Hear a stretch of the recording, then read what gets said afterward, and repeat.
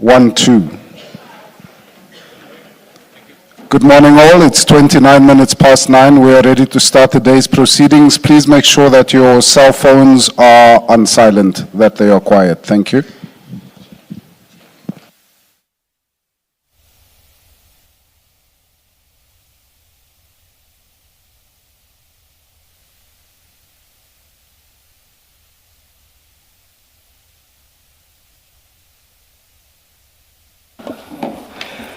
Good morning, Ms. Sillo. Good morning, Mr. Bodlani. Good morning, Advocate Johnson. Good morning. Good morning, Chair. Good morning, Commissioners. Good morning, Chair. Good morning, Commissioners. Good morning, Mr. Bodlani, and of course, good morning, Advocate Johnson. Good morning.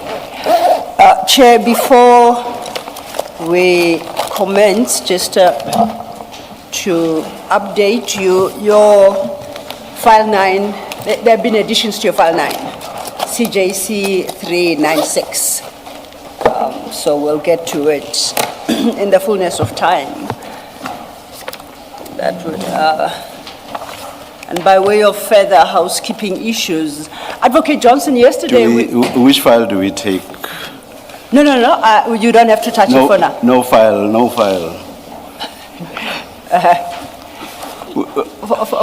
For now, which for one? For now, no file. Okay. I will indicate. Okay. Thank you, Chair. Yesterday, we went through the list of documents that were outstanding, chief amongst which is the inquiry file following the Section 27 affidavit by Mr. Adams. Correct. And other outstanding documents. Correct. We haven't received anything since we last engaged. Are you able to indicate where we stand on those?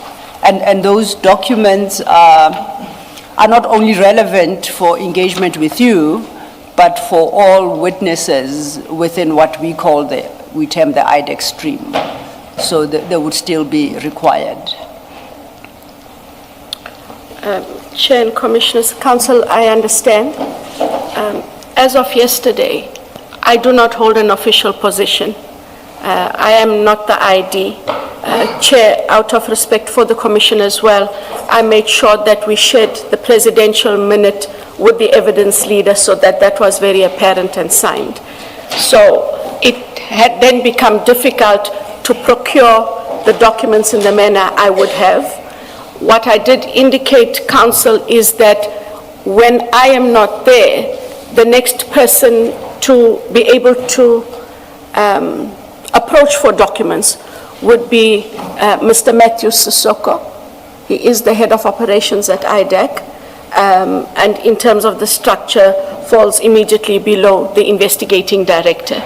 And why I made that suggestion, Chair, is I do not want that there be a break in how the Commission does its work and how it is able to access documents. I therefore make that suggestion, Council, so that the work of the Commission is not held up.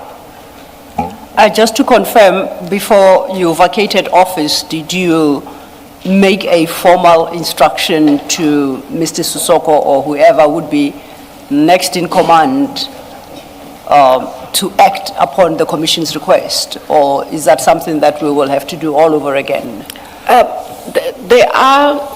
I did call a team meeting on Friday in order to also get information that was requested, amongst others, the A1 statement of Adams. That is how I got it. I did make the request there. Advocate Ramsamy was not in that meeting, and the project manager undertook that he will find out from her if she has that file. Given that I had done that, I will just send Mr. Sissoko a reminder as soon as we have an adjournment to please follow up on that process. He was part of that meeting, Chair, on Friday, and so would therefore be acquainted. Just a quick one. Who is the project manager? You referenced the project manager. Can you attach a name? He is Mr. Tlale. Mr. Tlale. T-L-A-L-E. Thank you.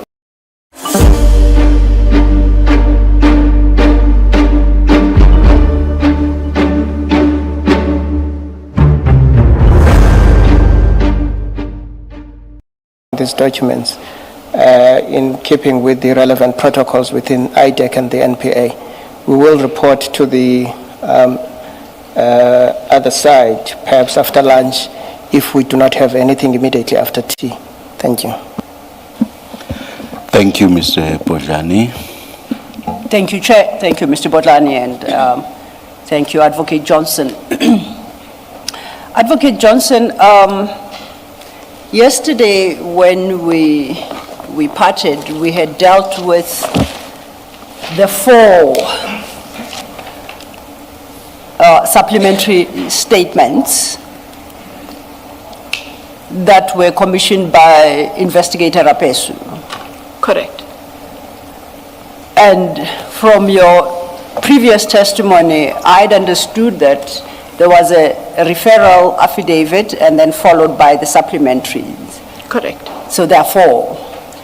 And on my understanding then, if there are 4, if we go to file 9, okay, Chair, this is now we grab file 9. Starting at page 3487, that's CJC 394.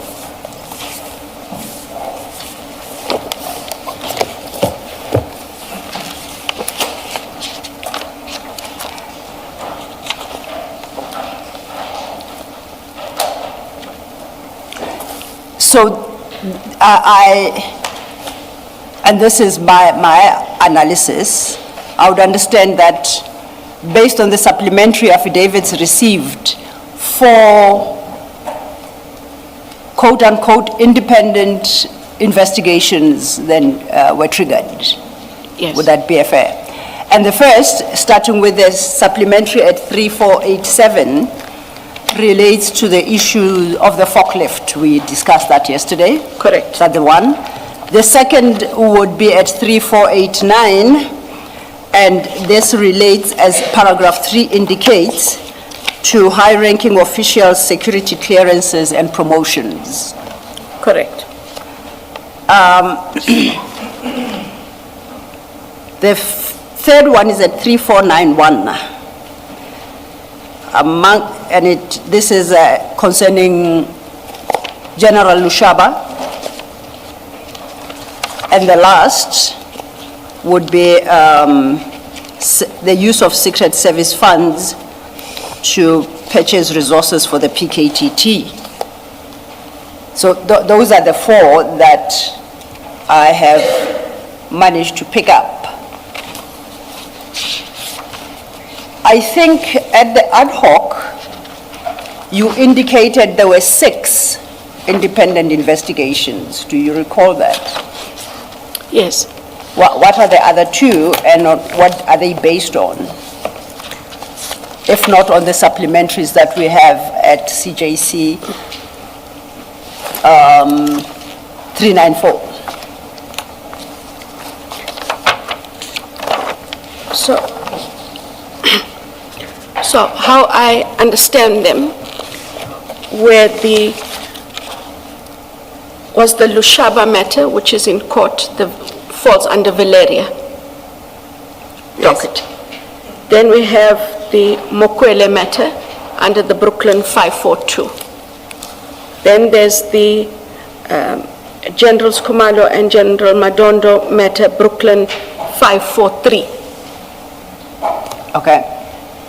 And then there's the Langlaagte matter, which we had yesterday. Yes. And that the other matters that would have been looked at would have fallen within the inquiry. So in terms of the matters they were looking at, it was the housebreaking, it was vetting, it was housebreaking, it was appointment, it was vetting, appointment again, it was forklift. I know that I am missing one.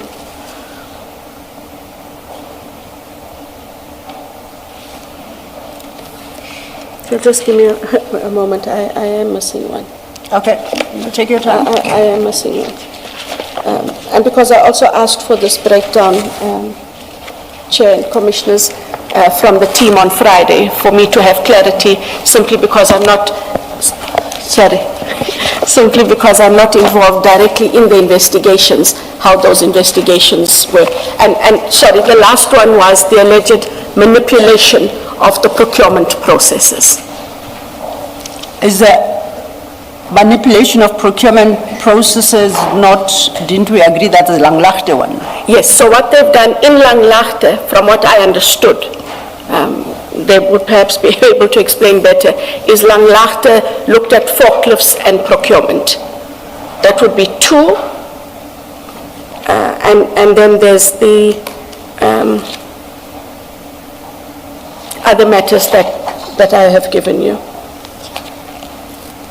They didn't have, it's four files. Yes. Langlaagte has forklift and contracts. And the one matter that we did give as well, that wasn't Langlaagte, yes, that makes it 6, is the matter we disclosed on Sunday evening, Chair, where we indicated it is still under consideration, but it does deal with appointments and vetting, and that matter is still under investigation. That would then make those matters 6. Okay. Please turn to file 2, page 512, a document that we've all become fairly familiar with. That is 512, file 2. That would be Mr. Adams' section 27 referral.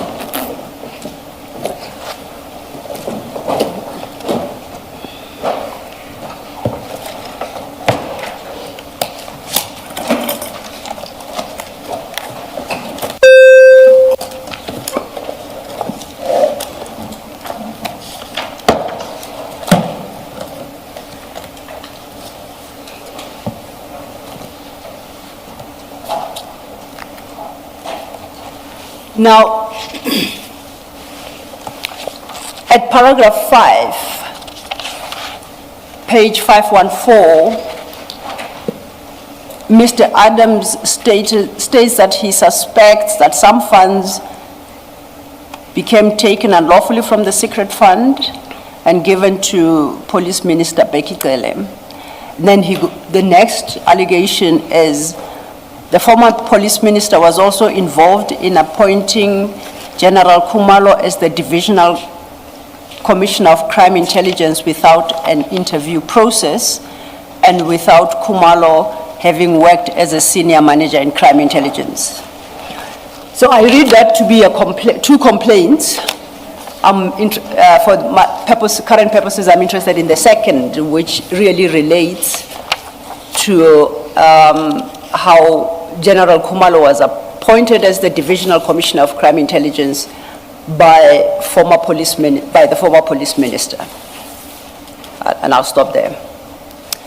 The second complaint is, as I've just summarized it. And that particular issue, we don't have a supplementary affidavit to provide any further detail. As paragraph 5 is currently worded, how does that bring the matter within the mandate of IDAC? The fact that the former police minister appointed General Khumalo as the Divisional Commissioner of Crime Intelligence without an interview process and without General Khumalo having worked as a senior police manager in crime intelligence.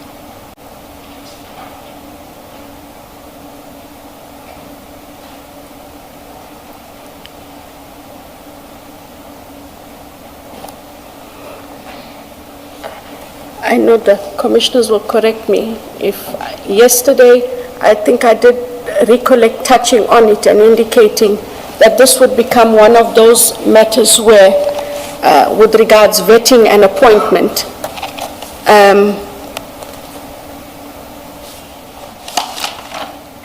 the matter would have to, it doesn't fall within the mandate, and the matter would have to be dealt with as we discussed, commissioners, with the Mokwele matter the standing order and a recommendation of what must happen with that.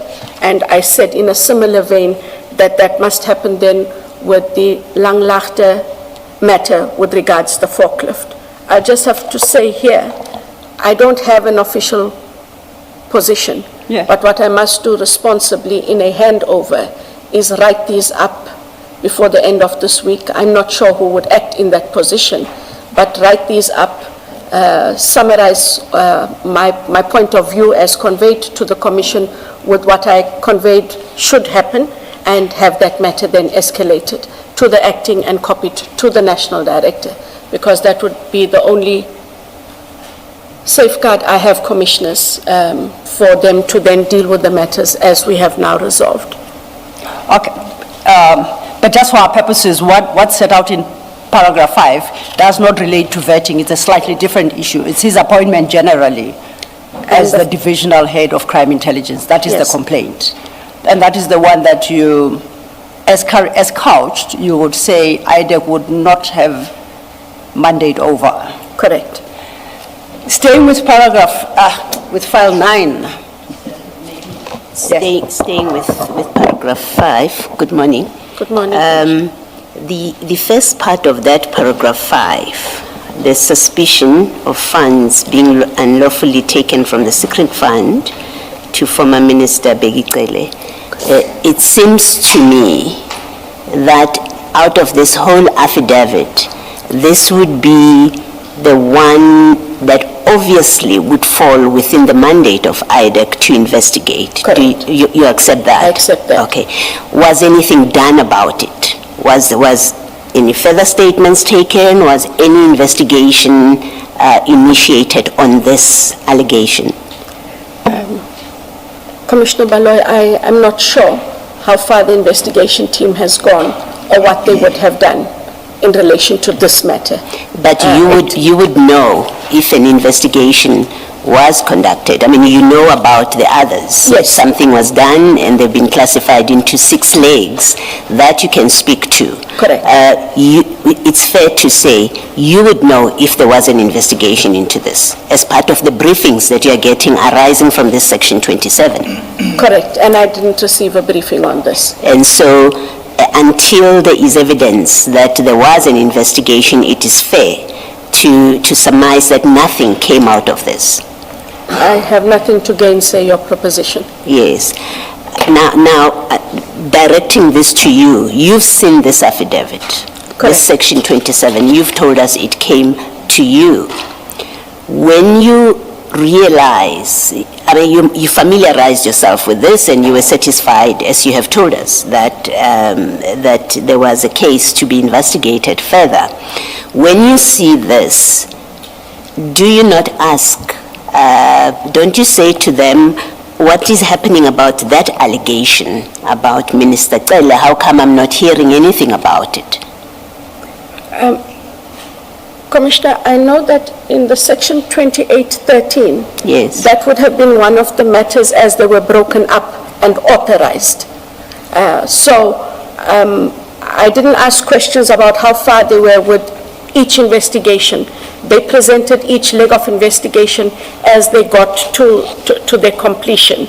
I didn't specifically ask about this, but I do know it forms part of the authorization of the investigation. You see, it's the one allegation that I would have expected or thought it would catch your attention, because it is the most serious of the allegations, but more importantly, it is the one allegation that squarely falls within your mandate, and yet you went on, your investigators, but including you, because you were getting briefings, you signed off on a prosecution memorandum, you signed off on whatever was happening, the formal steps that needed to be taken. But the one allegation in this affidavit that falls squarely within your mandate, or would fall within your mandate if there is any merit to it, it's quite curious that it is the one that you don't get involved with, that you are unable to speak to, that you don't seem to have paid attention to. And that's quite a curiosity in the circumstances, considering that the rest of the affidavit has nothing to do with IDAC, right? The other allegations, they have absolutely, if you have fairly considered, have absolutely nothing to do with the mandate of IDAC, but the one that has is the one that nothing is done about. And again, it raises the question, what in fact was going on? Why this misdirection? And it cannot be oversight. You know, it can't be. There was a deliberate decision to focus on the others. Hopefully we will find out why. But this speaks to, it was too inconvenient, maybe, to look at, or it was really not the focus of the intention of this affidavit and the investigation that follows. On the extreme end, it speaks to selective investigations and prosecutions, if this was overlooked. I hear what you are saying, Commissioner Baloy. If you grant me the opportunity during the tea, just because I know I get briefings, Yes. I'm not going to absolve myself and just agree that I may not have been briefed, I may not recall. Yes. But at no stage was there any instruction from my office that any part of any of these matters should not be dealt with. Yes. So I will come back after tea. I will be able to talk to at least one of the team members. Okay, to find out about what it. happened with this. Absolutely. Okay. Because for us to draw the conclusions as they currently are, Yes. I would be remiss if I do not have proper information, and I will come back All right. with that information if you'd grant me that opportunity. Okay, no, that's fine. I think it's a fair request. We can do that when you come back. Maybe I might as well follow up with this question. When you say you were getting briefings from your team, who is that team? Who gets to give you briefings? Because at some point it may be important to find out from those members what briefings exactly did they give you that on the face of it appears to have kept you in the dark or to have been selective about what it is they tell you, and worse, that they may have misled you, right? So who is the team that we should look to if we want to know what briefings were they giving to you on these matters? In the main, it would have been Advocate Ramsamy, because she, when I talk of the prosecutors, Advocate Manilal had been vested with other matters, for example, the Transnet matters chair. He was quite busy, but she was the prosecutor who directly engaged the investigators and myself. It would have been Mr. Perumal, Okay. Mr. Padiachi, Okay. Mr. Mlambo, Mr. Charles Eels, Okay. and Mr. Tlale would also, as the project manager, from time to time be in those briefings. And the combinations varied, Chair, in terms of the availability of the members and what they needed to brief on. Yes. But that was and Mr. Rapeso, till a point, yes. Yes. And would there have been instances where you get briefings from, and accept that the variations of the teams at any one time when they brief you would be different, so I don't expect that all of them would have been together. But would there have been instances where you get briefings, say you have received briefings from Chief Perumal in the absence of the others? That would have happened, yes. You would have had those kind of instances.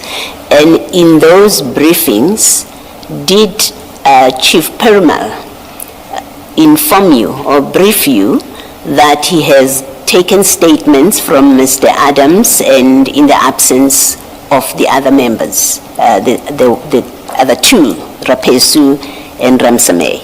No. You never came to know about that? Never came to know about that, and that is why yesterday when I was faced with two different sets, I was faced with them for the first time. Okay.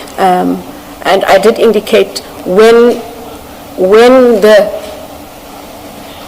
Perumal statements, for lack of, would have been taken versus chair when there are peso. I cannot tell you whose one is correct because that is mean. I cannot make that assumption given they were all together. So of course the commission will make the relevant finding when everybody has testified. But I was faced with that yesterday for the first time. Okay, I accept that for our conversation. The Perumal statements, and I guess the question applies also to the Rapesu statements.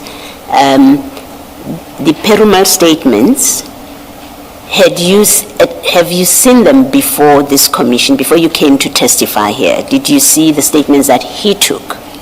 And I'm not asking about whether you knew at this point that they may well be made up statements, but had you seen these statements before? No, Commissioner. You had never? No.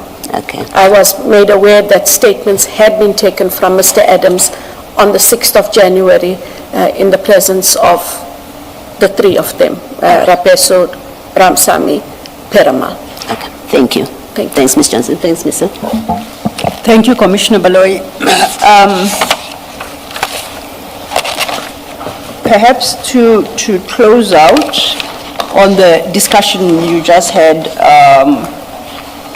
with Commissioner Baloyi. I think this is file 3 now, and that's a transcript before the ad hoc committee. Got it.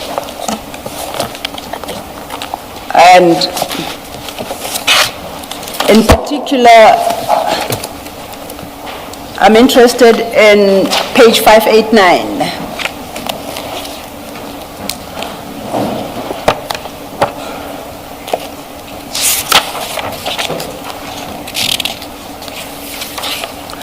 Now, in relation to the paragraph 5 of Mr. Adams's affidavit, that first part, where Mr. Adams indicated that he suspected that some funds were being unlawfully taken from the secret fund and given to the police minister. Just bear with me.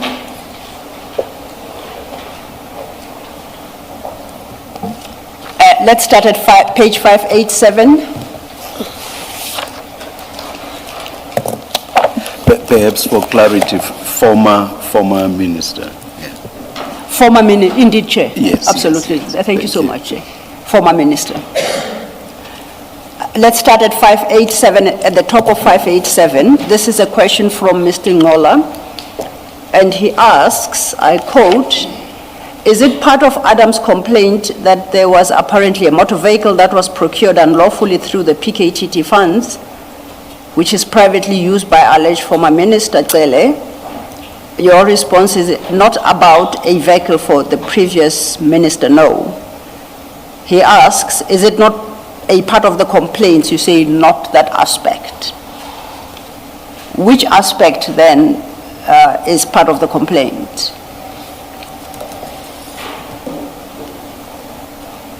Because the paragraph 5 simply says there's a suspicion that funds are being taken from the secret fund and given to the former minister, Becky Cele. So it would appear Mr. Ngola had an idea that funds may have been used to purchase a vehicle from former minister Cele, and you clarify that is not part of the complaints. You said not that aspect. Because So that would suggest that there is a complaint regarding the unlawful use of the secret funds, but for a different purpose to benefit Minister Cele. I understood that funds were allegedly taken to benefit, the former minister. When I say not that aspect, it is not clear from Adam's statement what the funds would have been used for. Yes. And that was my stipulation, because I couldn't determine from what we had that a vehicle had in fact been procured for the former minister, even if the allegation that secret funds were taken and used for him and or given to him, I couldn't say with certainty or any clarity that it was about a vehicle. So I shouldn't understand your response to ad hoc to mean not the aspect of buying a vehicle for former Minister Cele, but for another aspect or other aspects which I don't disclose. Am I understanding you correctly? That is correct. Now, it is the other aspects that you did not disclose that I'm interested to hear about.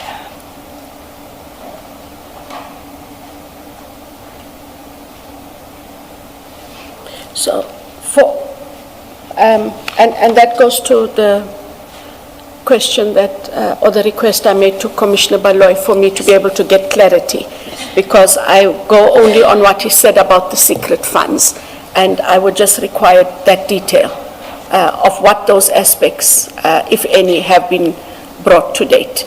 But at that time, I didn't have details of aspects, Chair. So, I hear your response. Considering your changed status with the institution IDAC, would you be able to access documents relating to these matters as a matter of interest? I can make a request through Mr. Maga to Mr. Sissoko, and he is very helpful. If he's able to trace them, Chair, he will most certainly do. So okay. In fact, I did, off the record, speak to him yesterday to indicate that we might have to work through him, given that I do not have access to the documentation or documentation that might be required. So I'll do that through Mr. Maga. Understood. Let's move then to page 589 of the same transcript.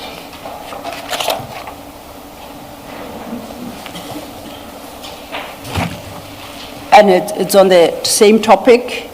This now is a question from Ms. T. Sokanyile. And the question is, Advocate Johnson, on paragraph 29 of your sworn statement, you indicate that the key challenge in relation to CI is the use of funds.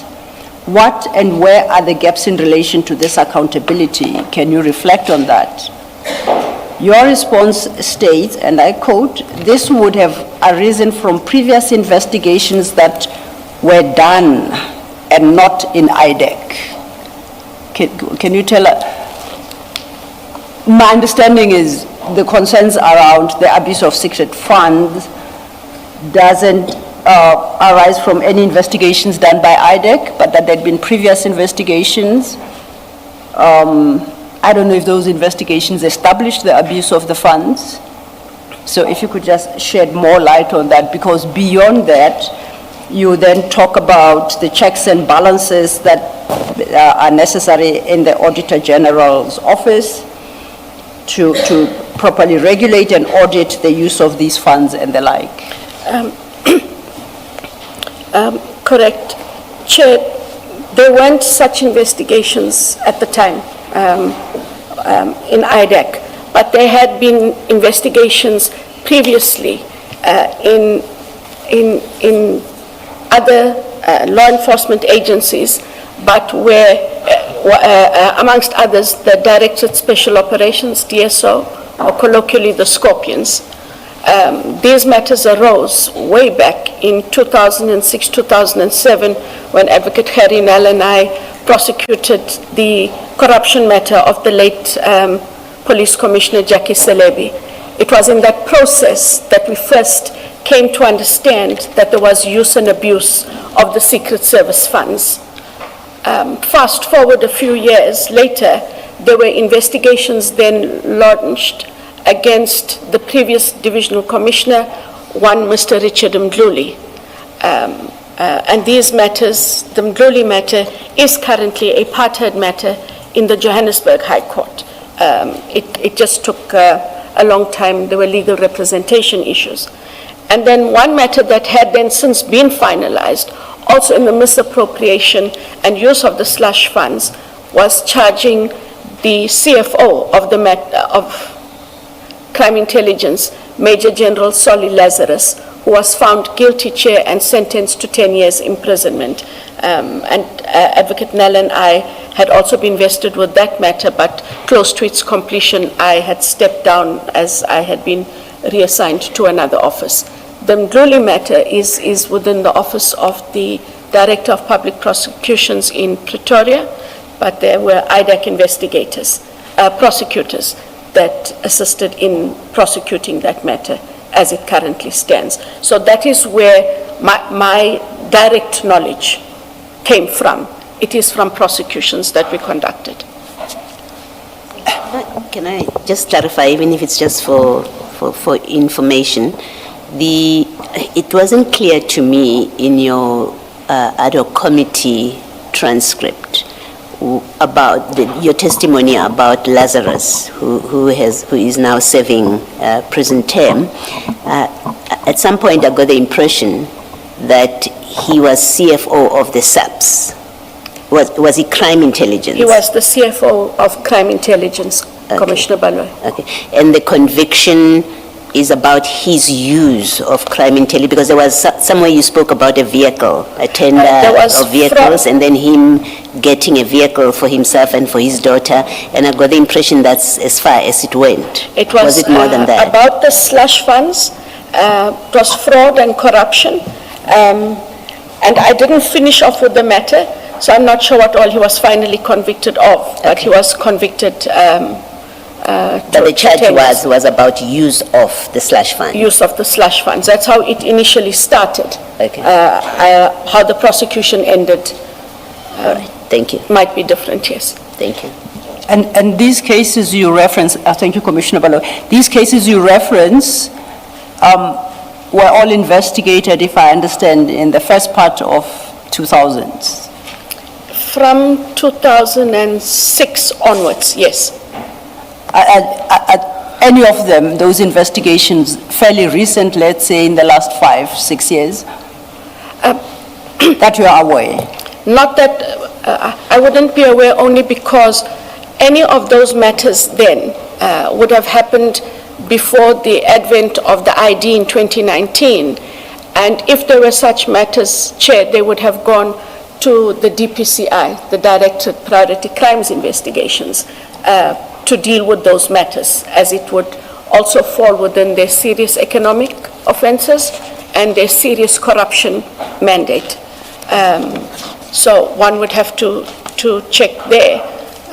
I would like to think that even if there were matters prior to the advent of the ID, they would have gone somewhere for them to have been considered. And that would have been the only place they could have gone to, as they had the previous DSO mandate. No, thank you. You recall that If at the time of this testimony, which has been quoted here, if IDAC were investigating Mr. Adams's allegation of funds being used for the benefit of former Minister Cele, that would have been an investigation that you would have spoken to. Yes, ma'am. You would have had to say, we are presently seized with one investigation. Correct. Okay, thank you. Thank you, Commissioner Balwe. You recall that this morning we did a recap about, on what the supplementary affidavits informed IDAC. And the last supplementary affidavit, as commissioned by Investigator Rapesu, is the one at file 93493. We can put away file 3 for now, Chair. Thank you.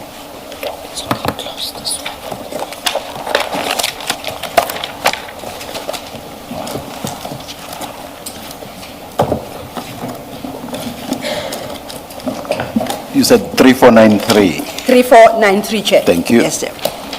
That should be CJC 394.4.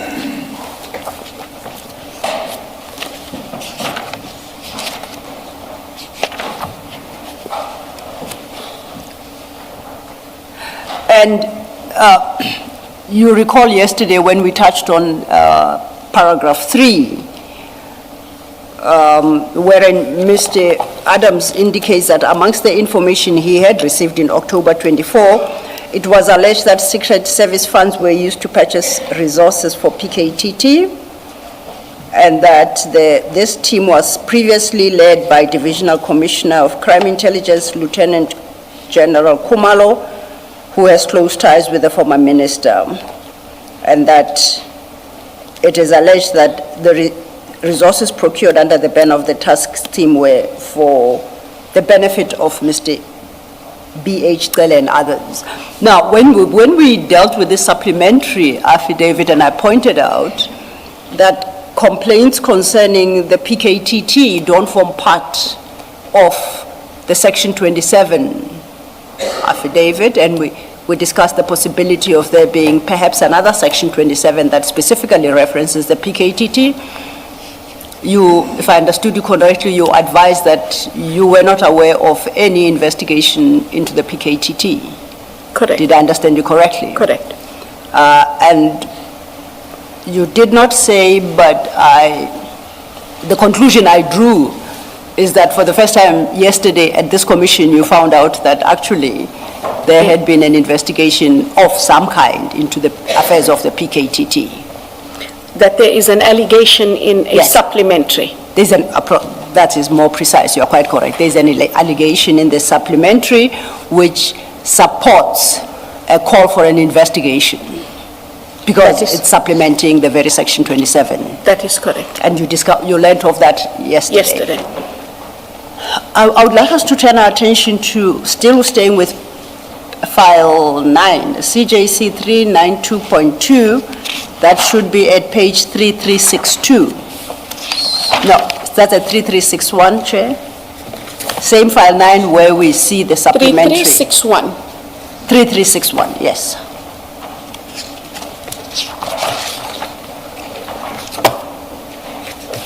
In fact, let's start at 3360.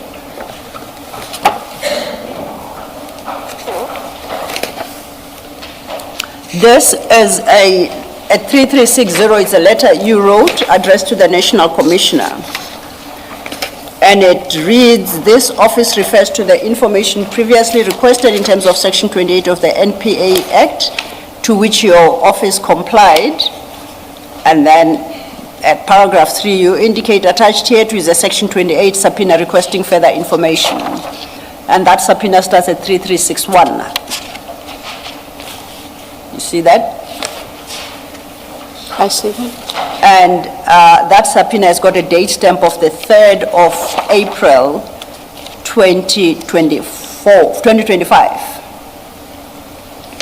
And if you look at 3362, it has, under the heading details of the matter or other information, and I quote, this investigation pertains to unlawful promotion, appointment of personnel within the Division Crime Intelligence of the South African Police Service.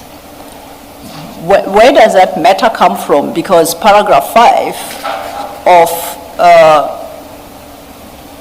Mr. Adams's affidavit complains specifically about the promotion, not even the promotion, the appointment of General Khumalo as the Divisional Commissioner of Crime Intelligence. How do we land where the subpoena now implies that there's a full-blown investigation into promotions, appointments of personnel within crime intelligence?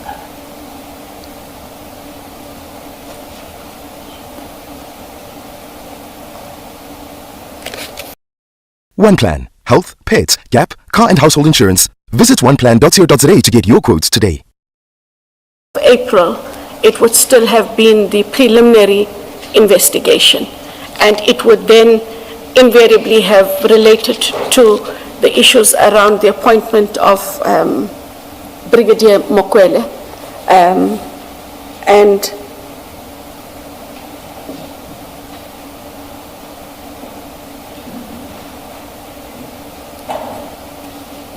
promotion, stroke upon.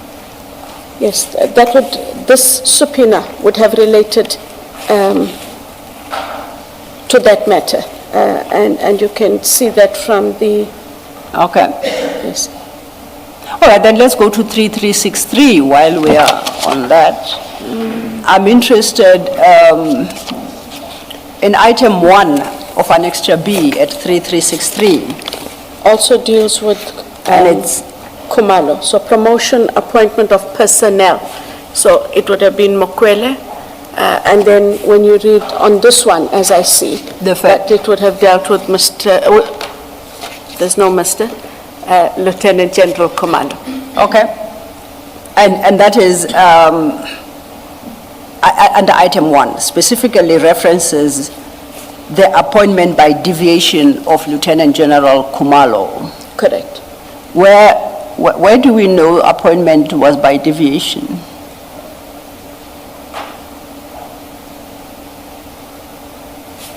Sorry, Council? How did you land at the conclusion that the appointment was by deviation? The complaint was that the appointment, original complaint, was that the appointment was effected without an interview process. Do you recall?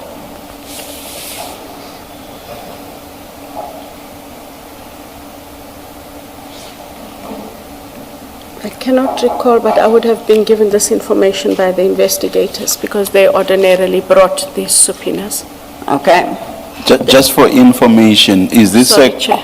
is this a concept that exists in the context of appointments? I know of the concept, for example,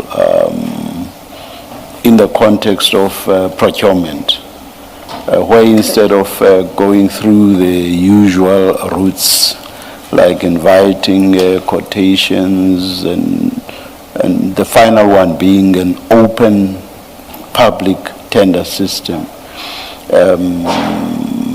But something that would ordinarily fall under the latter or this last category may be done through what is called a deviation. For example, if services are required urgently.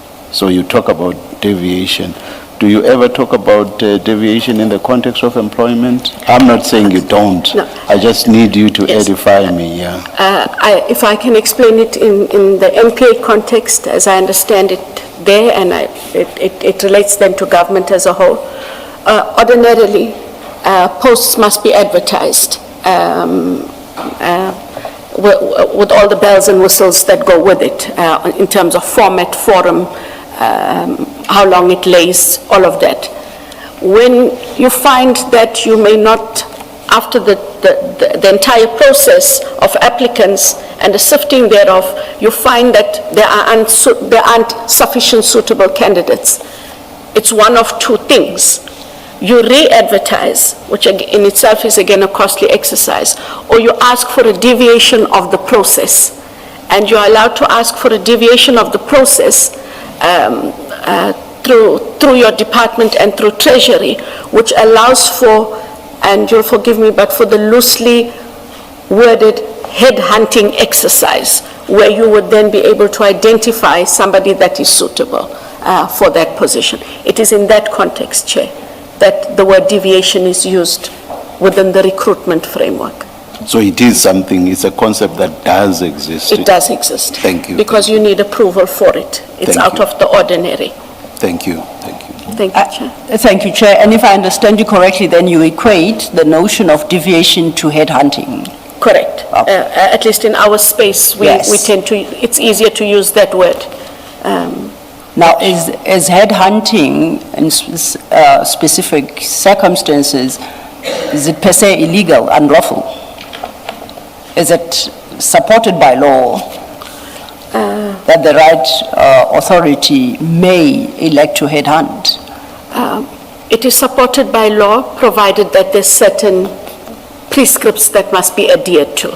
So if those prescripts are not adhered to, then it makes it an unlawful exercise. Irregular, yes. But then we know, having dealt with paragraph 5 of Mr. Adams's affidavit, that this is purely a question of how General Khumalo was appointed by the former Minister of Police, and I think we have agreed that that would not necessarily fall within the mandate of IDAC.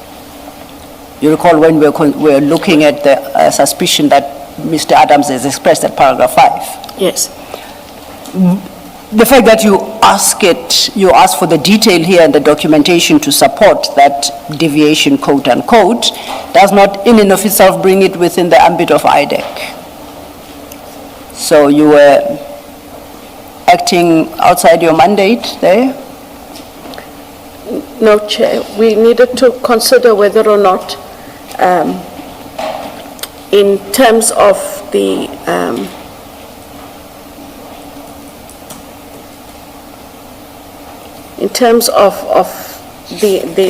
allegations of, more especially the fraud and or corruption, if in the alleged deviation that had taken place. Where does the That is fraud how and corruption I come? understand it. Also, my apologies.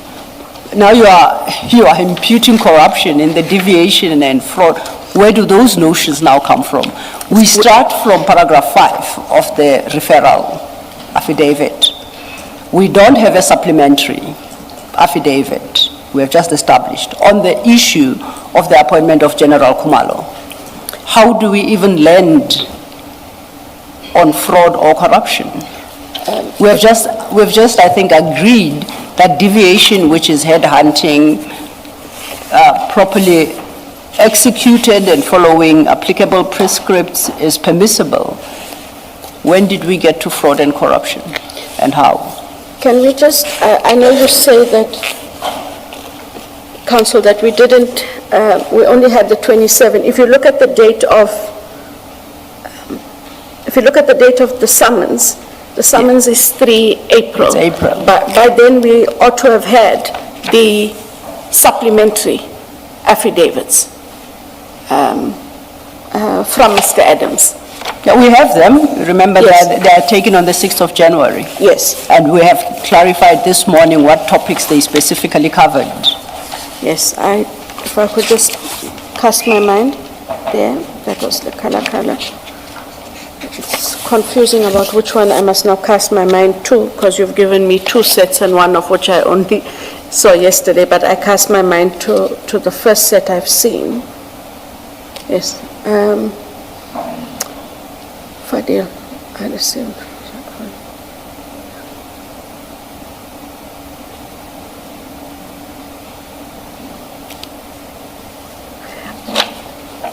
If you look at, sorry, Commissioners, 3, and sorry, Chair, I don't want you to play dice with the files, but it is in file 9. If we go to 3475, Okay? file 9. Yes. And this having been taken on the 6th of January, the subpoena being the 3rd of April, paragraph 2, on or about early October 24, I received information anonymously surrounding alleged fraud and corruption perpetrated by General Masemola, National Commissioner of the South African Police Services, and other senior generals of SAPS. The allegations related to the highly questionable appointment of General Khumalo as the head of crime intelligence nationally. The former Minister of Police, Bheki Cele, was also involved in this, while several highly skilled generals within CI were overlooked. That is where they would have put into the subpoena, Chair, the fraud and corruption to which I referred. Oh. This is the document having been drafted then by investigators. By the investigators and prosecutors. No, not investigators. We dealt with this yesterday. Yes, the information from the investigators, this is a document that would be compiled by the prosecutors, and this is where that information of fraud and corruption would have come from. I conclude. We settled this yesterday. What you are looking at is Mr. Perumal's affidavit. Yes. That's not the investigators' plural affidavit. Yes. And this is the questionable affidavit as to when Mr. Perumal took this, took this statement and commissioned it. And not only when, there's also the question of where, which is quite the Cape Town Pretoria indeed. issue. So this I would think, based on our conversation yesterday, as to what constitute the true supplementary affidavits or statements by Mr. Adams. This cannot be one of them, because you have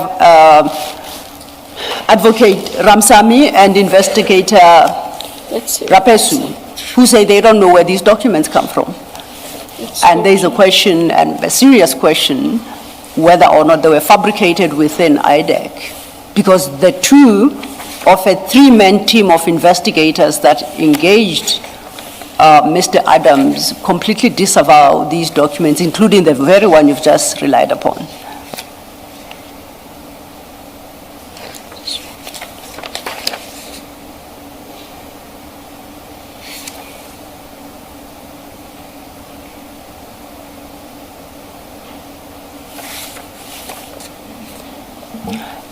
To assist you, besides that affidavit you rely on, personally, I'm not aware of any other document.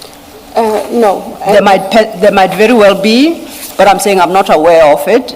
If you have a sense of what you might be looking for, please indicate. We will try and see if we can locate it for you in the meantime, so that we can move on.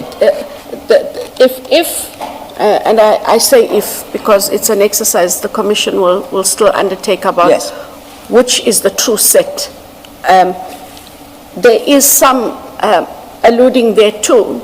If you look at the supplementary, if we are to say that the supplementary taken by Mr. Rapesu, although it is not as detailed, says on 3489, Yes. paragraph 3, Commissioners, Chair, amongst the information, it was alleged that certain high-ranking police official security clearances and promotions were awarded as a result of alleged corrupt practices. That is the only other reference I can find.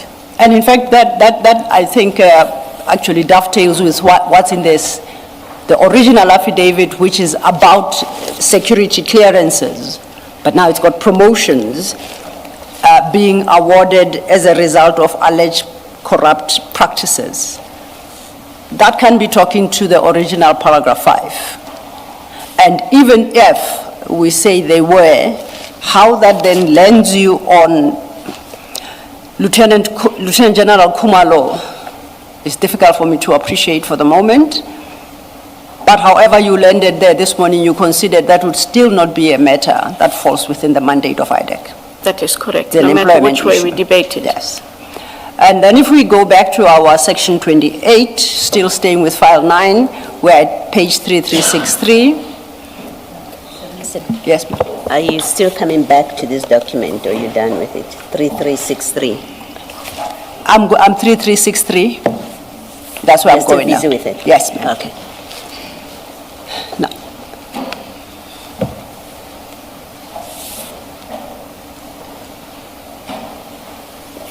Thank you. You're most welcome. Staying then with 3363. If we say this, what we are dealing with at 3363, in my reading, is much like the Mukwele matter. Items 1 to 5. These seems like what the documents requested relate all to the employment and recruitment of General Khumalo. And you remember the exercise that Commissioner Khumalo took you through to establish that the employment of Brigadier Mukwele, absent any unlawfulness and fraud and corruption, is purely an employment matter and doesn't fall within the mandate of. And my proposition to you is similarly here. Which is what I had Yes. alluded to previously, must then be dealt with differently. Which then would mean the requested information from items 1 to 5 ought not to be part of the section 28. Correct. Now, my interest really lies in items 6 and 7. Before you do item 6 and 7, Yes, ma'am. item 2, you're seeking a list of all provincial heads and section heads, major generals in crime intelligence. You want their performance assessments for 2022, I think you meant 2023. You want all documentation related to 2 previous advertised processes, and you list what you want. You want, among others, panel appointments, long lists, short lists, interview records. You want audio and video recordings of interviews. 4, you want to know about records wherein Lieutenant General Jacobs' refusal to return to crime intelligence. You also want an affidavit indicating whether Lieutenant General Jacobs has any civil or labor proceedings pending regarding his temporary transfer as Divisional Commissioner of Crime Intelligence. 2 questions. Where in the section 27 do these come from? That there are issues about performance assessment, that there are issues about provincial heads and section heads, that there are issues about Lieutenant General Jacobs. That's the first question. Where in your section 27 does this come from? That's the first question. The second question is, what does it have to do with your mandate? What happened with Lieutenant General Jacobs? What happened with interviews? What performance assessments of major generals in 2022, 2023? That's the second question. What does that have to do with the mandate?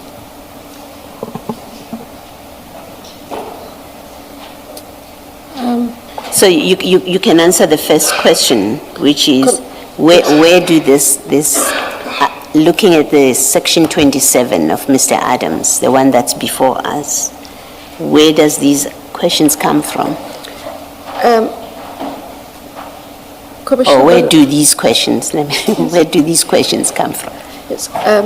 Commissioner Beloy, for me, these questions would seek to determine whether or not there was a necessity for the deviation, whether or not there were suitable persons within crime intelligence based on their history and performance, and given that there should not have been a deviation, and the allegation then that there was corruption and fraud in how these processes were run. That is how I took it to read.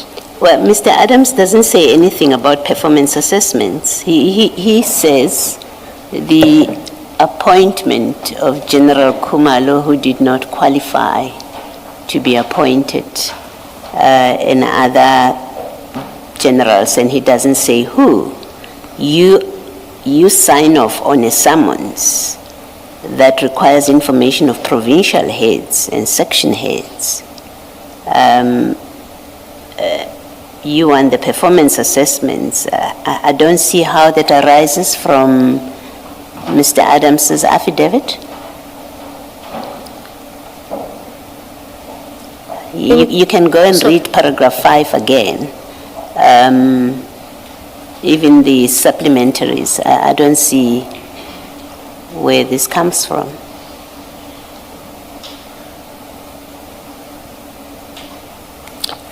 For me, Commissioner Beloy, this comes from what evidence would be required to prove the alleged deviation and or irregularity. How would an assessment, how would records of assessments say anything about a deviation, whether a deviation was warranted or not?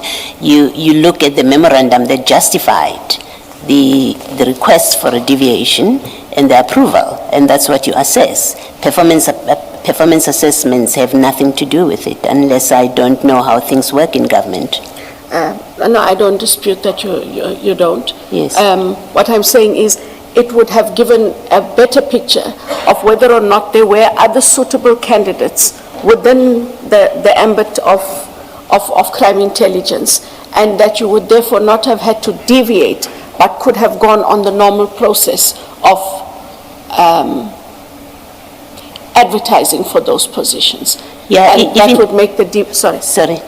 Even if you found that this deviation request, which was approved, was not warranted, why would that, without more, indicate to you that we have a case to investigate, maybe there's corruption? Surely it doesn't follow. no. It doesn't, you accept it doesn't follow. Then Jacobs, General Jacobs, how does he enter the picture? Nothing has been said about his refusal to anything at all, in fact. He's not mentioned at all. You single him out and you know that he has refused to return to crime intelligence, even though Mr. Adams doesn't say that in his affidavit. He doesn't mention him at all, let alone that he has refused to return to crime intelligence. And the next paragraph in 5, where does that come from? Lieutenant General Jacobs at the time was the head of crime intelligence. Yes? So what this sought to determine was what was the reason for him not going back, which necessitated the appointment of a different head. Mr. Adams doesn't say anything about him. No, he doesn't say anything. I'm assuming you don't go on a frolic of your own. You don't decide, oh, I happen to know, which obviously your investigators knew something about it. You obviously knew something about it. You wouldn't have signed off if you didn't know anything about it. You didn't know about it from Mr. Adams' affidavit. It's very specific. You're not asking what happened to Lieutenant Jacobs, which I would still ask you, why did you think something happened to him? Here you know it's very clear. You know that he has refused to return to crime intelligence. Where do you get that from? It's not in the section 27 affidavit. It's not in the supplementary affidavit, which at this point are the only documents that speak to appointments in crime intelligence. Where do you get it from that General Jacobs has refused to go to crime intelligence? Someone told you that, told your investigators, and they didn't tell you in any of the documents that are before us. So my question is, you are signing off on information that is not on record. Who told you or your investigators about General Jacobs that you decide it's a matter that we must look into?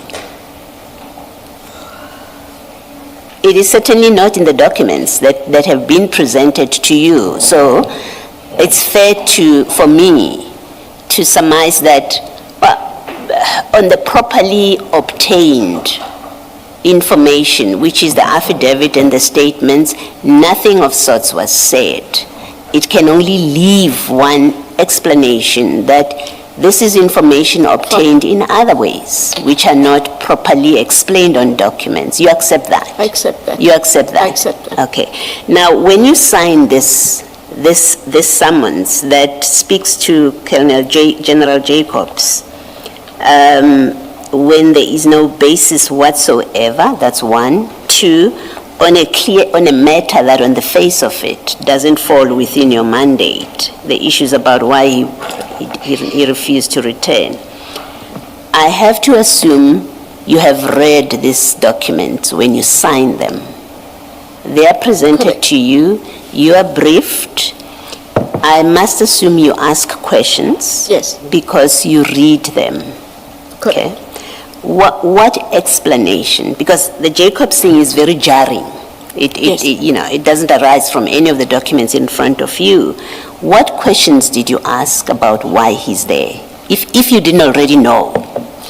I did not already know, but if I can Yes, you may. recollect my engagement with the investigator who brought the document for signature is the explanation that I did provide Commissioner Baloy, that they wanted to determine why he was not going back,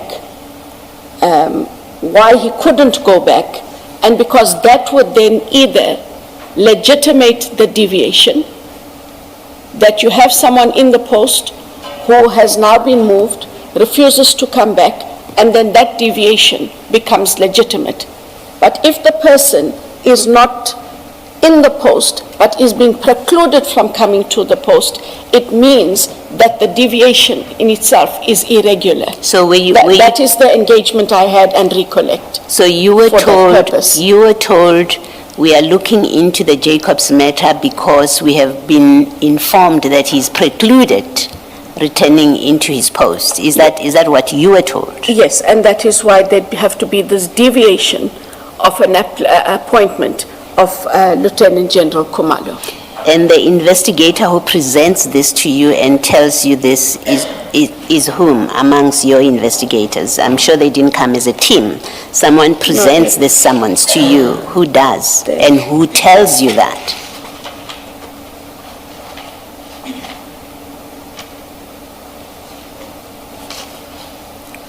I see on the face of the summons, it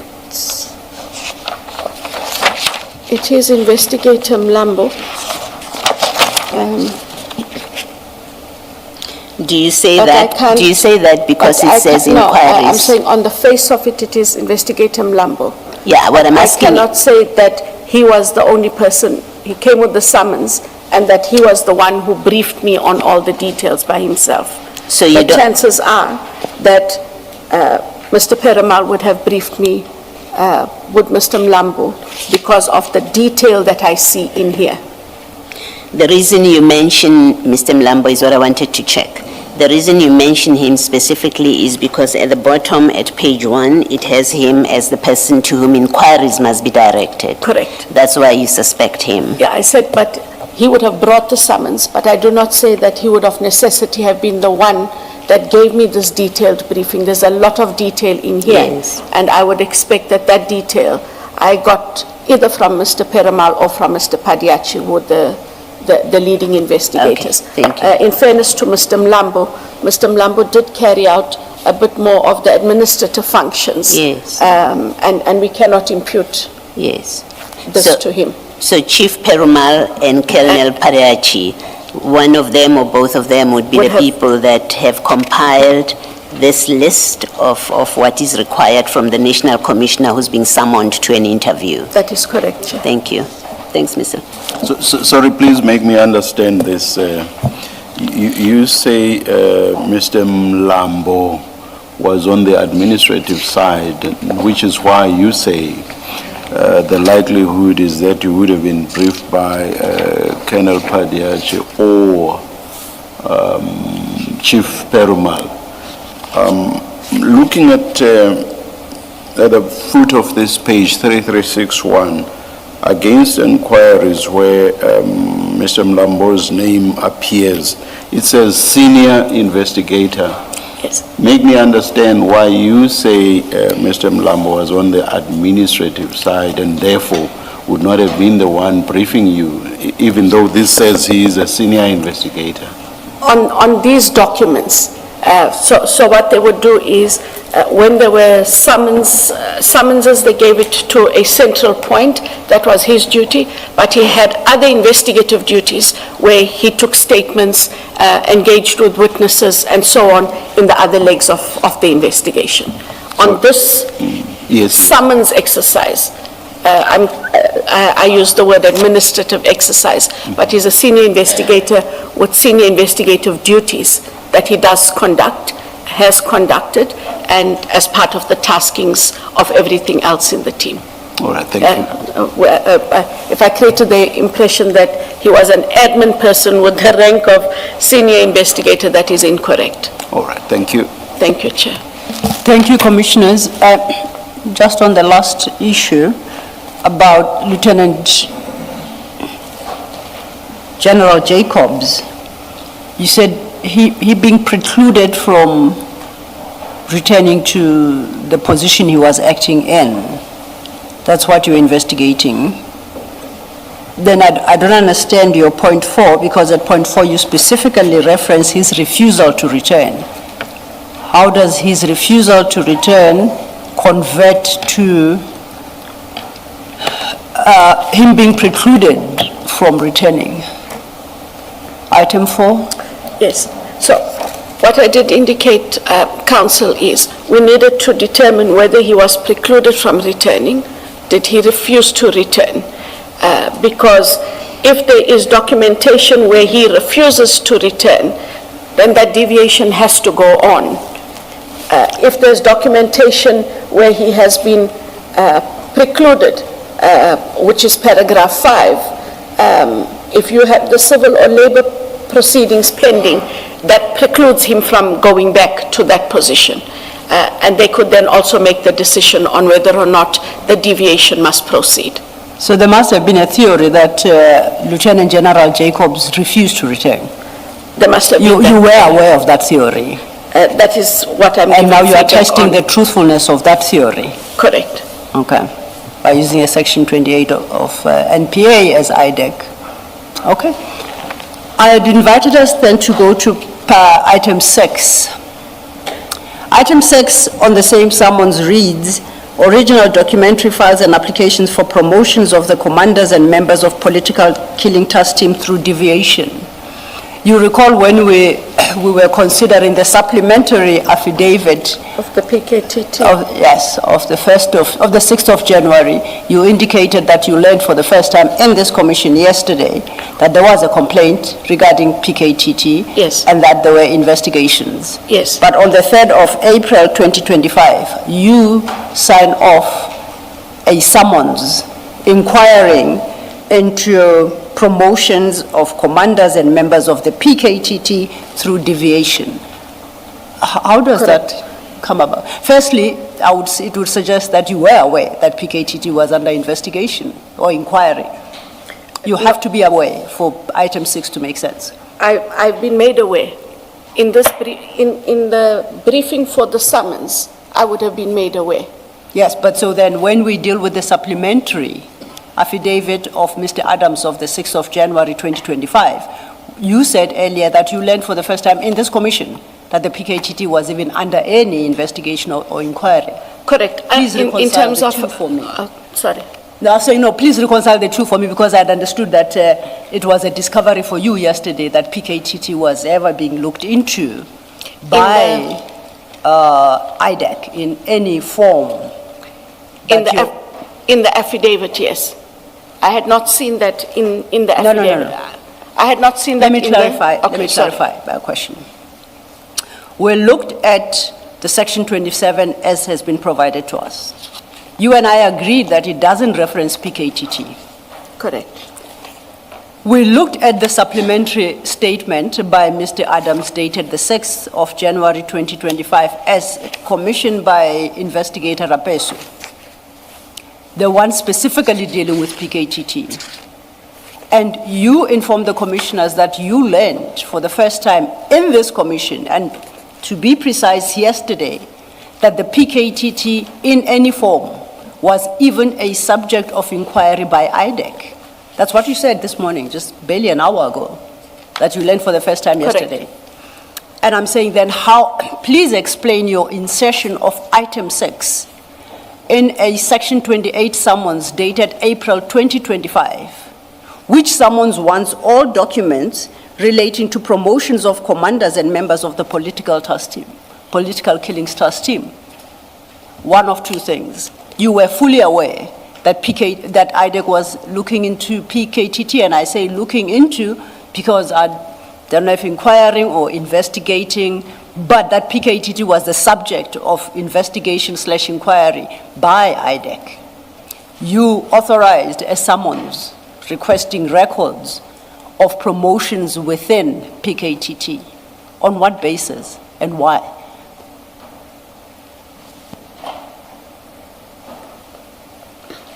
So when I look, it is exactly as I said yesterday and earlier. It's the first time I see it in the affidavit. And I know that I also indicated earlier, Chair, that I needed to find out if they had in fact done investigations. when I look at the Section 28 subpoena, as I've indicated, Chair, given the detail of information that is in here, I would have been informed by one of the two investigators that they needed this. Okay. We have established, at least through your testimony here today, that insofar as detail in items 1 to 5, which involves the appointment of Lieutenant General Kumalo,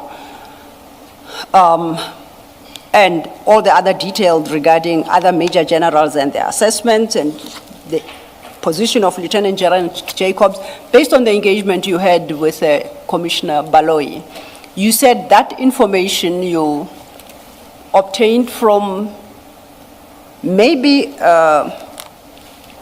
Mlambo and Mr. Perumal.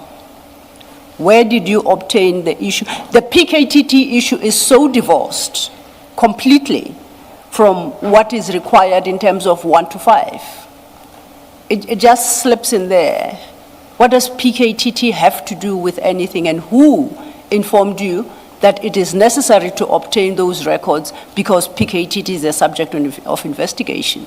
When we know neither the Section 27 that we have Says so, yes. and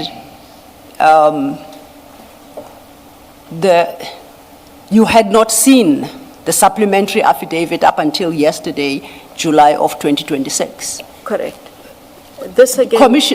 My apologies. Commissioner Baloyi engaged with you, suggesting that you must have asked questions. You have an engagement with whoever presents the subpoena for your signature and approval, and you confirmed that, yes, those interactions were had. So you must have discussed item 6, the digging into the PKTT. What were you informed about that? And did it cross your mind that on what basis, to inquire on what basis are we investigating PKTT? And any aspect of PKTT for that matter.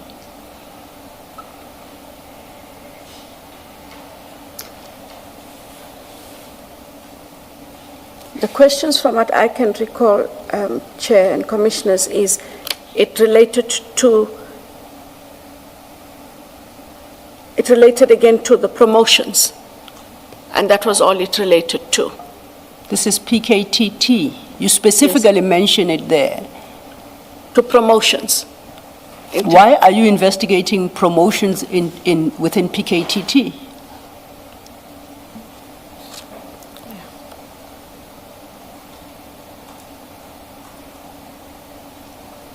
I can honestly not recall asking them about the PKTT as the PKTT. I would have asked questions around the applications, wouldn't have asked about the PKTT. The original documentation, file and applications for promotions of the commanders, for me, dealt with the issue of the promotions we were dealing with. It says commanders and members. So it's not limited to commanders. It says commanders and members. And if I may add, not of SAPS, but specifically of PKTT. So you can't divorce that entire inquiry from PKTT. So what this means is that IDAC was looking at the entire membership of the PKTT, and the question is why? Why was IDAC investigating promotions and appointments in the PKTT? What was IDAC's interest in the PKTT?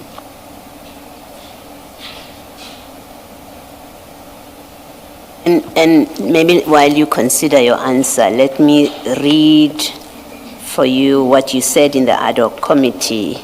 You were discussing the PKTT and their involvement with that the National Commissioner said to you, I will arrange with the PKTT. He did not make clarification. You don't need to go there, but I'll read it for you. At 583, you say, and then the PKTT, like I indicated, it is a name that is known but what they did, who they reported to, what the actual work was not within my knowledge and purview. So you say to the ad hoc committee, I know nothing about the PKTT.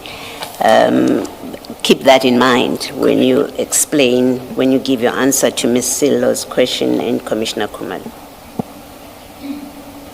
It's page 583, right at the bottom. That's 53. And it continues over leaf.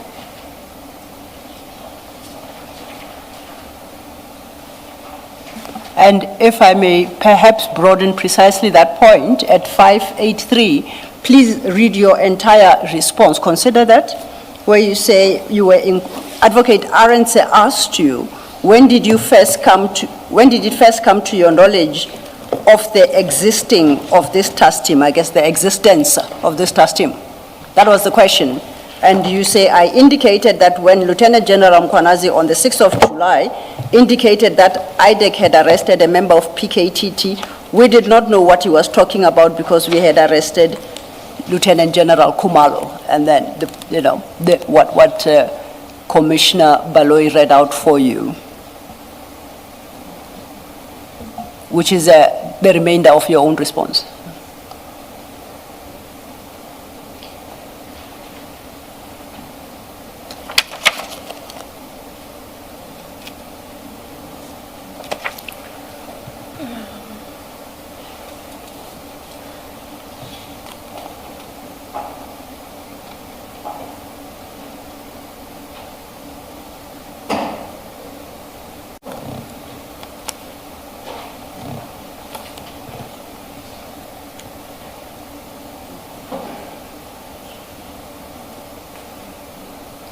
Is it 583?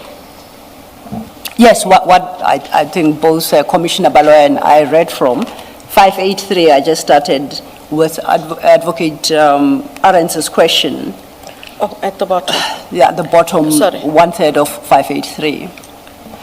Chair, I see it's 10:56. Perhaps the questions posed to Advocate Johnson on this particular topic may require her to consider a few documents. Might not be more appropriate that she does so during the tea adjournment. Let's take the tea adjournment and come back at 11:30. Let's adjourn. Thank you, Chair.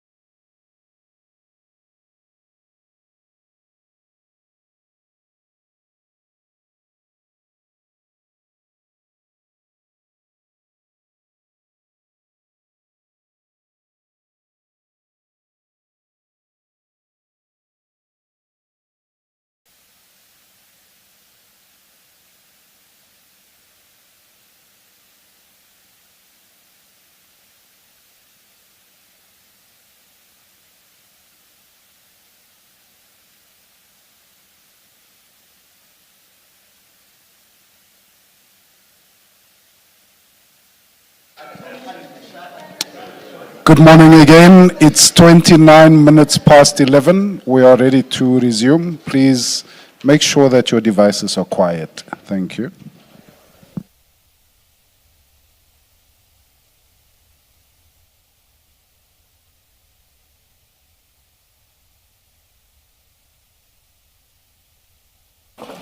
Yes, Mr. Law. Thank you, Chair. Advocate Johnson, before we broke for tea, or we actually broke for tea slightly earlier, to give you an opportunity to consider whatever documents are at your disposal to answer the question why it is, as at the 3rd of April 2025, as per the Section 28 summons we're looking at, CJC 392.2, you authorized that documentation be sought and obtained regarding promotions of the commanders and members of the political task team, political killings task team. And particularly Commissioner Baloyi referred you to specific points in the ad hoc transcript where you dealt with the issue, the matter of PKTT. I trust that you've been able to go through whatever documentation you considered necessary and are able to provide an answer. Thank you.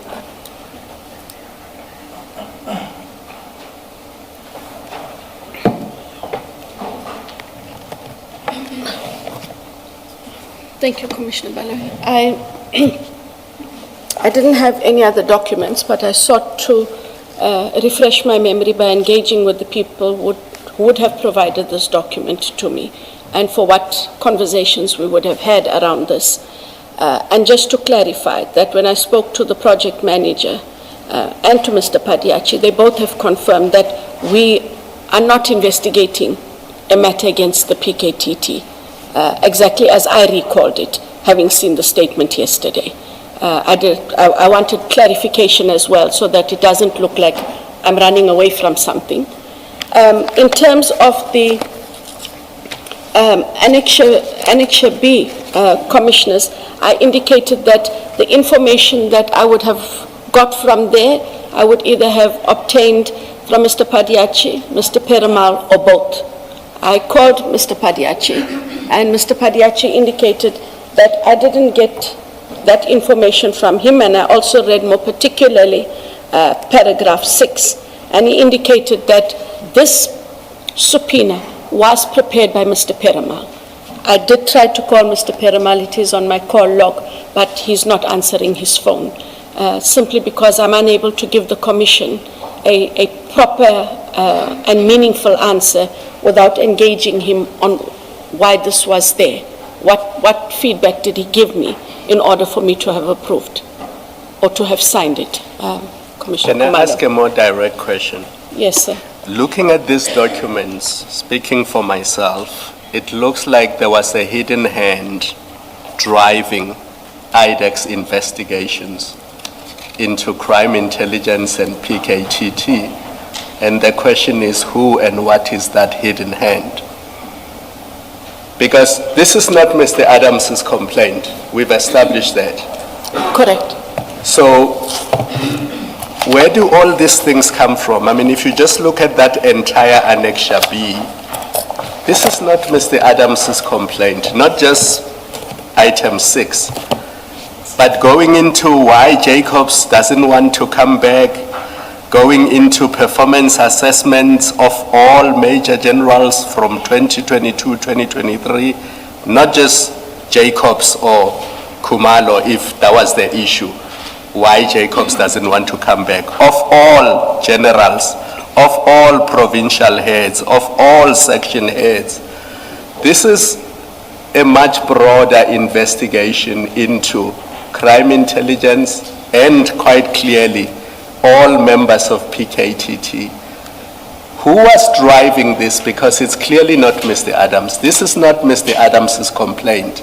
This is now something else altogether.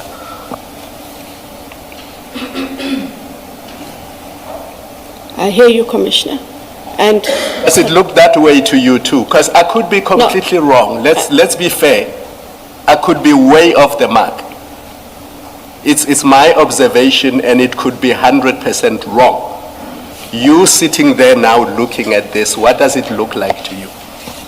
So, I hear, Commissioner, and I'm not saying that your conclusion may not be wrong when you read it as you read it. I'm saying I am briefed on this matter by a chief investigator, and the investigators conduct the investigations. At the time I signed this, I have nothing within my knowledge to gainsay the authenticity or the truth of what is being put to me. However, in the manner that it comes forward, and given the fact that I've also indicated I have not seen an investigation, and we don't have one, into the political killings task team, the project manager who sits with all of the documentation confirms the same, as does Mr. Padiachi. The question that I am unable to answer for you is why this. But you knew that there's a Section 27, and you would have seen it at the latest, according to you, in mid-December, earliest sometime in November. And that should be the genesis of all the investigations IDAC is conducting. Now, assuming that that is the starting point, now look at item 1 to item 8 of this annexure to the summons that you issued in your name, or that you signed on behalf of IDAC. What does it look like to you, just looking at, bearing in mind that your starting point is your Section 27, which you have seen? Just look at this and draw an inference if you must, because you are not the investigator and you don't know who they are talking to and what that person is saying to them. But you know that they must be guided by the Section 27. And then they bring this to you. Now you look at it, what does it look like? That they must be guided, Commissioner Kumalo, by the Section 27, the A1, additional A1, which we now see yesterday is different in most regards. Now my question is, looking at this Annexure B, if you had to draw an inference, what would that inference be?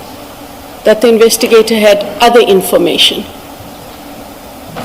Or other motives, or they were conducting other investigations that had nothing to do with Mr. Adams's complaint.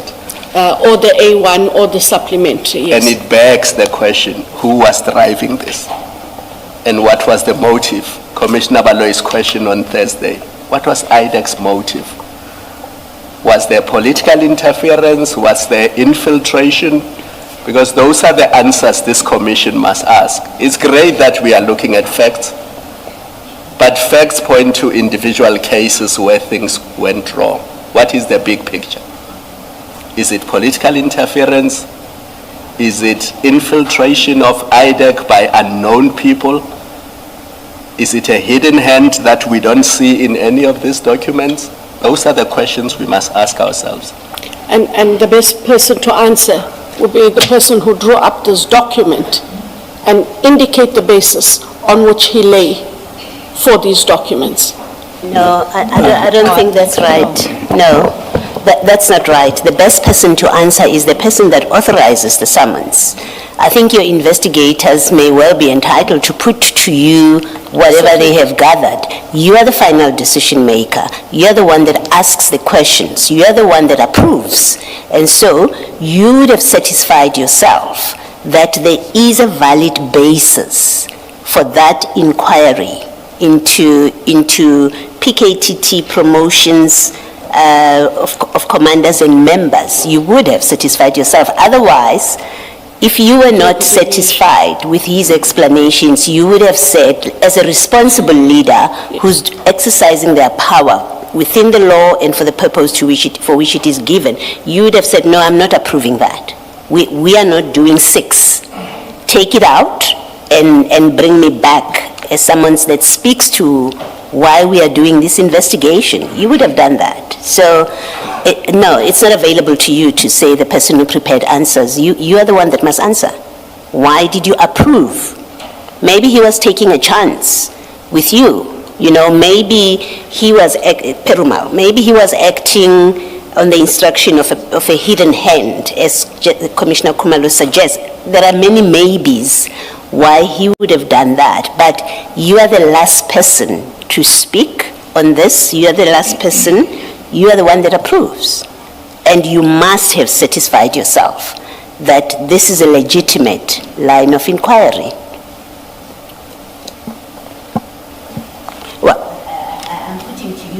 I'm putting to you the position. Do you hear? And do you accept? You must accept that. I accept the position. Yes. And that is why I had wanted clarification, because I couldn't independently, Chair, recollect Yes. the basis for the explanation. Where I have to agree with Commissioner Khumalo, not that I don't agree with you, Commissioner Baloy, is the questions that he asks. I'm unfortunately unable to answer because I'm not aware of a political motive. But I cannot shy away from, there might have been a hidden hand in how this played itself out and what was given to me and how it was given to me. There has to be some other explanation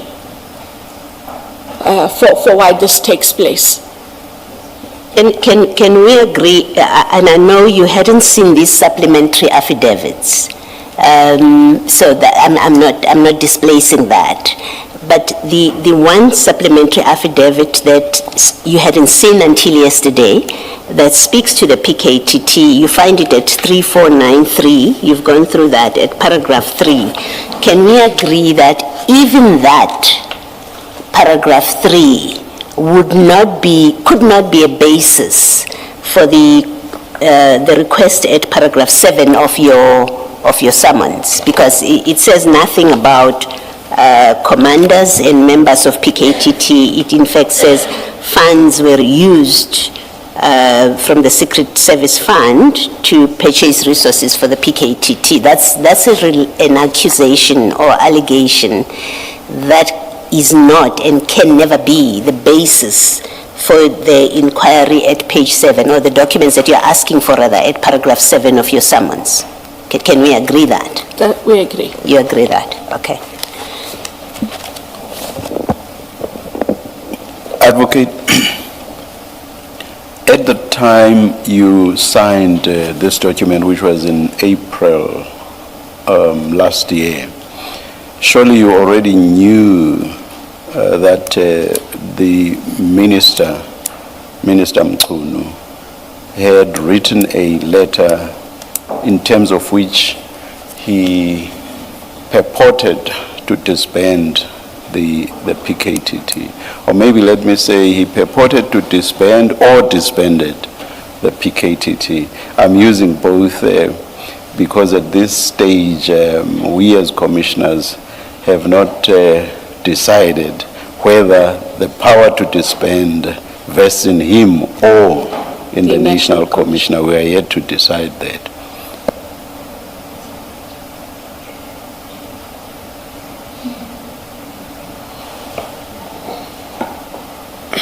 So I will use both because we are yet to decide that legal question. But is it not so that at the time you signed this document, you were already aware that the PKTT had been disbanded or purportedly disbanded? If it was in the media at that time, I would have been aware. But I haven't had engagements in that regard. I think the full import and detail thereof came in after the 6th July briefing, and that magnified what was going on. If it was in the media space, yes, I would have most certainly known that that is what was being discussed. Perhaps what we will do then is to check if it was not in the media, because that's something that's relatively easy to do. Now, if you were already aware, you would probably also be aware that that disbandment or purported disbandment was controversial. Correct. And that being the case, surely then, mention of the PKTT in the manner in which it is mentioned, a generalized investigation of all PKTT members should have raised curiosity in your mind. Correct? Correct. Correct. And that would have been a basis for you to look more closely as to why the PKTT was included. In the summons. Yes. Correct. Yes. Which, if that be so, I have to ask this in this manner because you have said if it was out there in the media. So if that were the case, that should reinforce the point made by Commissioner Baloyi, which is basically that you should be able to answer why you still signed this despite the fact that it was making reference to the PKTT, when at no stage there was a reference before. And I say there was no reference because what is at 3493 does not relate to what is in the summons, insofar as PKTT is concerned. Would you accept that suggestion? All right, thank you. Thank you, Commissioners. From your responses then...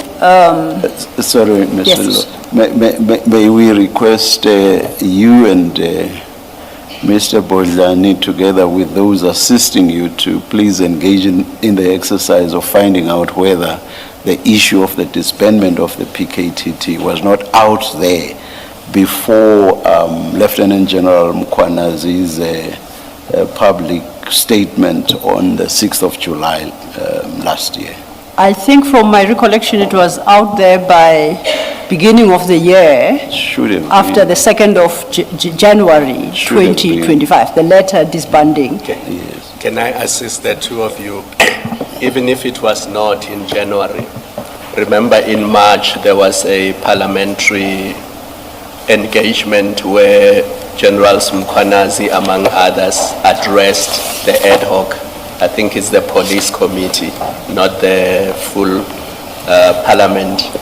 And arising out of that, there was media coverage of that.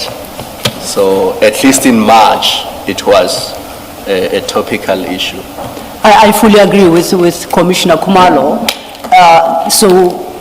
And it would have, the newspapers and press would have been replete with comments regarding PKTT by the 6th of July. So I doubt anyone in the country who could say that they only learned of it on the 6th. Thank you very much. May I just get something concrete, which I want to again engage Advocate Johnson about? Because once faced with that, you would have to answer, Advocate, why in the face of that controversy, you did not focus your mind on this, because you appear not to have done so.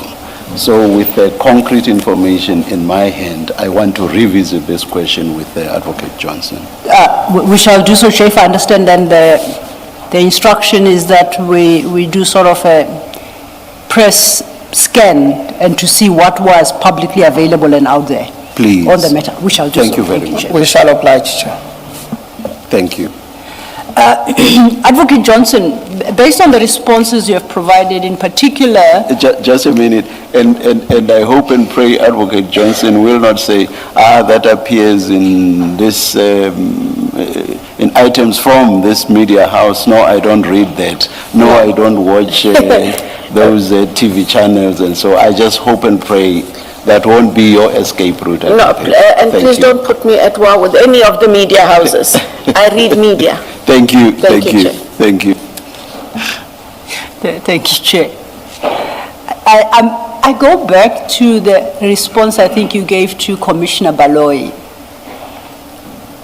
wherein you attempted to shift the responsibility of the contents of the Section 28 to the investigators.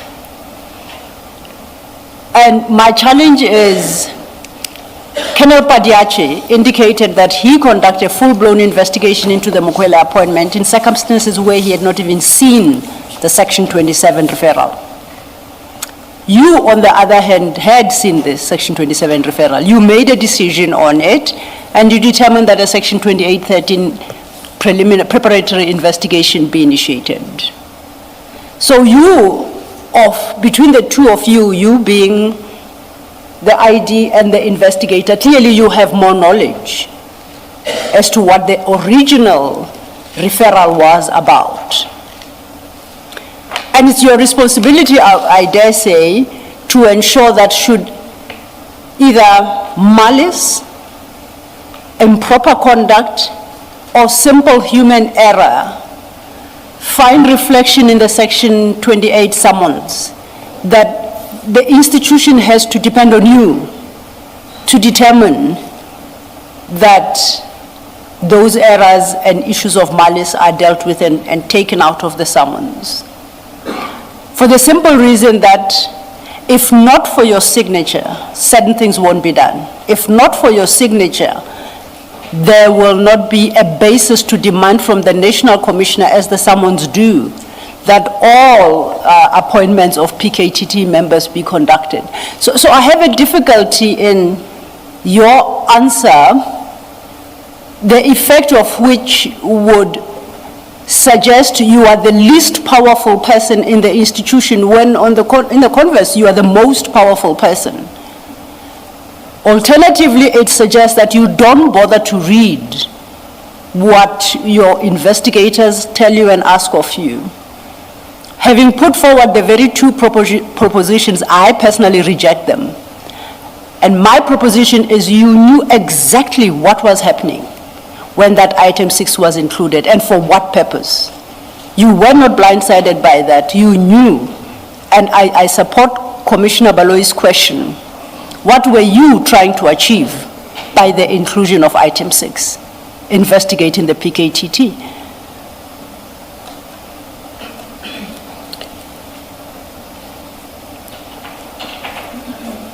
Chair, as I indicated, I was not aware of an investigation into the PKTT. I've made sure I've checked with those who are the custodians of the documents that if I missed something, the project manager would at the very least have been able to refresh my mind and indicate, ID, we actually do have an investigation and this is what it is. And it is not to absolve me of anything. It was to find out then, how did this come about? What was put to me in order for me to have authorized it? Hence my phone call to Mr. Peramal. I seek not to absolve myself, chairs and council. I wanted clarity because I independently cannot recollect what the questions and the conversation would have been around that specific point. Advocate Silo, yes. Please help me. The documents 3373. 3373? All the way to 3383. Did you get them from IDAC? How did they land in this file? Because these are performance assessments of PPKTT, not employment issues, just general performance. Some of these documents we would have seen before investigation and prosecution of politically related cases from 2018 to 2022. The information notes relating to PKTT. If IDAC was not investigating PKTT, where do these documents come from? The pages that Commissioner Khumalo has just referred me to are part of CJC 392.2. For the record, the documents marked CJC 392, the entire 392, with all its sub-exhibits, was obtained from IDAC pursuant to either a subpoena or a written request from us. What we, as the commission, added to that file 9 is CJC 394. So, Advocate Johnson, it cannot be correct then to say IDAC was not investigating PKTT, because if you take it from 3373 all the way to 3383, those are all PKTT documents. And IDAC can only obtain these documents if IDAC is conducting an investigation into the PKTT. That must follow.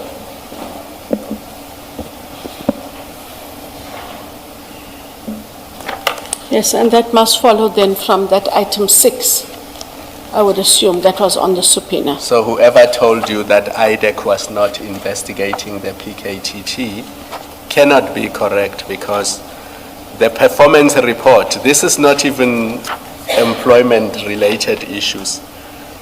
The information here is how many cases PKTT is dealing with, how many are under investigation, how many are in court, how many are withdrawn, how many are finalized, how many suspects are in custody, how many are convicted, how many are on bail.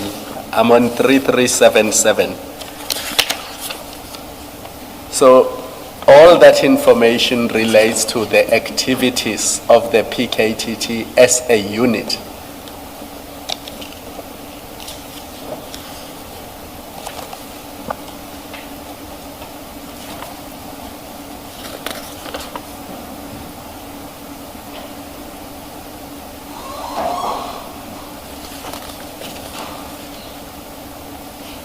That is correct, Commissioner Kumalo, and then it conflicts in any event with what is asked in point 6 of the summons.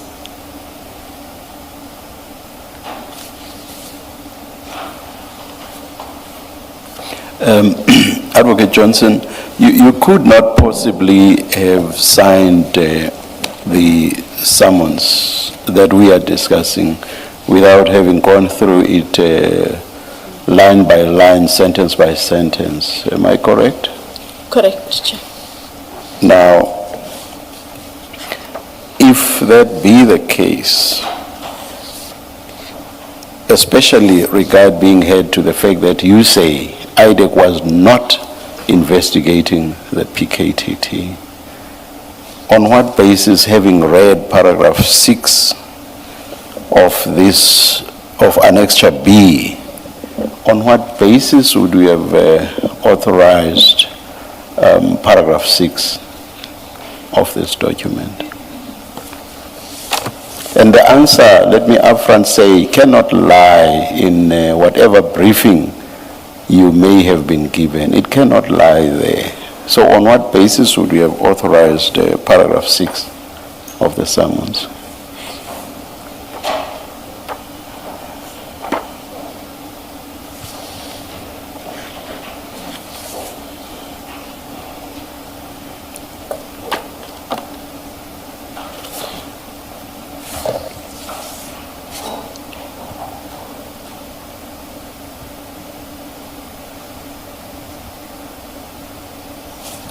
Again, Chair, and not to be obstinate, I really rely on I rely on a briefing. What I'm saying is, I would have asked questions about this. I need to engage Paramount. What did we talk about this? And for this to land here, for me to have attested my signature. I was able to explain the other things, including about Jacobs. I'm unable to give Chair a reasonable explanation. You are stating what IDAC was not investigating in the past tense. So I understand that to mean that even at the time you signed the summons, that was your understanding. PKTT is not being investigated, correct? Sure. It is exactly for that reason that I say to you, the answer for authorizing paragraph 6 cannot lie in a briefing that you might have been given. It cannot. That briefing would have been irrelevant to what was being investigated, correct? Correct. Now, if it were irrelevant, paragraph 6 would also have been irrelevant in terms of what you required for purposes of your investigation, correct? Correct, sir.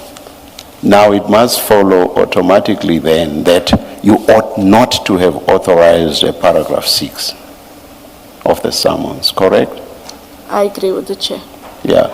So are you able to explain then? Because again, I repeat, the briefing is totally irrelevant. On what basis then did you authorize paragraph 6 of the summons? I don't have an explanation for you, Chair. Not from just my reading of it. And exactly what I say is, and I really don't want to frustrate you and be going in circles. That's not my Sorry. I will let you answer and say everything you want to say. I just want to say, I assure you I'm not going to be frustrated. Please go ahead. Thank you. It's just, for me, sometimes it is the context that triggers why I did something. I'm reading it as I read it. Yes. And as irritating as it may be, I do need the context of what was discussed between Mr. Perumal and I. In the absence thereof, I have no explanation for you, Chair, given that I have indicated that we had no investigation against the PKTT. Yeah, based on the discussion that you and I have just had, do you think that context could ever change the picture? Because you say you've agreed with me that whatever briefing you might have been given would have been irrelevant to what was being investigated for the simple reason that you were not investigating the PKTT. So I do not understand how context, as you put it, could have been relevant to the question as to why you authorized paragraph 6. If the briefing could not be relevant, how could this context be relevant?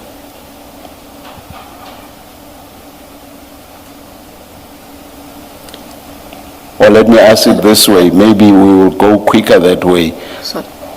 Just like the briefing would have been irrelevant, something you've agreed to, I suggest to you that the context as well would have been irrelevant. Do you agree? Surely you must. I agree. I can't take this point any further. I'm not going to get to a reasonable explanation for this. Yes.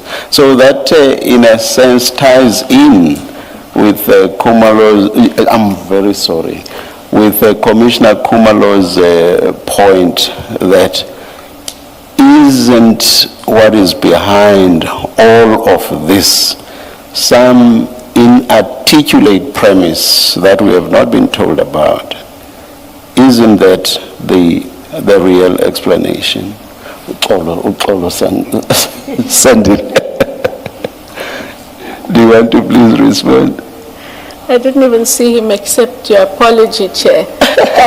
No, I took the point. I took the point. Thank you. Thank you. Are you, before you leave this annexure, I wanted to deal with the Public Service Commission report of August 2023. If you're going to deal with it, I'm going to. No, I'm just going to make comments regarding the PKTT, but we are still in that annexure. By the annexure, we're talking section 28 summons. They are all part of. And the responses there too. They are part of CJC 3922. Yes, which would have been the documents received pursuant to that summons. Yes. Yes. So then let me leave it and then. No, I'm still on PKTT for now. As soon as, and when I'm done, then perhaps, Commissioner, you may. But if you're going to deal with it. No, I wasn't. My time pressure. My issue is, and having listened to your interaction with the commissioners, this is where we land. You, the person who authorized this section 28, have absolutely no recollection why it is you authorized investigations into the PKTT and how its members are appointed and the like. You suggest that it's Mr. Perumal who would have told you. Once again, I ask you, when should Mr. Perumal be sitting where you are and be confronted with the same question, and he says, I have absolutely no recollection? What do you suggest the commissioners make of all this? Both of you, the only people who were in that conversation that can explain away paragraph 6, say you both don't have a recollection. And if that is the case, your discussing it amongst yourselves become irrelevant because neither can remind the other. Where do we land? Or worse still, Advocate Johnson, he doesn't say he has no recollection, but he says, I never said anything about this. Please. Indeed, thank you, Chair. That's the question. Please guide the Commission as to what it must make of the investigation into the PKTT and how it came about, and the basis thereof. So commissioners only work on the basis of what I get from the rest of the team, which is he compiled this. So for him to then indicate he has no idea, I do not see how he's going to be able to indicate he has no idea. But if we both don't have an idea, I think then Commissioner's going to have to make a referral for some kind of treatment at a facility, because all of us can't be sitting here. For both of you, or he just him? No, so on a lighter note, I have to take it from where it comes, Commissioner. His fellow investigator says he's compiled this. And so he'd have to give an explanation. Whether or not it is one that is accepted is a different story, Commissioners and Council, but there is no way that he won't have an explanation for this.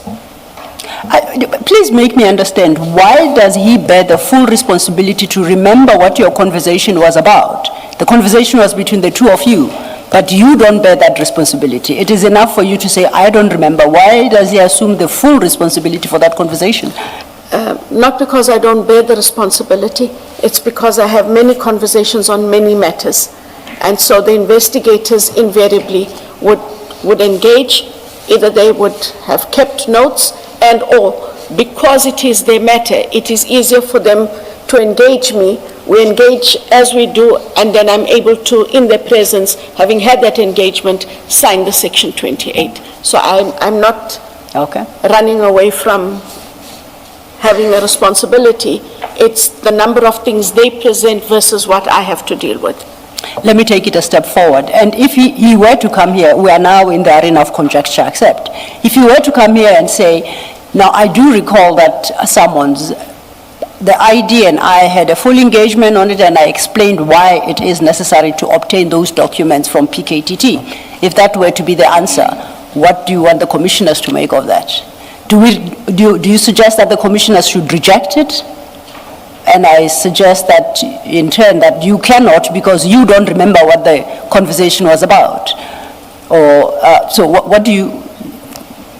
You are head of a very powerful institution, and I personally can learn a lot from you, so maybe you may just cast some pearls of wisdom the direction of the commissioners if you are so inclined. Thank you.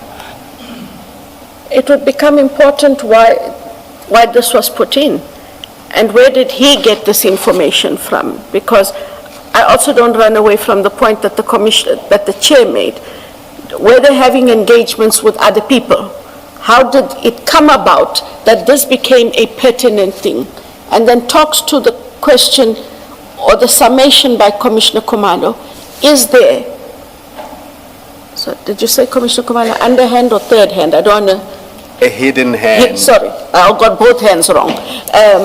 That there is a hidden hand. Because that is an engagement this commission would be fully entitled to have and might arrive at an answer. By extension, you are suggesting that should it be concluded that there is a hidden hand, you have neither any knowledge of that hand nor are you a part thereof. Is that what you are suggesting? Correct. but that potentially your investigator, starting with Mr. Perumal, could potentially be involved in that or have knowledge of that underhand.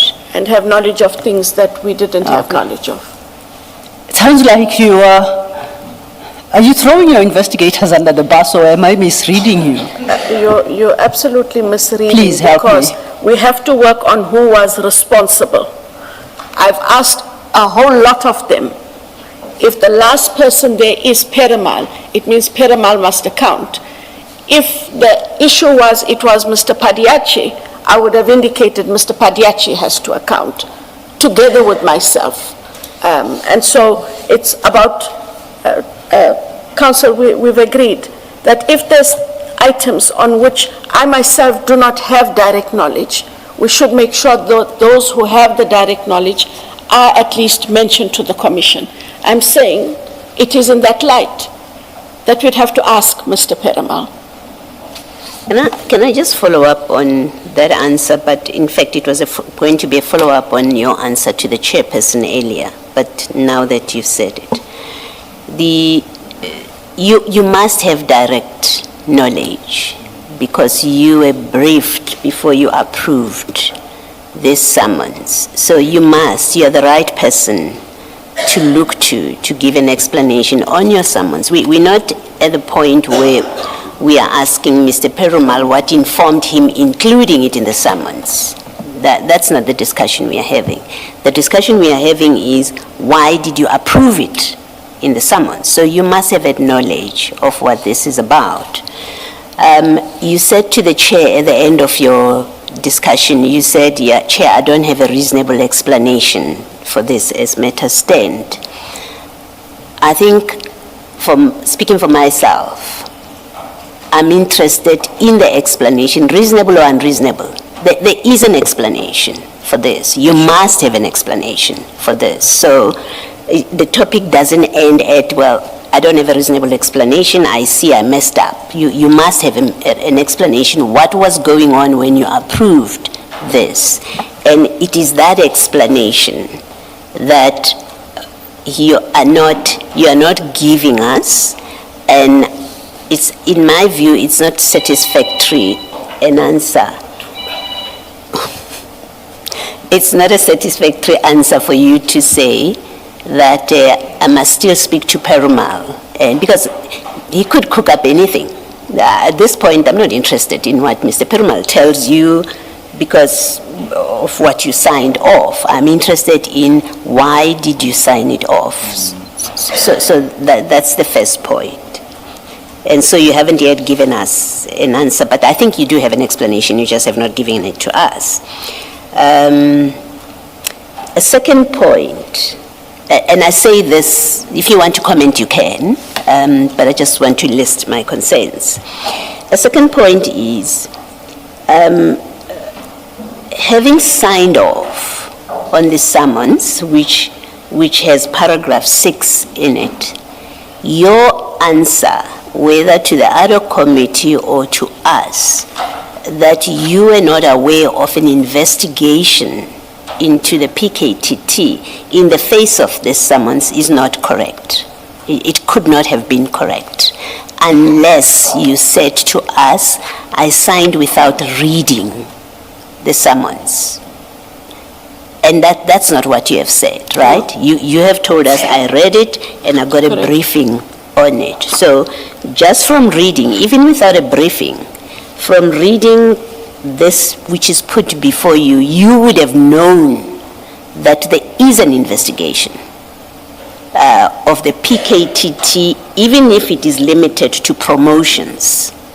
And even if we said it is limited to promotions, you would have known on the day that you signed this that there is an investigation. And where you represent that, or where you answered that I'm not aware of the PKTT and of an investigation against them, that answer was not correct, as your summons tells us. In fact, I think if I speak frankly, that answer was false when you gave it, and the falsity is evidenced by paragraph 6 of your summons. Do you want to comment? I do have a last direct question that I would like to ask you, but do you have any comment on these two that I'm putting to you? Commissioner Baloy, I honestly said I was unaware of a PKTT investigation. I understand it's not reconciling with this and why I signed it. I, however, have to take responsibility for having signed this. Let me ask you, lastly, my direct question. Sorry. Yeah, I just want to correct you. There's a nuance between you were not aware of a PKTT investigation and there was no PKTT investigation. IDAC was not investigating the PKTT. Just now, you said you were not aware of an investigation. Big difference. Okay. Do you agree with me? I agree. Yeah. What I wanted to convey when I came back was I checked with the project manager, there is no PKTT investigation. I checked with Mr. Padiachi, there's no PKTT investigation. But you said... And I'm also not Yes. aware of a PKTT investigation. Yes. Crucially, you said, when I engaged you, you said, as at the time you signed, there was no PKTT investigation. That's a very important distinction. All right. Thank you. Now my direct question to you. Outside of a briefing by Chief Perumal to do with this summons, out of that, have you held a discussion with anyone from IDAC, civil society, whether it's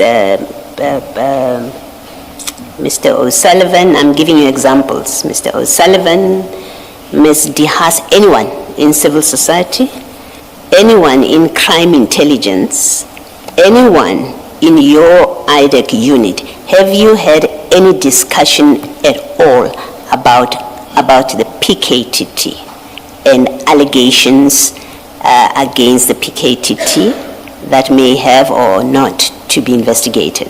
Have you had any conversation at all with anybody? No, Chair. You haven't. Thank you. Thanks, Mr. On that score, perhaps I don't immediately have it now, and I'm interested in the response you just gave, Commissioner Baloy. Are you aware of an interview on TV, I don't remember which channel, of Mr. O'Sullivan claiming that on these matters, including the hiring of Brigadier Mkwele, that he had discussions with inter alia IDAC? Are you aware of that interview or that claim by Mr. O'Sullivan? And whether or not you are aware of it, perhaps I'll take it further. Did you have any discussions, you being IDAC of course, with Mr. O'Sullivan regarding these matters, the investigations that IDAC is conducting, and how it came to conduct them? And if you had any such conversations, can you provide the context? No, I haven't had conversations. But is it I personally or IDAC? I personally. I cannot dispute he might have engaged IDAC staff. Let me ask, Sorry. are you aware whether he has engaged? Let's ask more positively. Are you aware whether Mr. O'Sullivan has had any engagement of any sort with your IDAC people, not you, because you say you haven't, with your IDAC people? I am aware, Commissioner Baloy, that he would have had from time to time engagements with investigators. Relating to these matters? I don't know if it relates to this matter on PKTT or which matter. The crime intelligence The crime matters that intelligence arise, that we are dealing with, that we've been dealing with for the many days that you've been there. Yes, so I'm not aware what he engaged them on, but if he said he met with them, then I have nothing to gainsay it. And so what he would have discussed with them. But I think I did say to the evidence leader that if he had a discussion, the likelihood would have been with Mr. Rapeso. Why Rapeso? Because he had been in IPIT for a long time, and I know that Mr. O'Sullivan and IPIT had a relationship of sorts over the years. So the most familiar person he would have been would have been Mr. Rapeso in terms of this matter. I know he knows other people in IDAC, so we'd have to just check with Mr. Rapeso that whether they had a conversation. Okay, even accepting that for a moment, who is Mr. O'Sullivan within the law enforcement environment? Why would IDAC be discussing its ongoing investigations with him? And on what basis would that happen? And you suggesting possibly Mr. Rapesu and others, would you consider it appropriate for any one of them to be having this engagement with Mr. O'Sullivan? It's not an if they had an engagement, it wouldn't have been about the investigations. It would have been if Mr. O'Sullivan spoke to IDAC investigators purporting to give them information. That would have been the only basis on which he would have had to engage. As can anybody from outside bring information, but not that they've brought the information and you then discuss if there is a relevant investigation pertaining to that matter, that you discuss it with him. You don't discuss it with him or any other outsider. The rule is not different. So then is it safe to assume that if he had done so, I don't know what discussions you suggest he had with IDAC, then if he's giving information, that information would find itself into a relevant docket? It should. And should we land at a place where there is no documentary proof in any docket that there was such an engagement, then how do we explain away those engagements?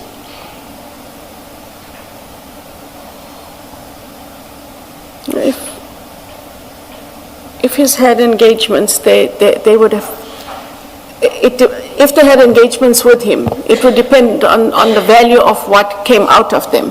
A lot of the time it might just be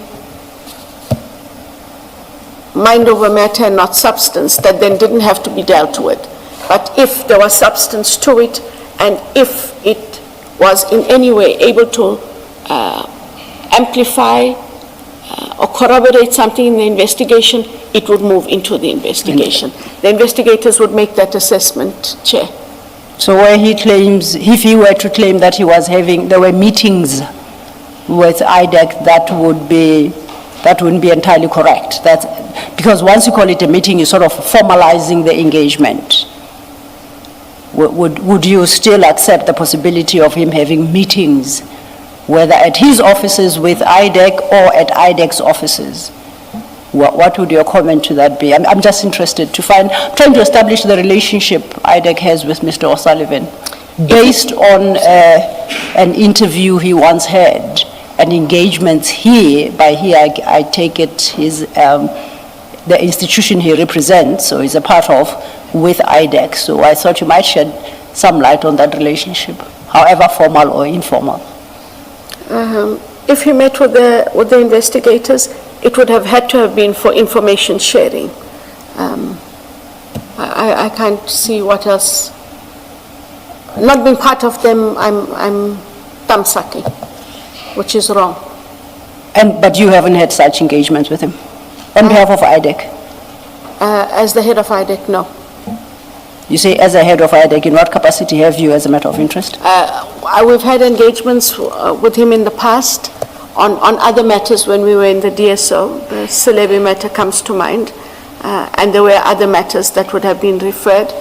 I'm not sure about the matter against Major General Solly Lazarus, but we have had engagements previously with Mr. O'Sullivan, including that he did serve the ID with a document, and that was as far as the IDAC engagement went. You sometimes refer to yourself as the ID. Which ID are you talking about now? Not you. When he served the ID with a document for information. Who's that? Which ID is this here? Is that the Investigating director, me. or the ID you are referring to yourself? Yes. Oh, sorry. Not the one that's today, the one that was the other day, when she was still the ID. Okay, as long as the commissioners understand, don't mind me.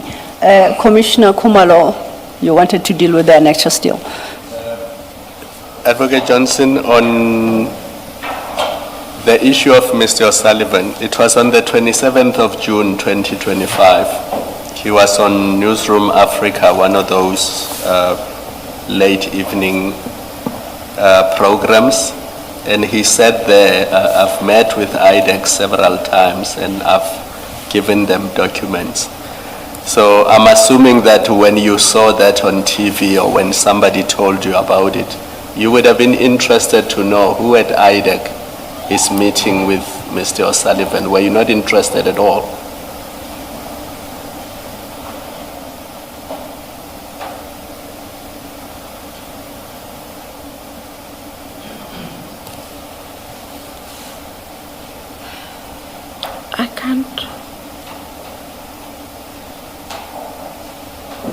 I can't recall the interview, but if he said he was meeting with IDAC several times, the one person that I do discuss it with would be Mr. Sissoko to find out if Mr. O'Sullivan engaged with anyone in IDAC. Yes. And then in relation to these cases, did you meet and discuss them with General Khan?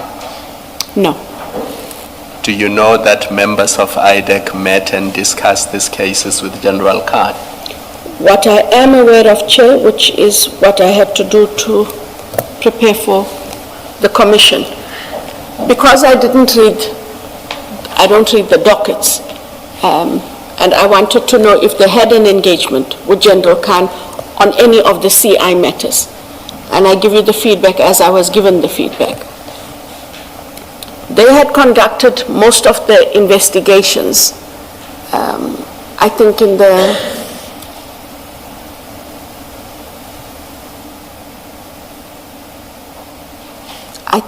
the Mokwele matter. I speak under correction. And they then found a document purporting to be in his name. And it is on that basis that Mr. Padiachi and Mr. Perumal engaged him, to take an affidavit. And an affidavit was taken for that matter. I'm not sure if other affidavits were taken for other matters. Do you know that they showed him the Mokwele docket or the investigation, the inquiry file? Do you know that General Khan was shown the Mokwele inquiry file? No, sir. Do you know that in his affidavit he was required to comment on the suitability of Brigadier Mokwele? No, I'm not privy to the details they discussed with him or documents they may have shared. And do you know that the charge sheet actually mirrored General Khan's affidavit? So IDAC's charge sheet in the Mokwele matter mirrored the affidavit by General Khan? No, sir. Okay. Now, these HR-related issues, I think Commissioner Baloyi sometime last week raised this issue with you. If we go to page 3434 of the same bundle, just to show you why Commissioner Baloyi was correct and IDAC was incorrect. 3434.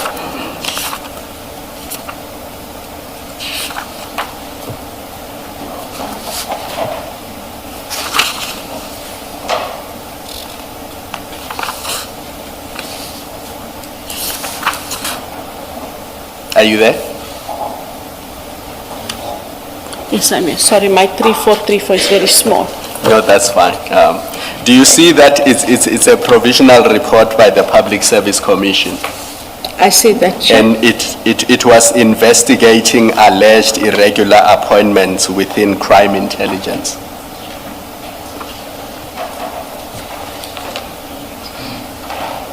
August 2023? I see that. But do you see that it related to irregular appointments?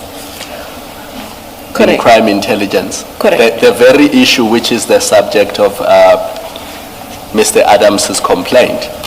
And then go to 3445.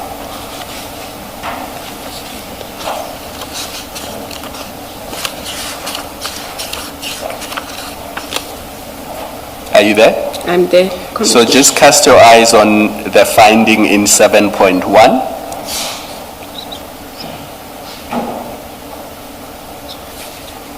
Do you see that? Correct. Yes, and also in 9.1, the recommendation.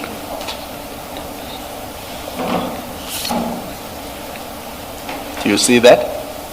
So by the time Mr. Adams brings these things to IDAC, the Public Service Commission has already investigated them and made recommendations to, among others, the National Commissioner and the Minister. So even if IDAC was not aware of this investigation, what this shows you is that there are other bodies established in terms of the Constitution that are responsible for investigating issues such as irregular appointments within SAPS. It's not IDAC's mandate. Absent the crimes mentioned in Section 7 of the NPA Act, it is not IDAC's mandate to be investigating these issues because there are other bodies that are responsible for these investigations.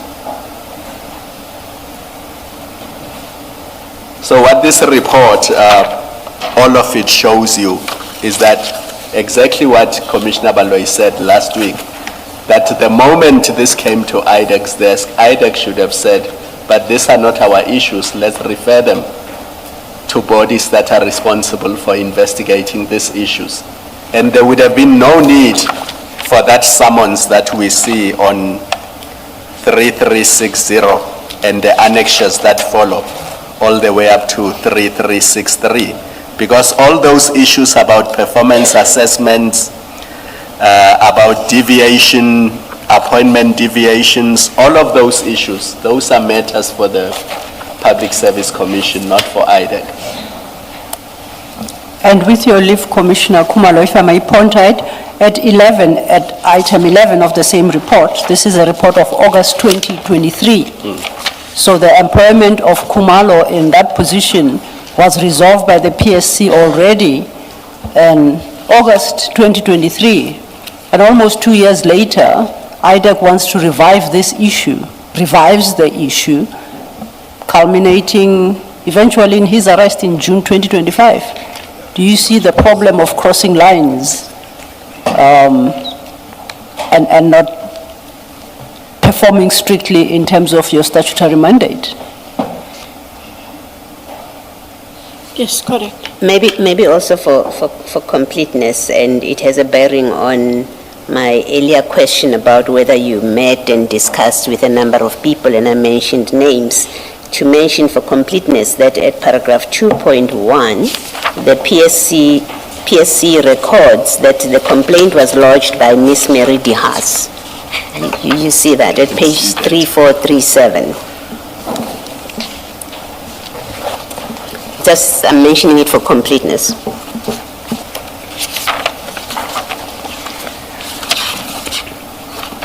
Sorry, 3437. Paragraph 2.1. It says the complaint was lodged on the 23rd of December 22 by Miss Mary DeHaas. I see that, Commissioner. Let's go back to 3445.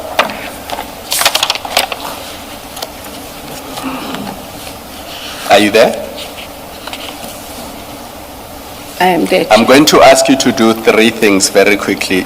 Please read 7.1 into the record, and then read 9.1, and then read that date on 3446, the one that Advocate Silo was referring us to.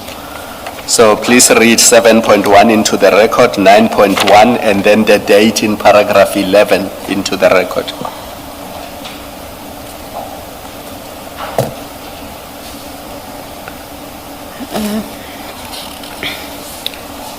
Paragraph 7 deals with findings, and 7.1 reads as follows. Commissioner Khumalo, the process followed by SAPS during the appointment of Lieutenant General Khumalo to the post head of SAPS CIU is found to be regular. 9.1, under recommendations, despite the determination that Lieutenant General Khumalo's appointment to the post of head of SAPS CIU was regular, the Public Service Commission recommends that the minister should facilitate that, and I think, do I read 9.1.1 and 2? That? Only 9.1. Corrective measures be put in place to ensure sound record keeping, to sensitize officials regarding the importance of good record keeping. Go to the next page, paragraph 11. Emphasis on the date of the report. Signed on behalf of the PSC by Professor Makanya as the Commissioner on the 16th of August 2023. Thank you. Yes, Commissioner. Ms. Ilo, is this part of the bundle of documents that you say you got from IDAC? I confirm so, Commissioner. Okay, so what it seems, Ms. Johnson, lastly, from me at least, is that your organization had this report of the PSC as you made the decision to investigate and to send that summons on purely HR matters. This report was already within IDAC because it comes from IDAC. You don't have to comment. It seems to be a fact. If these come from IDAC, then IDAC was sitting with this report as you were making investigation and making the decision to create charges about the appointment, issue. Thank you. Thank you, Ms. Ilo. Thank you. But do feel free to make a comment if you want to, Advocate.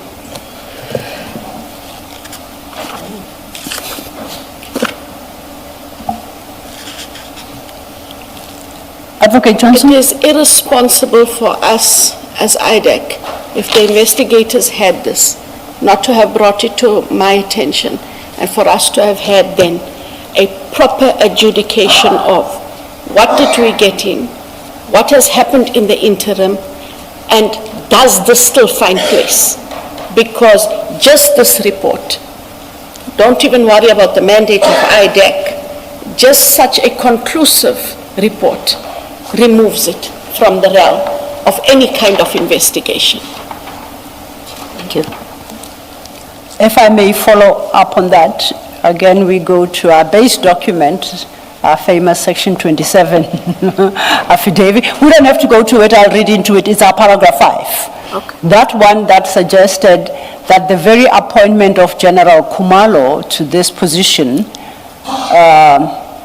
was either irregular, unlawful, or otherwise. That was Mr. Adams's. Now, we know that the Section 28 is dated the 3rd of April 2025. Correct. And subsequent to the issue of that Section 28, IDAC is then furnished with the full documents, the suite.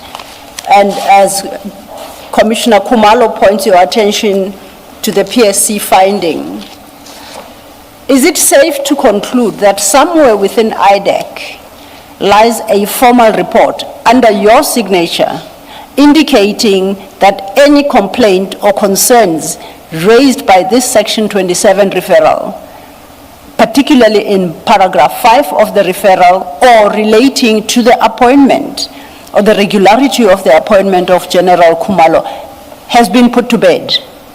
Is there anywhere where IDAC has signed off and say, we will not be pursuing that matter any further? Whether or not you had the mandate, that's not the issue.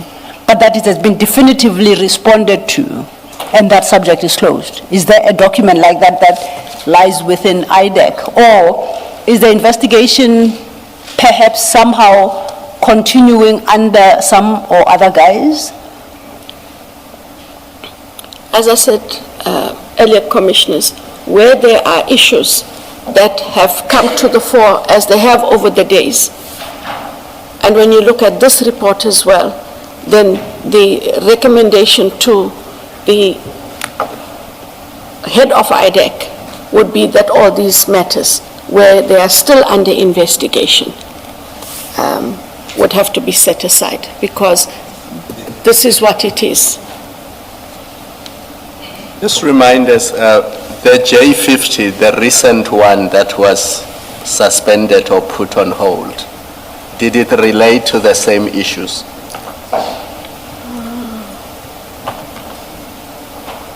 Now Did you it catch me relate to off guard. appointment issues?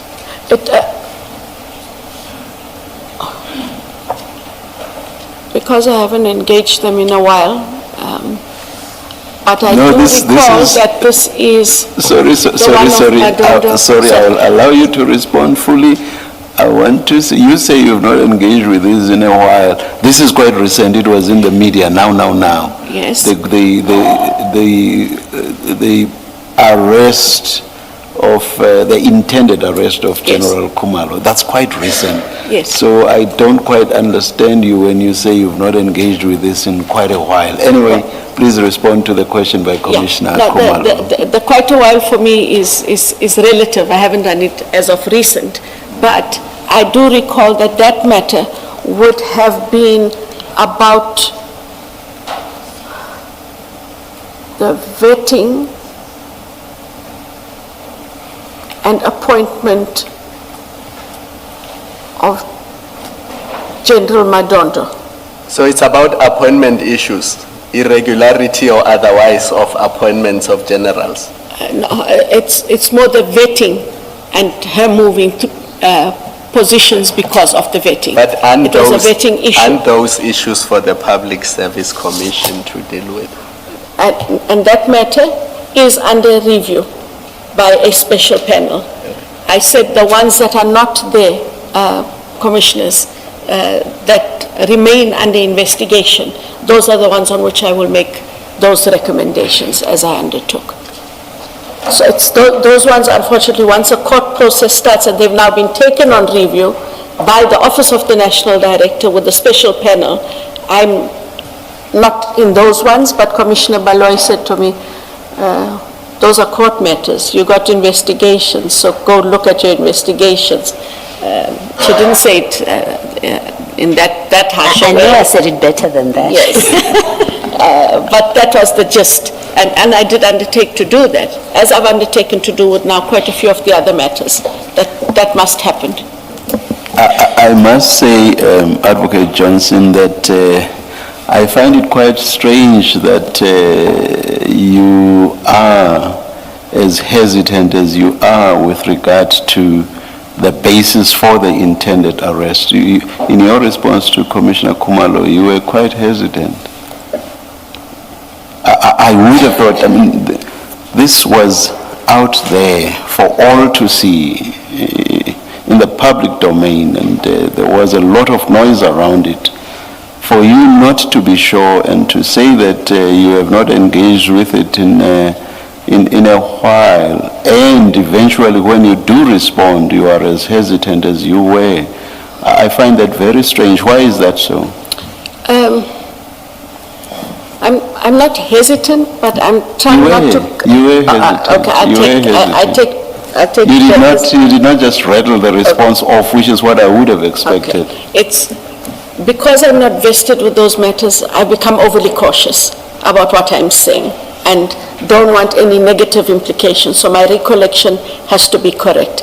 That matter is still under review.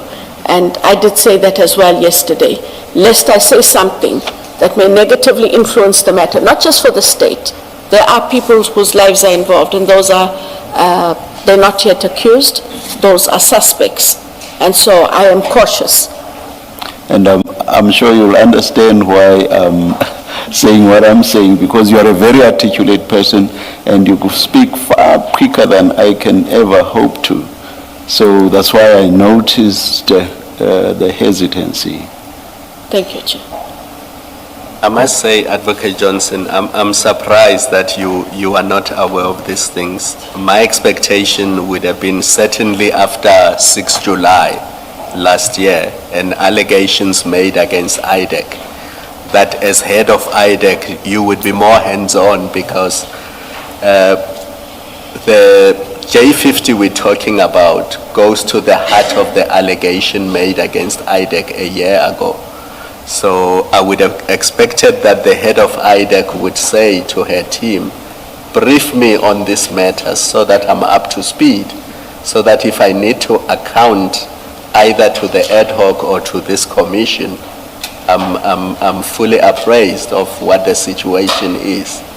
So the fact that they are still doing things and you're not sure or you are not aware what is it that they are doing, it creates a difficulty because now even with the summonses, when you come here, you are unable to answer because all you can point to are the briefings, nothing in writing that was given to you.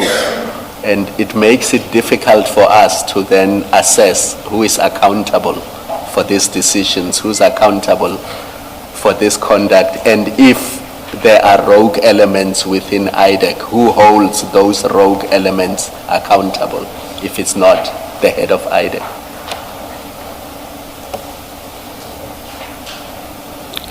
I understand, and I understand the shortcoming.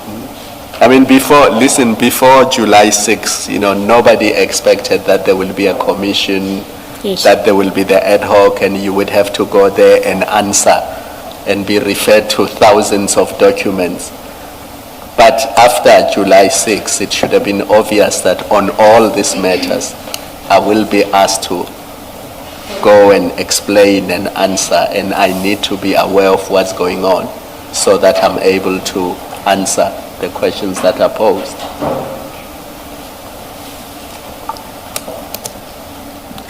I take your point. Thank you, Advocate Johnson. Because we touched in passing on matter case number 543, that is the second matter. That, Commissioners, is at file 7, starts at page 2611.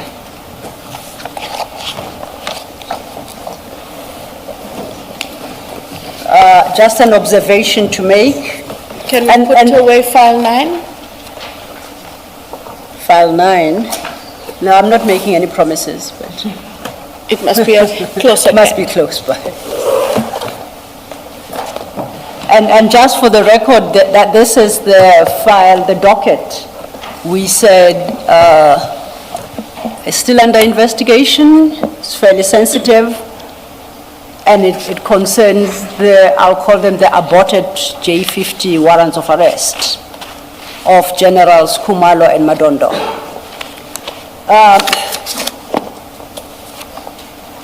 I don't know if the request should go to you, but I have noted that in this file, there is no charge sheet.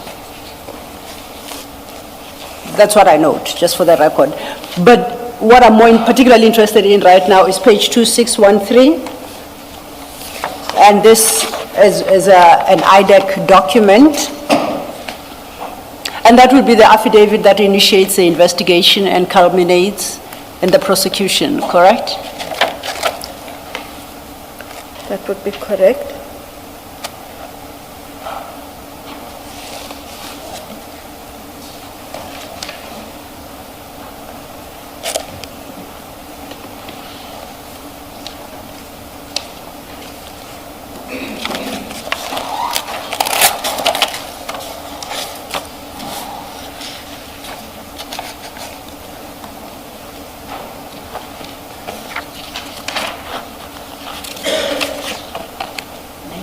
Maybe whilst you're still looking at it, just to point out to you that this is one of the documents, both the preamble statement and the affidavit, in respect of which it was suggested to Colonel Pariachi that there seems to be something wrong with the signatures there. and that it looks like the signature that purports to be of Mr. Adams may not be his. The affidavit is commissioned by Mr. Perumal. I'm not asking you to comment, I'm just pointing out to you that this is what was put to Colonel Padiachi. And on that score, the affidavit that triggered this investigation into General Madondo's security clearance is the same, it's from the same batch of affidavits commissioned by Mr. Perumal on the 6th of January. You know that? Yes, in Cape Town, Pretoria. So, just as a matter of interest, if that affidavit is invalid, as a lawyer, what impact does it have on anything? What impact would that fact have on anything, if at all?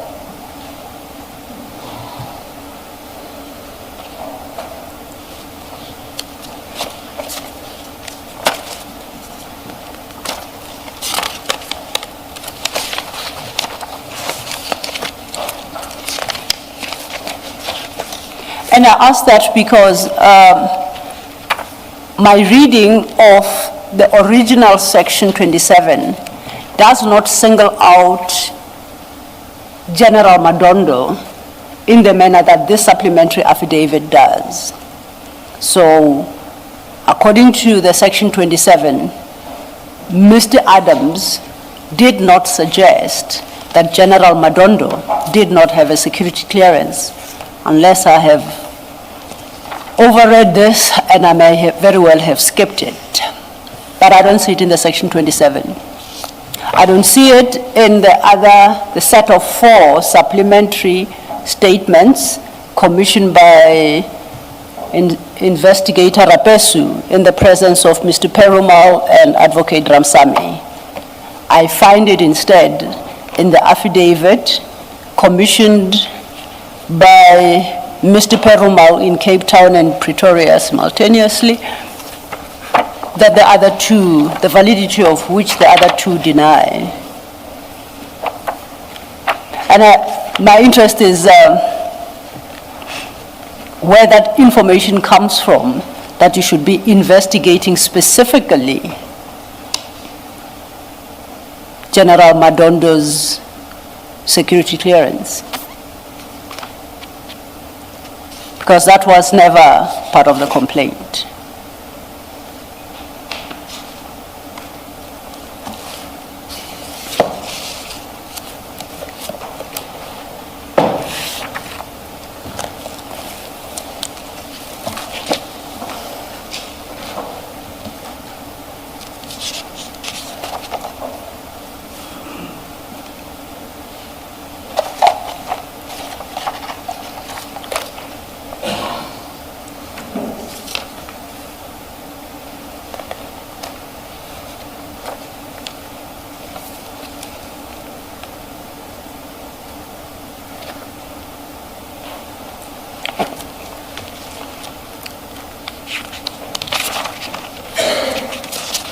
So, Council, the question being that if this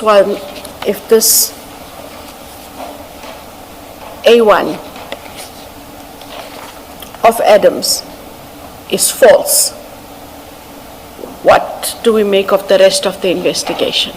No, all I'm asking is what would be the consequences of such a finding from a legal point of view? On anything. You make your choice what it would impact.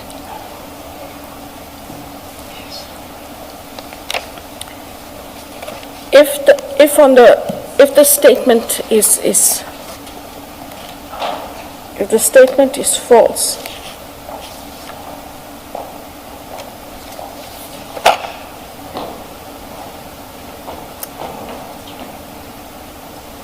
and because of the statement, you derive the evidence that is derived as a result of, then it taints that investigation. unless there is other independent evidence that even if you didn't show anyone this A1, and you just approach them to say, are you aware that the transfer of Major General Madondo from KZN to CI, assisted by General Khumalo and other generals, knowing that she failed to secure a top secret clearance? If you took just maybe that part, because that is what it relates to, and you are able to find persons who can independently give you that evidence, and it is objective evidence, that evidence can't be tainted. What is the direct evidence out of this? As if I look, and because there is evidence to support the allegations. So it's not affected by the principle of fruits of a poison tree notion? And that is what I said. It depends how far this goes. What derived from it is fruit of the poison tree. Is it everything, or is there independent evidence that you would have been able to glean? If I could just use the example, Commissioner Khumalo, and then maybe it might either fall within the fruit of the poison tree, or girl, you got it all wrong. And please don't tell the girl she got it all wrong. I'm trying to cross-reference. The question is very clear. The averment is very clear. Allegations related to the questionable lateral transfer of Major General Madondo from KZN to CI head office by Lieutenant General Khumalo, who was assisted by other senior generals to do so, knowing that she failed to secure a top secret clearance for many years. I find something, for me, that's independent. And for me, the independent is, now I don't know what these pages are marked. I think it should say 281111, if you have something like that in the same file. What page? 28 Yes. 1111 in the same file. And what about that page? It refers to an affidavit. And here you're going to guide me. This is the one that we were not talking about names publicly, am I right? Yes. So there is a statement from a very senior official. Yes. And what the senior official is saying, this person, Madondo, resorted under my district, was laterally transferred to CI after a request from General Khumalo. The lateral transfer was approved by the National Commissioner. What's important is, I was not aware, nor did anyone inform me, that Madondo did not have a top secret clearance and was also refused a top secret clearance while she held the rank of brigadier, including the time when I, that is this deponent, chaired a promotional panel which resulted in her appointment as a major general in the post in that district. Similarly, I was not aware that Madondo did not have a top secret clearance when she was recommended for the lateral transfer to the division CI. I was also unaware that her application for a top secret clearance was refused. And Assume all of that Yes. is correct. Assume all of that is correct. What does it have to do with IDAC? Is it IDAC's mandate to investigate lateral transfers within subs and whether they were regularly done or not? It was the issue of the vetting.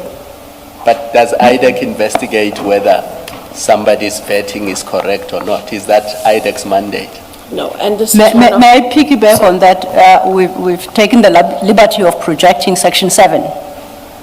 Please indicate accepting the correctness of the affidavit that you have just, part of which you have read into the record.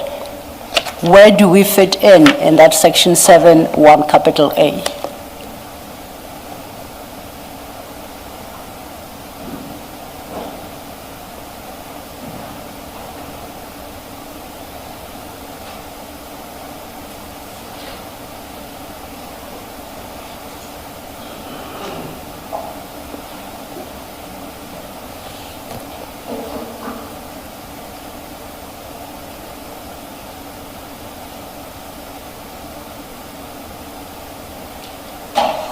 it would trip me up, as Commissioner Baloy already did,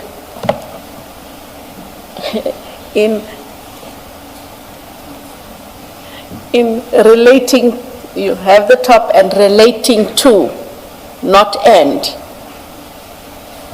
And so where ordinarily one looked at her fraudulent utterances, the fraud she perpetuated by indicating that she did have, and it's important to note because that the person whose affidavit we read at 2811 is very clear. I wouldn't have proceeded with this process knowing that, but it does not, given the discussions we had the other day. Okay, then can I just follow on that?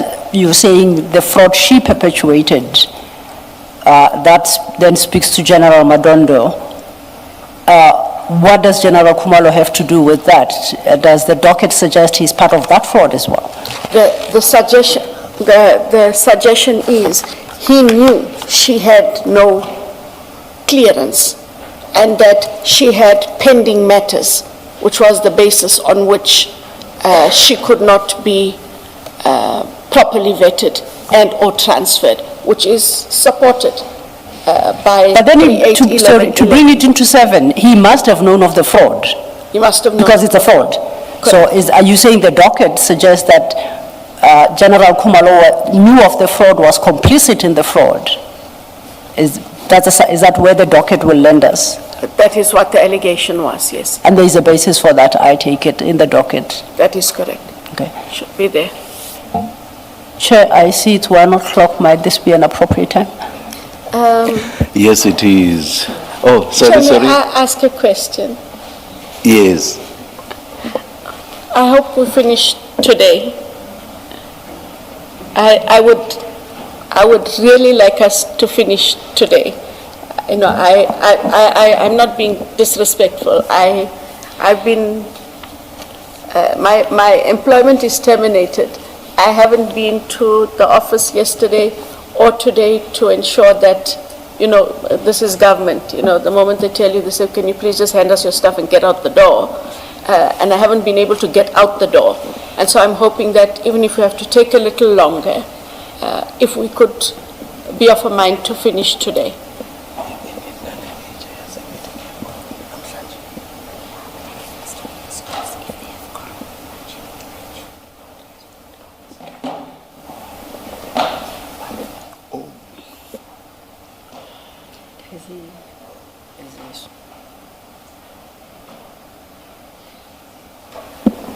Ms. Silo, Chair. how long do you think will be this afternoon? Oh, I thought the chair was going to ask me an easier question, which is whether we'll finish today, the answer to which would be a yes. I wouldn't commit to the time. Yes. Not too long, Chair. We should finish around our normal scheduled finish time or close thereabouts. All right, all right. I would not be making an issue of it. It is just that Commissioner Baloy has a Judicial Service Commission engagement, but she will attempt to attend to that issue. Let me say this so long, Advocate Johnson. We hope to finish and we want as much as possible to come to your assistance in that regard. I appreciate it and thank you. Thank you. Let's adjourn and come back at 2 p.m. Thank you, Chair.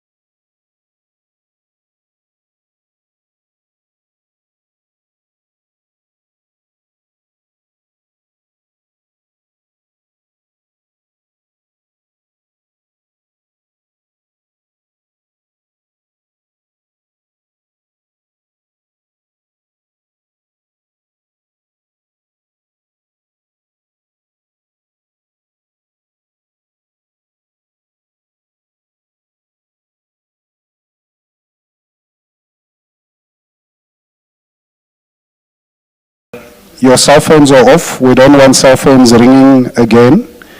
And, yeah. Thanks.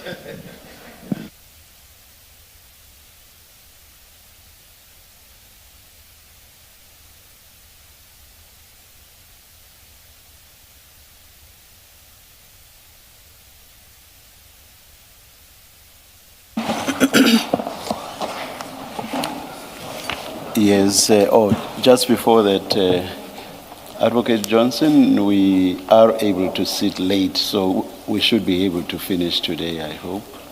Thank you. Yes, Mr. Thank you, Chair. Chair, could I ask that you excuse me at 5:15? I may rejoin you later. I have an engagement that is set down for 5:30. I thought we'd finish around about 4:30. If you're not finished when I'm done, I'll come back. Let's see how things go. Thank you. I'm not Mr. about to abandon my ship. Thank you, thank you. Thank you, Chair. Advocate Johnson, before we continue, just matters for housekeeping. Chair, you gave us an assignment. On my end, I was still trying to retrieve these articles that the Chair had asked for. If you could give us perhaps another 15 minutes to half an hour, we should have a report back for you on that. Thank you.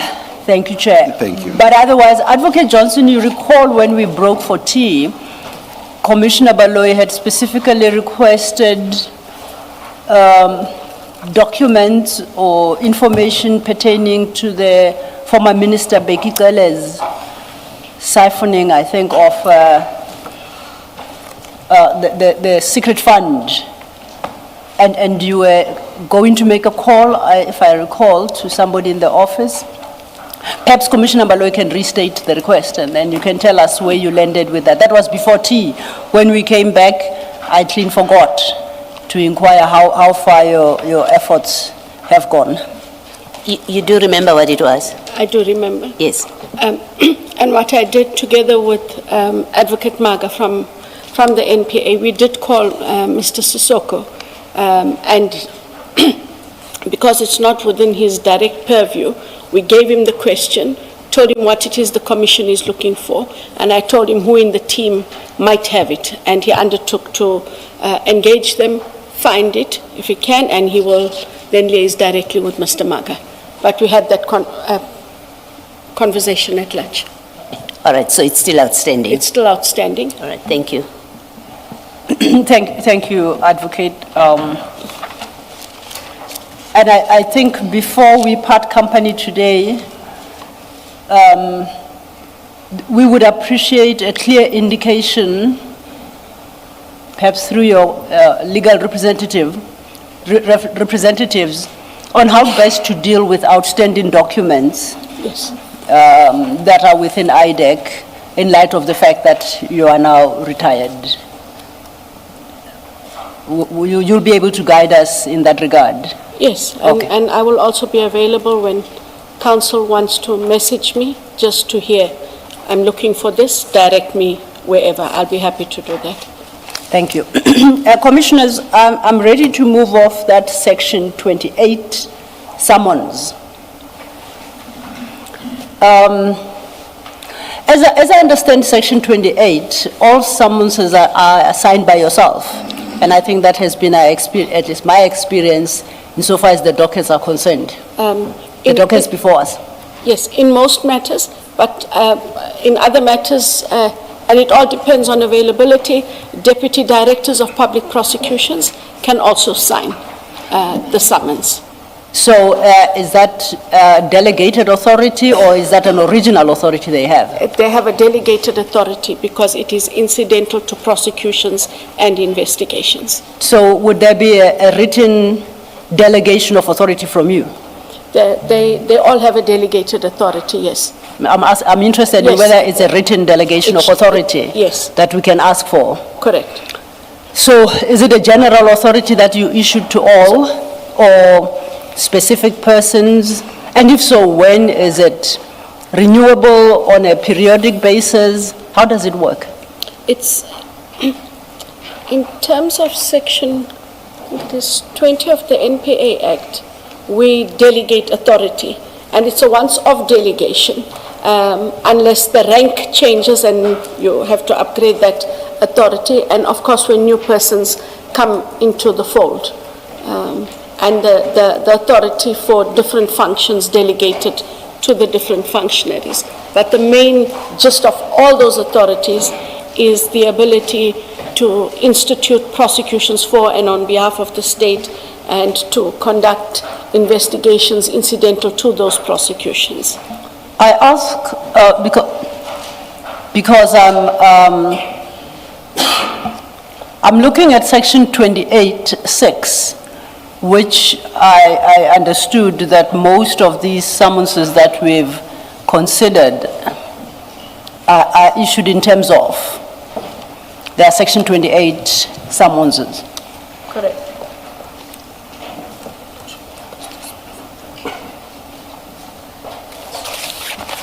So where's mine?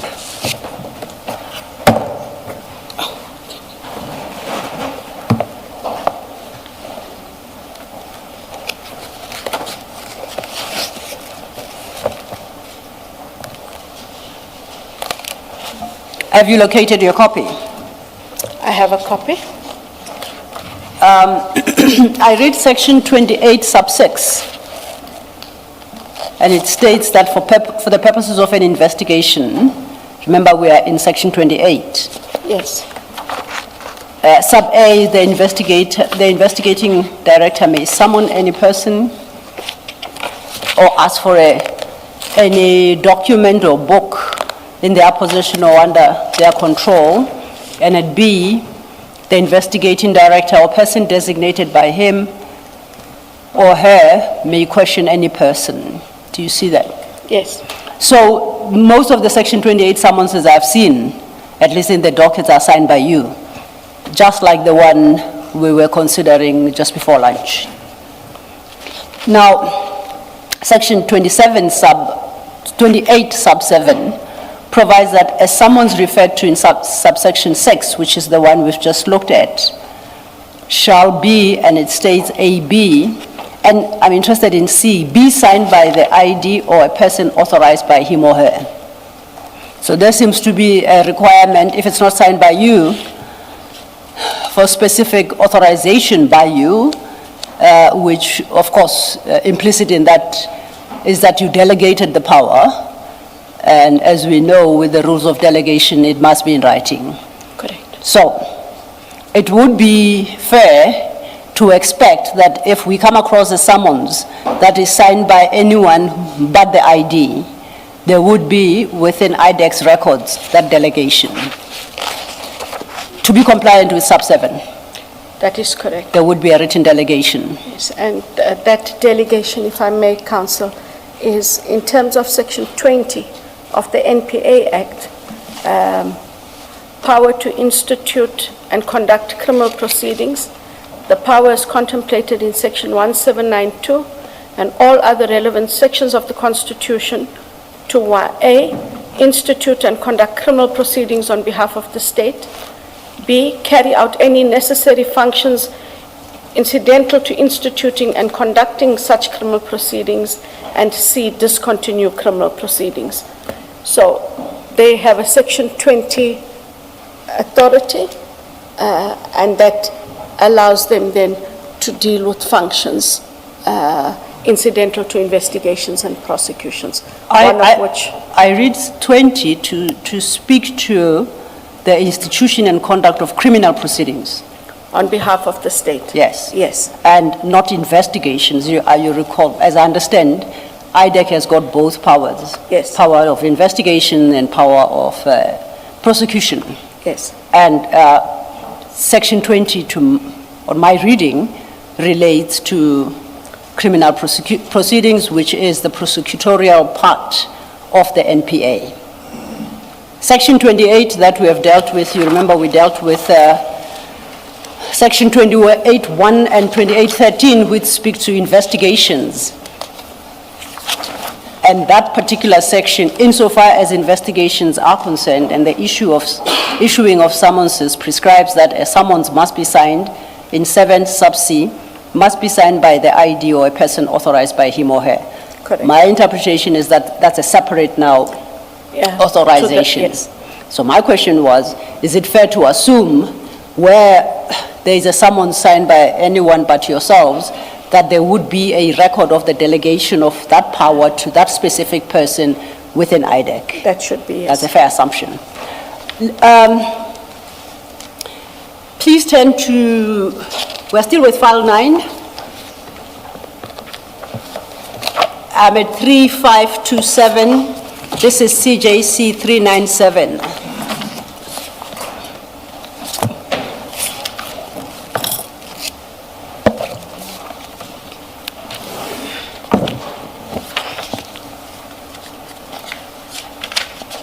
Page no, did I say 97? 3527, okay, thank you.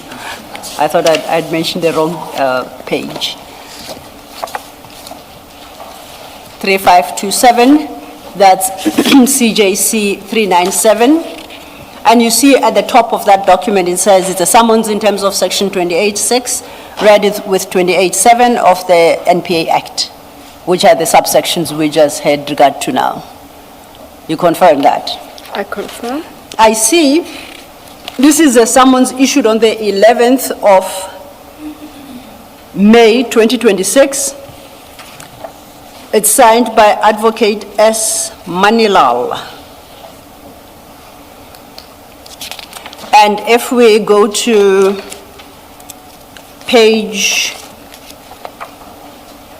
3530,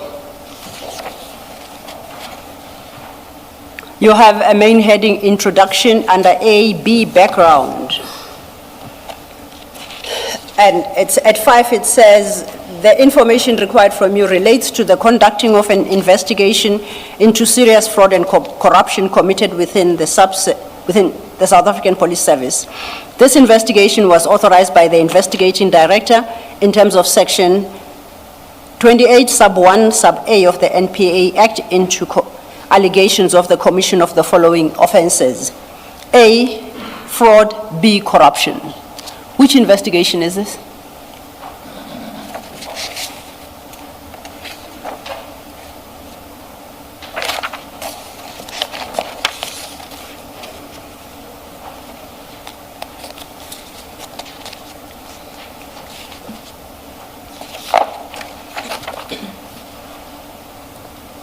Perhaps let's move on to Annexure B, it might shed light.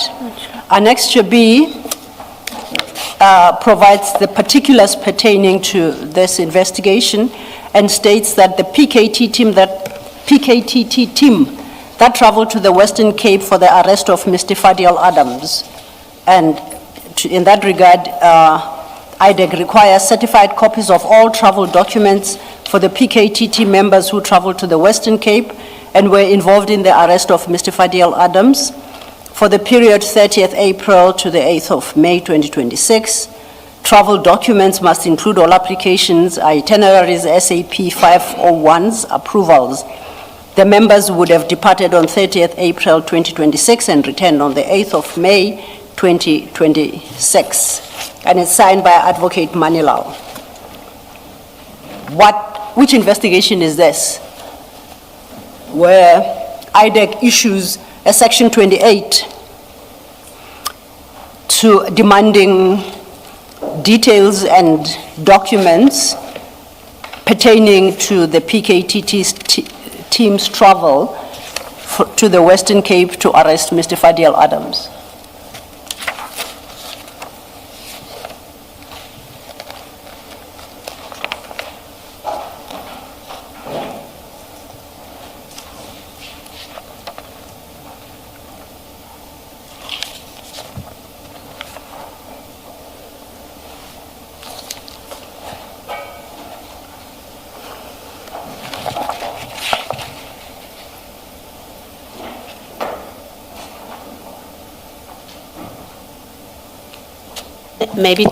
Maybe to point out at that 3527, at the foot of the page, that the investigator is Brian Padayachi.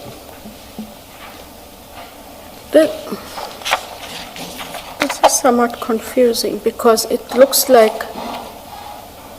IDAC is asking the police to indicate who went to, I would assume it's on the arrest of Mr. Adams, who went to arrest him and what it costs. And that isn't part of anything that I'm aware of we are doing at IDAC. This isn't brought to me. This is signed by the deputy. They are delegated to sign. But I cannot see the relevance of why we would ask who traveled. A different conversation, Chair, might have been if one wrote to the National Commissioner indicating this is a witness, we would like to know what charges he faces, something like that, a very generalized, because we want them to know he's our witness, they have taken him. But other than that, I can't legitimate this because I don't know why this happened. Even that, why would IDAC put forward such an inquiry? Because it suggests that if the individual is your witness in some or other matter, he's then above the law and cannot be acted upon by any arm of the law enforcement. So what would be the basis for the inquiry unless it is interfering with that person in their capacity as a witness, which you would have to spell out in that communication? The communication would merely be to indicate this person is a witness in our matters and we are informing you. And then that stays where it is. It becomes important when you have a witness who is subsequently arrested. You do inform the other team. We've done that in other matters as well.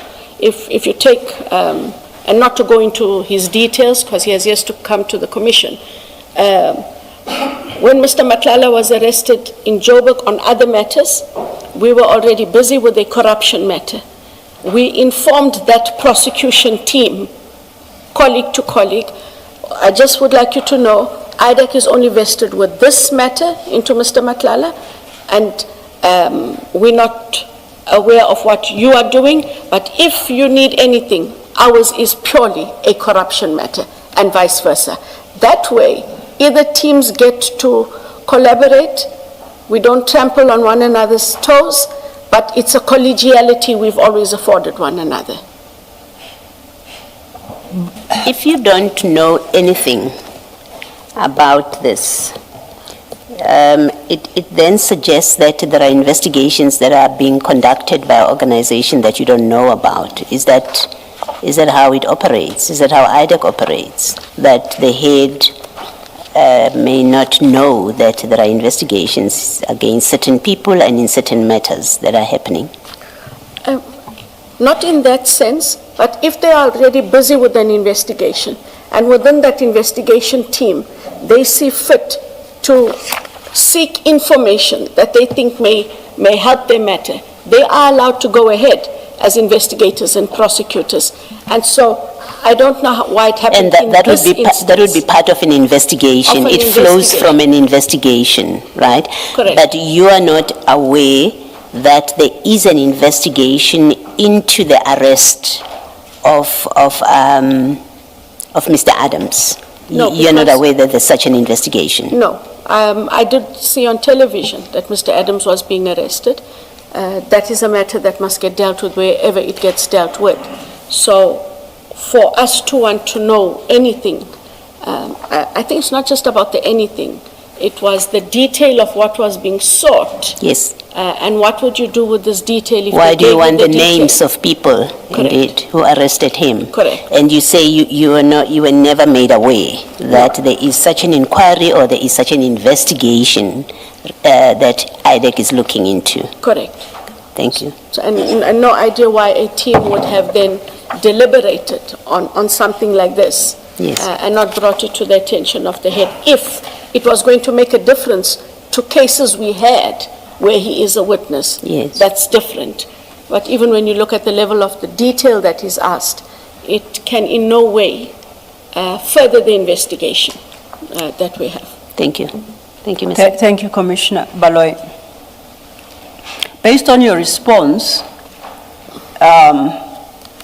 doesn't reading this Section 28 summons and the detail contained therein as regards what IDAC wants, have we not crossed the line of interference? Is this not interfering with the affairs of SAPS as law enforcement agencies in circumstances where IDAC doesn't know, at least from these summons, why that particular individual was arrested? Is this not rendering SAPS accountable to IDAC for decisions that SAPS takes? And if so, what would be the statutory entitlement to that?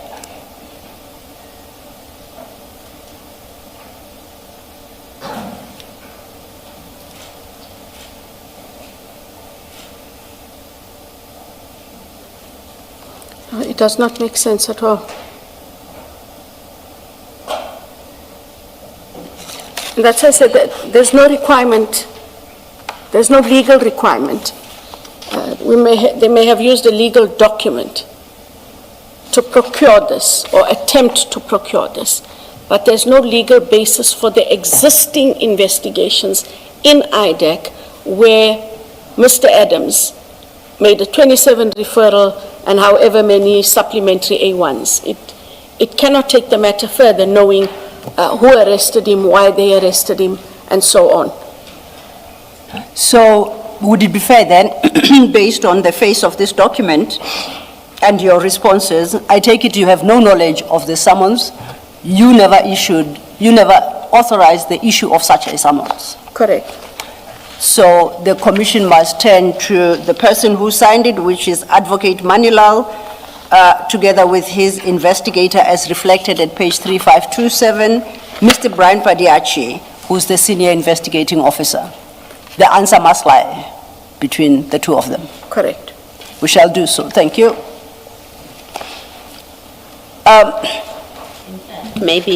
Maybe just to complete this, you will see in the last 2 pages that the SAPS does indeed respond, and now we know Mr. Manilal and IDAC have the names of the people that effected the arrest.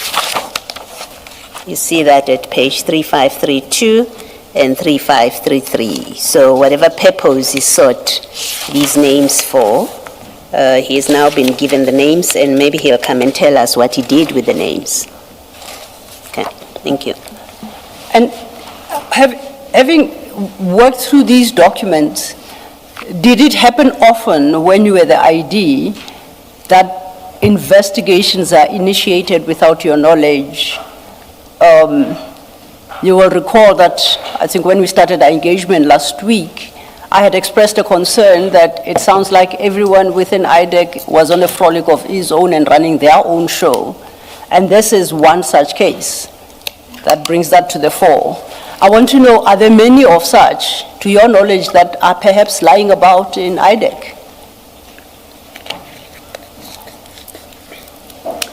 If this particular summons is anything to go by, I would suggest that they should be. In all fairness, Chair, there's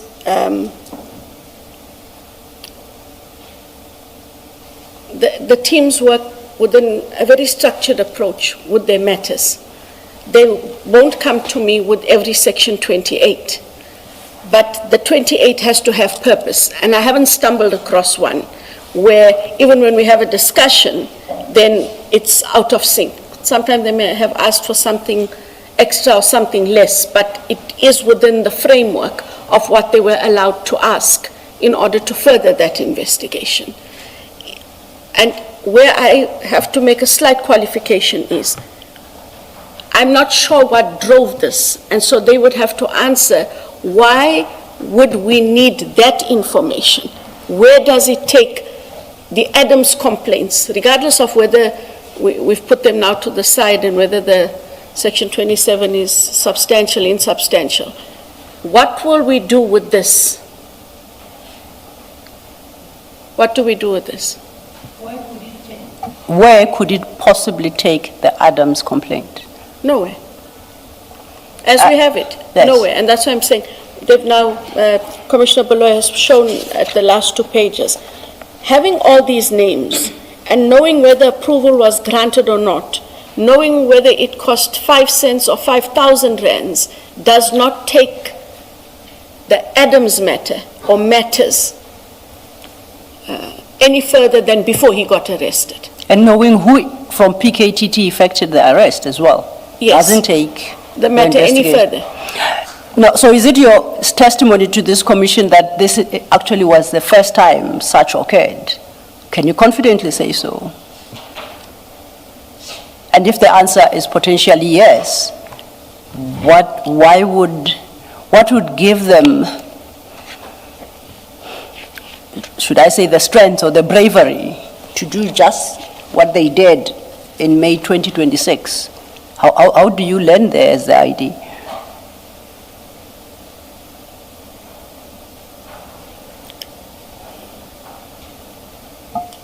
And I will add to that, if I may. You've been an ID for a few years. If you were in office, what would be the consequences of this? Well, first of all, they would have to explain why they went off investigation. They'd have to show where it was in the investigation plan. And where does that help you if they've gone off And investigation? if they have gone off investigation, then steps would have to be taken because... No, sorry, I apologize. You start by saying why they went off Yes. investigation, and I'm saying the why is irrelevant. Based on your and my discussion, we've established that there was no such investigation that can justify this summons. Now, I'm interested in consequence management. So in terms of the consequence management, either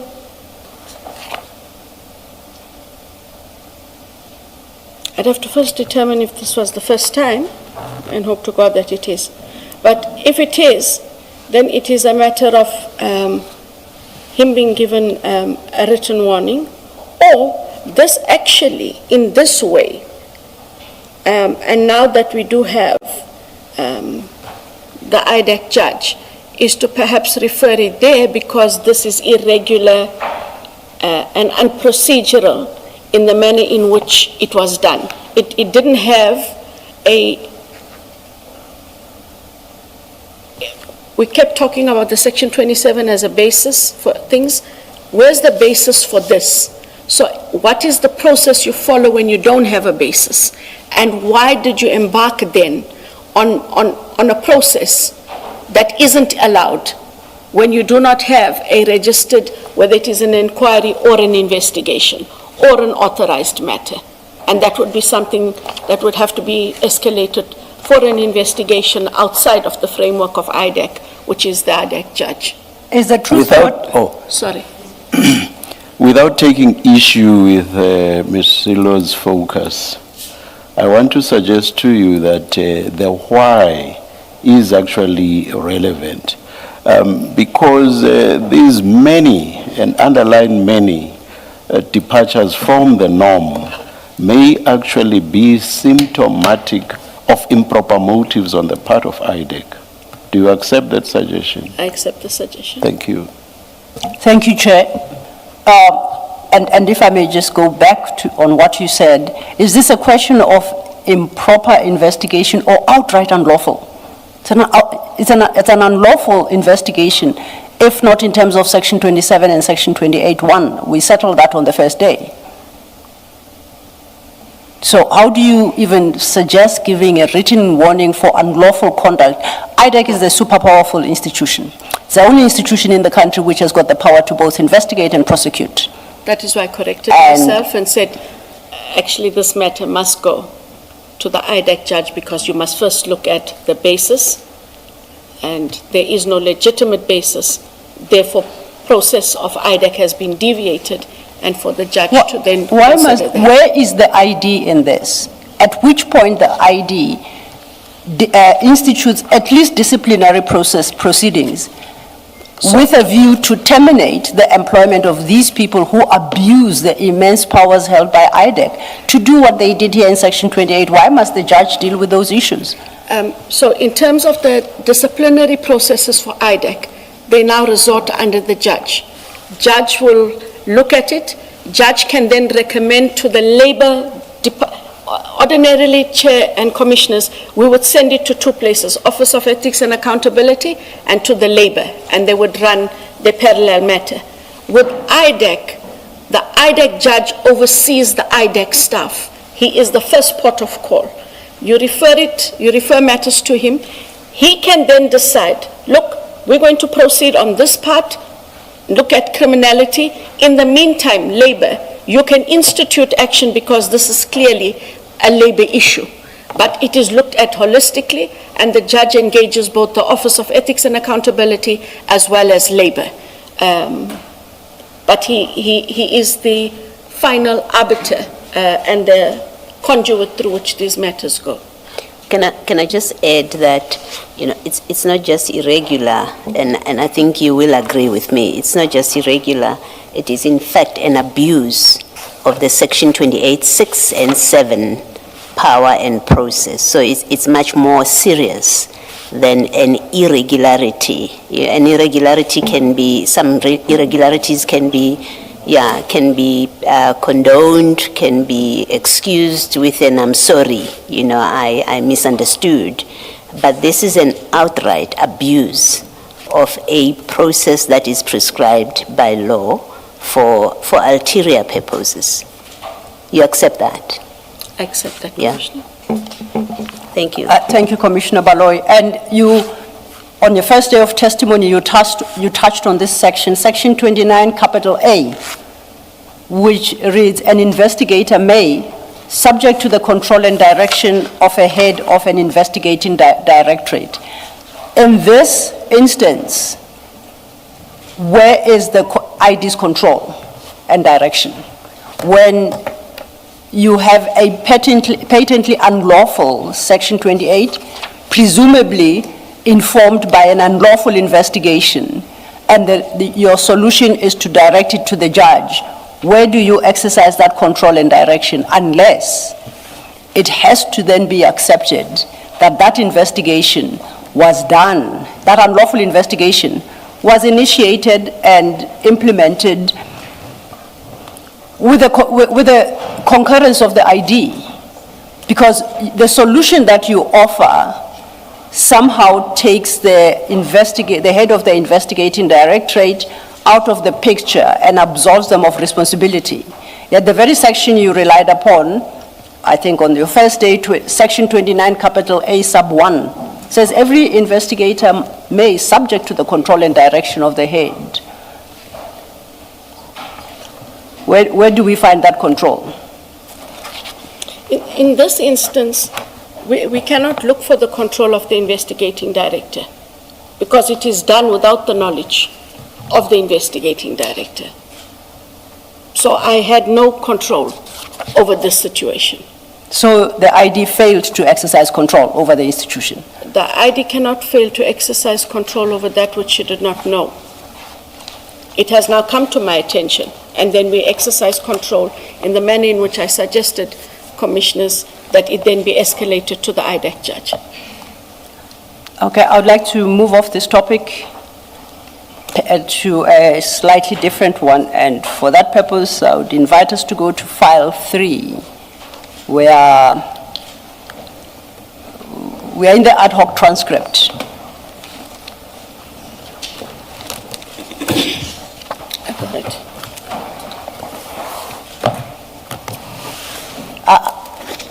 I think I'm not closing file 9 yet. No, I'm not. In particular, please go to page 586.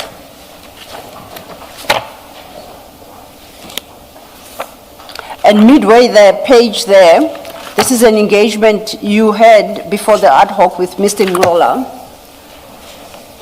And I'm reading from, I think, literally midway, where it says, there is an allegation, Mr. Ngola says, there is an allegation that IDAC actively participating in a well-coordinated attack against General Mkwanazi, General Masemula, and General Kumalo. Are you aware of that allegation? To which you respond, I've heard the allegation. There is no truth to the allegation. There are criminal matters that are in the IDAC space. If all that IDAC wanted to do was to go out on a witch hunt, nothing precluded IDAC from arresting and placing both Generals Mkhwanazi and Masemula on the court roll when I took office in 2022, or any time from then till now. We did not do that because there was not sufficient evidence in the matters we have. There is also no witch hunt against Lieutenant General Khumalo because there were no matters brought to IDAC prior to the referral by Mr. Adams. And Mr. Ngola asks, do you not think the manner in which the IDAC responded to Mr. Adams' complaints is actually feeding that narrative? Now, what we dealt with in the morning, in large part arises from, and from yesterday, Mr. Adams's complaint, and including this latest Section 28 summons against PKTT, which you had denied that IDAC was investigating, and it turns out that it was. Surely, with the wisdom of this is the commissioners and myself engagement with you, you must accept that Mr. Ngola was right, that the manner in which IDAC responded to Mr. Adams' complaint, at the very least, is feeding the narrative. And based on the evidence, I'll suggest that the narrative is actually true, that there appears to be an active, coordinated attack, at least against General Khumalo. That much we've established. General Mkhwanazi, not yet, but to the extent that he is associated with PKTT, perhaps. General Masemula, we haven't canvassed that. What would your comment to that be?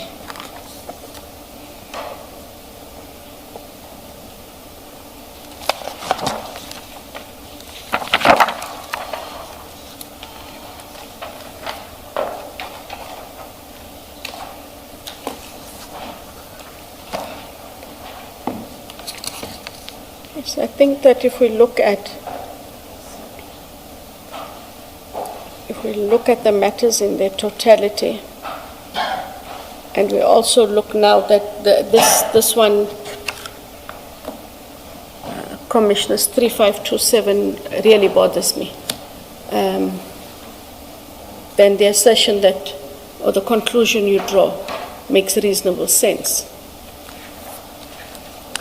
And whilst it didn't, and in all honesty, at the time, what I said is exactly how it was. And as you look at some of the things that have now come out from parallel statements, etc., there are dots to connect, unfortunately. Yes. It's not just 3527 that feeds. Sorry, Chair. It's not just 3527 that feeds into that suspicion. There's also the summons that you signed. Correct. Where there doesn't seem to be any basis for the inclusion of the PKTT. So that's another dot that feeds into the suspicion of the PKTT being targeted. You accept that? I accept that. Thank you, Commissioner Baloy. Staying with the transcript, let's go to page 592. The same point is revisited by Ms. Sangoni.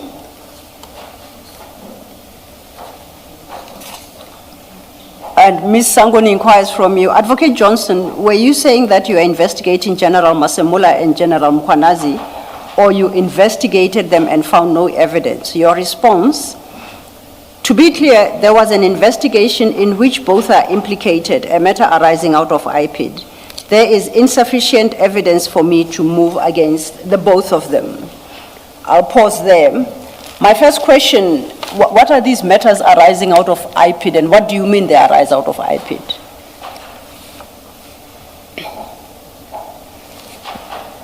Counsel, when you and I consulted, I did indicate that when I first took office in March 2022, there were already some IPID investigators at the then ID, and they had come over with their matters. I sought to find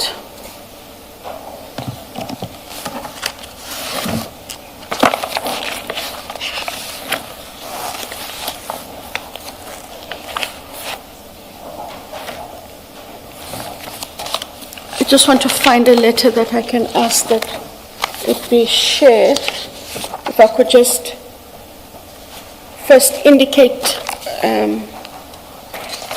what the letter says, commissioners, and then I will hand it over for them to just make copies. I did indicate to council that when I took office, there were IDAC personnel and IDAC matters in IDAC, but it had been borne out, Chair and commissioners, by a letter written, and this was the only document I could get, and Mr. Sissoko did look for other documents, but he was part of that process, and he would be able to elaborate if there's a need. But my predecessor wrote to the acting executive director of IPID,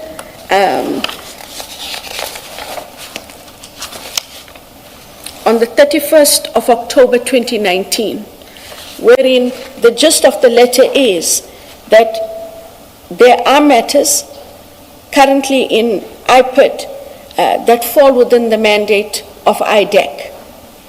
And in terms thereof, certain cases have been identified, and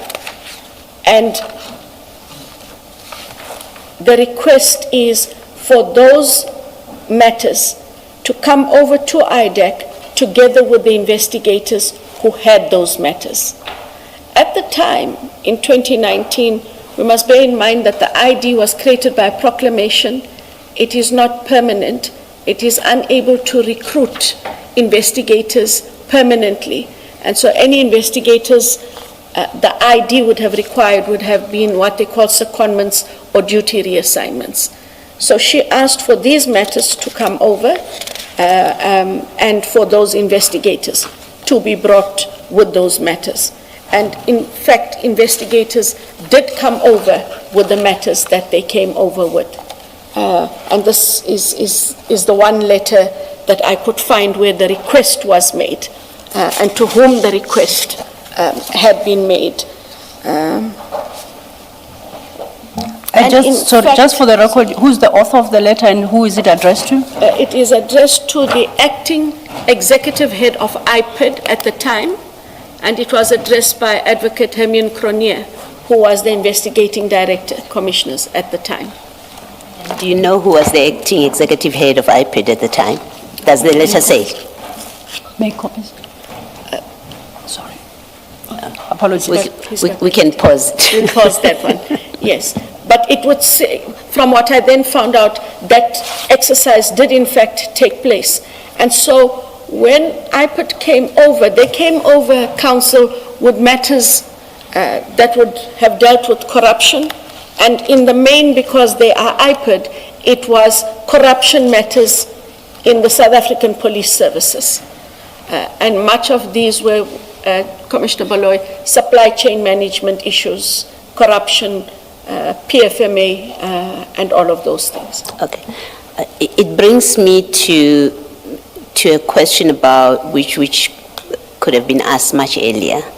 And it's a question about how IDAC takes over matters from other agencies, matters that fall within the jurisdiction of those agencies. So you took over dockets, for example, the Orlando dockets, the Langlaagte dockets, all of those, they do fall within the jurisdiction of the SAPS. Correct. You took them over and investigated them. Now we know that IDAC, in its former formulation, took over matters from IPID which fall within the jurisdiction of IPID. I imagine there are matters which fall within the Hawks. I don't know if you've taken over any, but which also the Hawks is qualified. Surely there must be a protocol that even if it is a common understanding, not written down, but an understanding amongst the heads of the agencies about what that regulates that ability and power to summon and demand or request, if you like, matters that are sitting, and properly so, with another agency. What is that governs that, and that would have enabled you, for example, to demand, and I use the word demand quite deliberately, to demand the files from SAPS, to take over the files from IPID? I think it's the protocols with which we had worked over the years, and it became accepted practice. But I do believe that in some instances, and I do speak under correction which ones, there are also memorandums of understanding or service level agreements, just to ensure not just the smooth working, but legitimacy for why we are asking from somebody else. So across the board, there are those working relationships. There's even, for example, a tripartite between SARS, the NPA, and I think the SIU. So they have that. Yeah, I guess what I'm asking is it a function of, oh, I like this matter, IDAC likes this matter, which IPID is perfectly qualified to deal with? Is it simply IPID, can decide we like this matter, and so we want to take it over, and you write to your counterpart and you say bring it over, and they have to bring it over because that's the governing rule, or is it much more nuanced or much more sophisticated than that, as in it must relate to something that you are dealing with, so you don't just go about fishing for people's dockets, but it's related to something that you deal with? Correct. So if one looks at the letter that my predecessor wrote, she did set out why those matters should come to IDAC. And I would assume that if the counterpart to whom she wrote felt, we get you, but we're on it, we good. If we need resources, we rather ask you for resources, but we're good on ours. They didn't do that. They gave over the matters, plus they gave over the investigators, their very own resources, to come and do the investigations in the then ID. Thank you. We'll see when the letter comes back. Thank you. And it's gone for copying. Thank you.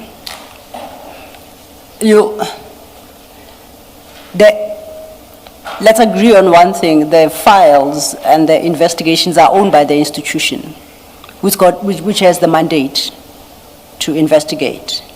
No investigator owns any investigation. Correct. So must I take it that the letter, when it does come, is going to specify which matters precisely are transferring from IPID to IDAC, or it doesn't specify which matters, therefore leaving it open to what you often refer to as their matters for the investigators themselves to determine, I like this file, I'm taking this one? What must we expect from the letter? In this letter, which was the only one I could find, was where she wrote to them, said why it should be in the IDAC mandate, and then identified certain investigators that must come over with the matters. I guess then those investigators already had specific matters that she had identified to fall within the mandate, and they would have come with those. Mr. Sissoko and I tried to look for any other engagements. In fact, he did call IPID to see if they could find their letter where they then say, these persons are coming over with these matters. We don't have that letter. But we have the persons who came over. Your response also seems to place emphasis on the investigators and their matters. My question places emphasis on the matters. Does that letter identify them? Because when IPID was seized with those matters, it had the mandate to investigate. The establishment of IDAC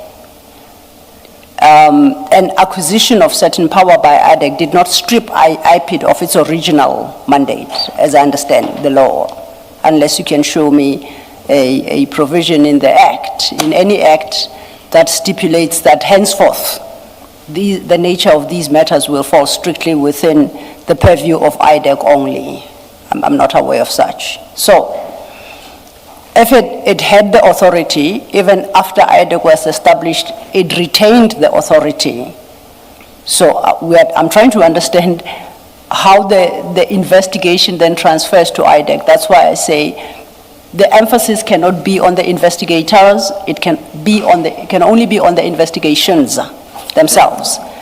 And that letter, I then expect, would have identified the respective investigations that IPID transfers to IDAC, because having effected that transfer, then IPID no longer bears responsibility for the further execution of those investigations and acting upon any outcome.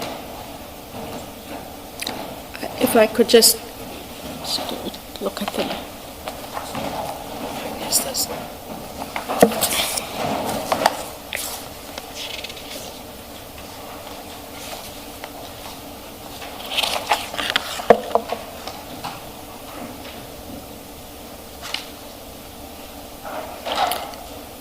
So in paragraph, apologies, Commissioners, in paragraph 3.1,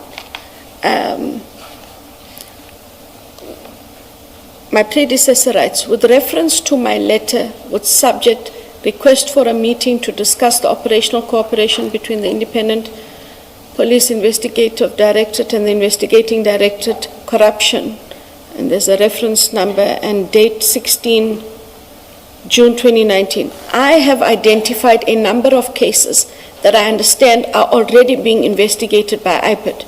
I hope to prioritize them as short-term, medium-term, and long-term cases for the ID. Given the sensitivity of the matters on the list, I propose we set up a meeting to discuss the cases that the ID will investigate within its mandate using the powers conferred by Section 28 of the NPA Act. Now, we couldn't find that letter that she talks of, but she does identify that there are matters that would come. We did look for that letter because I was also confused that there's a whole table setting out who must come, but there wasn't anything about the cases. And then in 2.1, Chair and Commissioners, transfer of the cases mentioned in paragraph 3 for investigation by the ID as specified offences in terms of the mandate of the ID, and the placement of the IPID members mentioned in paragraph 4 for a period of 10 months to conclude the investigations under the auspices of the ID. And then she just set out logistical arrangements. But that list, we were unable to find in our office, and we did ask IPID to look for that list of cases. Yeah, and because the letter you've given us, as I understand it, at least it identifies the investigators that have been seconded to IDAC, and those are set out in paragraph 4 of the letter. At paragraph 3, there is supposed to be a document that lists that the cases currently under investigation by IPID, but which are being requested to be transferred to IDAC. That is the list we don't have. Yes. And you say that these investigators came with their investigations. Yes, which ought to have been... It can be correct. Which ought to have been part of the list. It can be correct. They don't have investigations. They get seconded. Paragraph 3 tells us which cases go to IDAC. There are no their investigations, surely.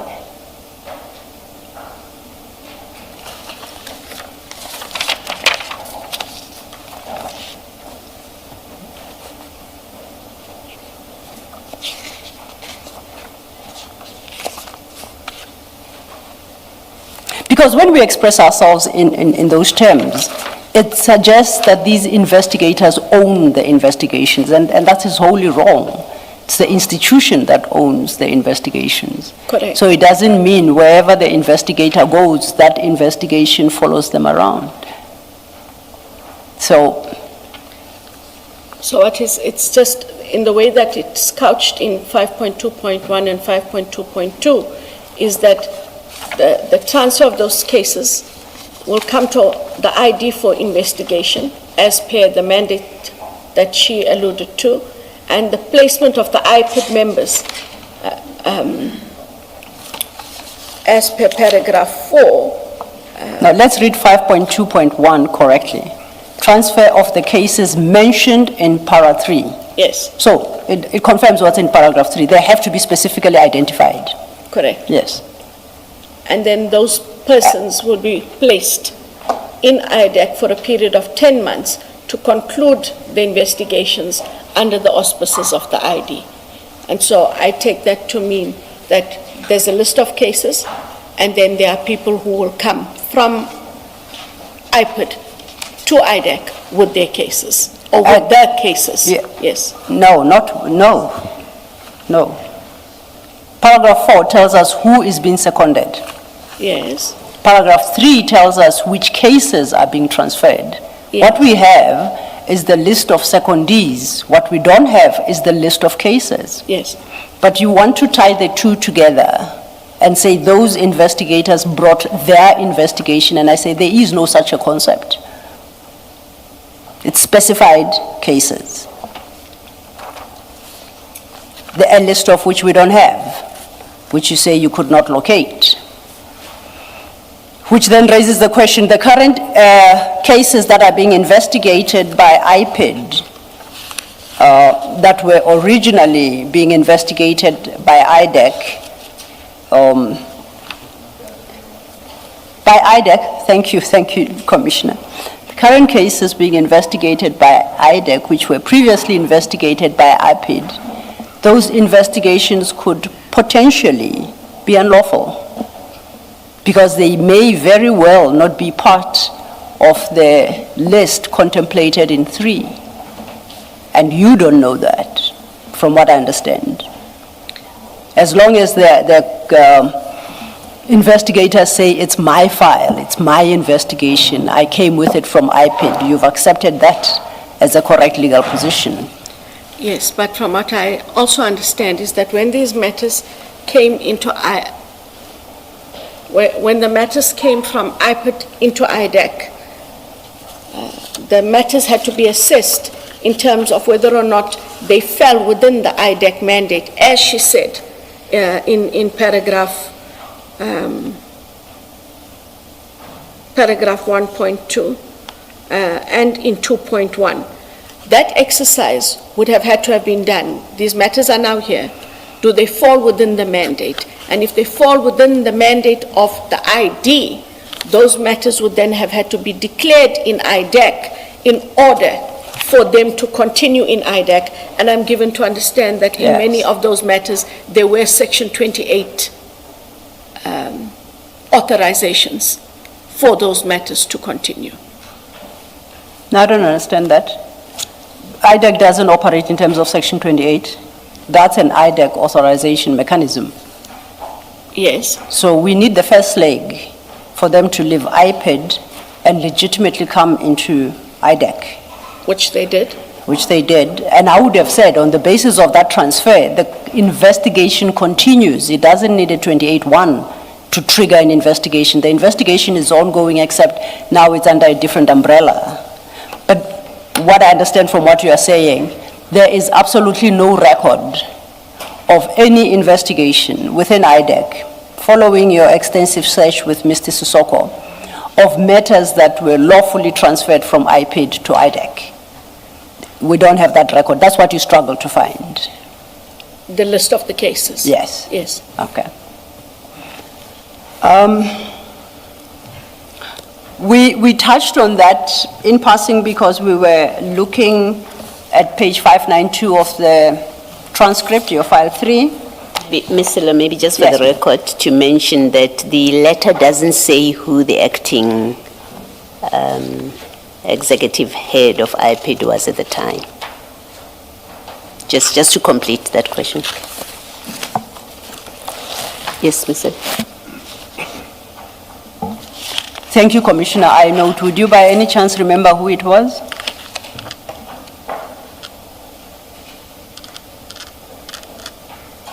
No, I had not engaged with that person. I came much later. Yeah, no, I appreciate. I thought you might know. No, not at that time, no. Okay. So I guess it's for us to find who on the 31st of October 2019 was the acting executive director of IPID. Now, and lastly on this letter, I read it is a request to IPID, and you have not been able to locate a response from IPID. Yes, Mr. Sissoko says he did see a response. He's asked a colleague from IPID if they can find their response, because he clearly recalls that there was a response to the letter.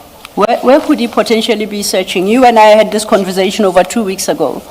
Where could he be searching for this response that it's taken this long? He's gone through his records, because he's been with he has been with IDAC? the ID since, I think, September, October 2021. So he's looked in his records and couldn't find it.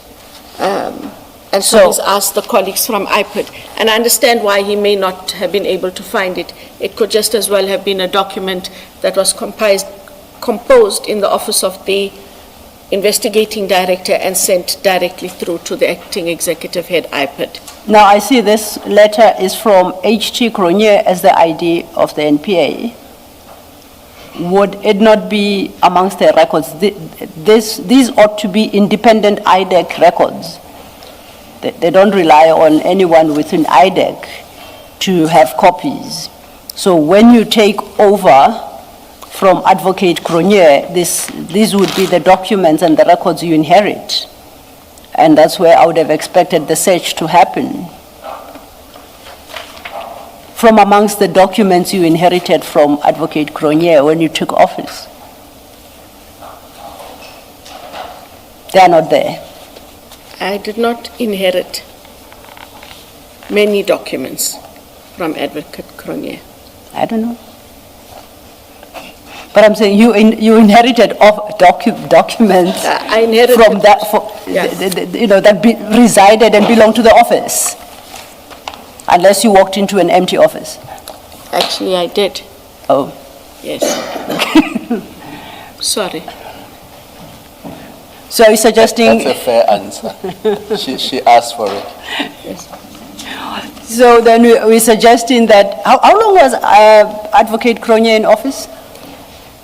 I think it would have been April 2019, thereabouts, to February 2022. Okay, so I guess we'll direct our inquiry to Advocate Cronje to check whether when she left office, she left with the ID's documents, seeing as you walked into an empty office. Yeah, I can live with that, Commissioner Khumalo. Thank you. Having then dealt with the investigations you referenced during your ad hoc hearing, you then proceed with, at page 596 of the same record,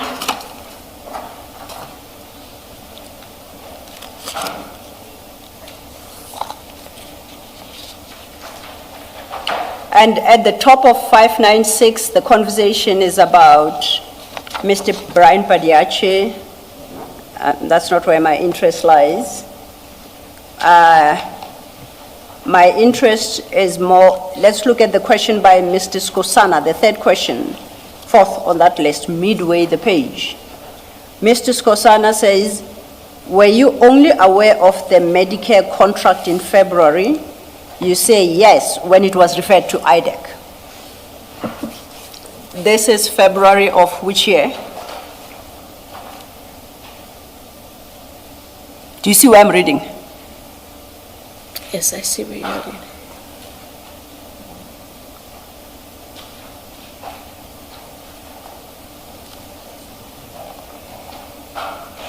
Yeah, we are now in November 2025, you are before the ad hoc, We, just to give you pointers. were you only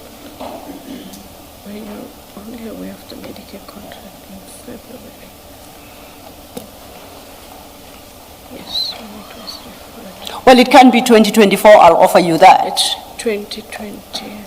It can be 26 because we're in November 25. 25. I suggest it should be February 25. It was 25.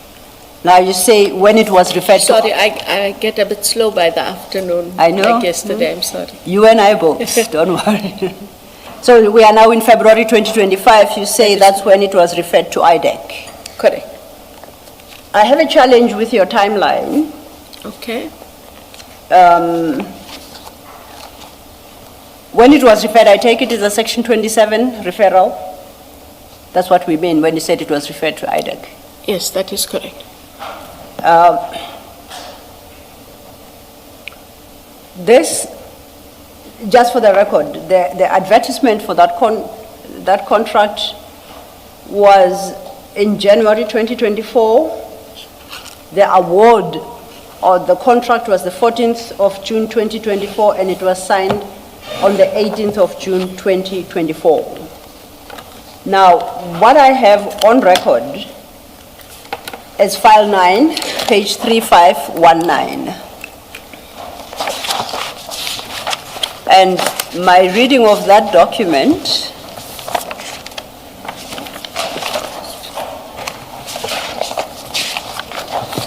is it's an affidavit. If you run ahead to page 3521, it's signed there and commissioned.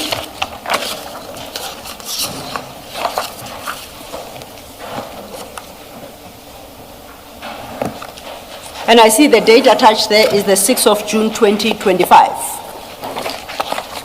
My interpretation of this document is, although it doesn't say on the face of it, that it is the referral. And at paragraph 3 thereof, Miss Charity Madlanga, who says she's a Major General in SAPS, the component head Risk and Integrity Management. At 3, she states, I hereby submit this affidavit to the Investigation Directorate Against Corruption in support of initiating a criminal investigation into the alleged unlawful awarding of the Medicare 24 Tshwane District Pty Limited. Then it gives the detail. So on a reading of this, it would appear that the referral was in June 25. Why did you suggest that it was referred in February 25, as you did before ad hoc?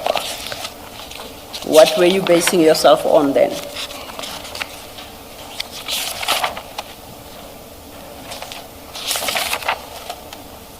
I know that they...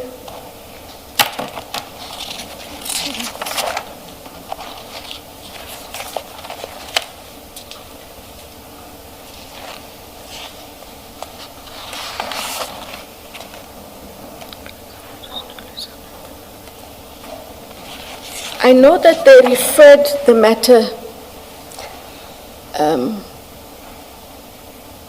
earlier in that year, and the general was then asked to depose to an affidavit in terms of Section 27. That is my recollection of the matter. They wanted to refer the matter to IDAC, and we then indicated that in order for the matter to be referred to IDAC, she would have to depose to an affidavit for that referral. And that would then be this, sorry, Council. No, apologize, please conclude. Yeah, I thought you... So that is how I have that sequence in my head. So what did you receive in February then to understand for the affidavit to only come 4 months later? From what I understood,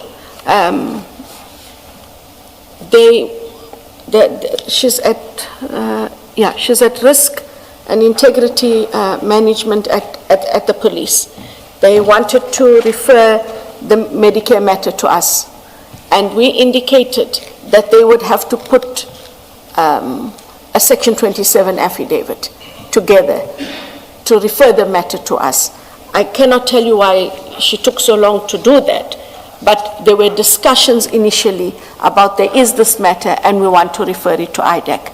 But we were not going to be able to take the matter as is to IDAC without the referral. But still, then you would not have been correct to suggest to the ad hoc committee that there was a referral in February on that version alone. Yes, on my version, it is, maybe I should have said it differently, but on my version, we had engaged on a referral of a Section 27 to IDAC for the Madlanga matter, and that was done in around about February. What do you mean you had engaged in a referral? I don't understand. Sorry, we engaged about a referral of a Section 27 to IDAC in February. So then I would expect, and perhaps it will go into our list of and documents. Maybe I must pause here.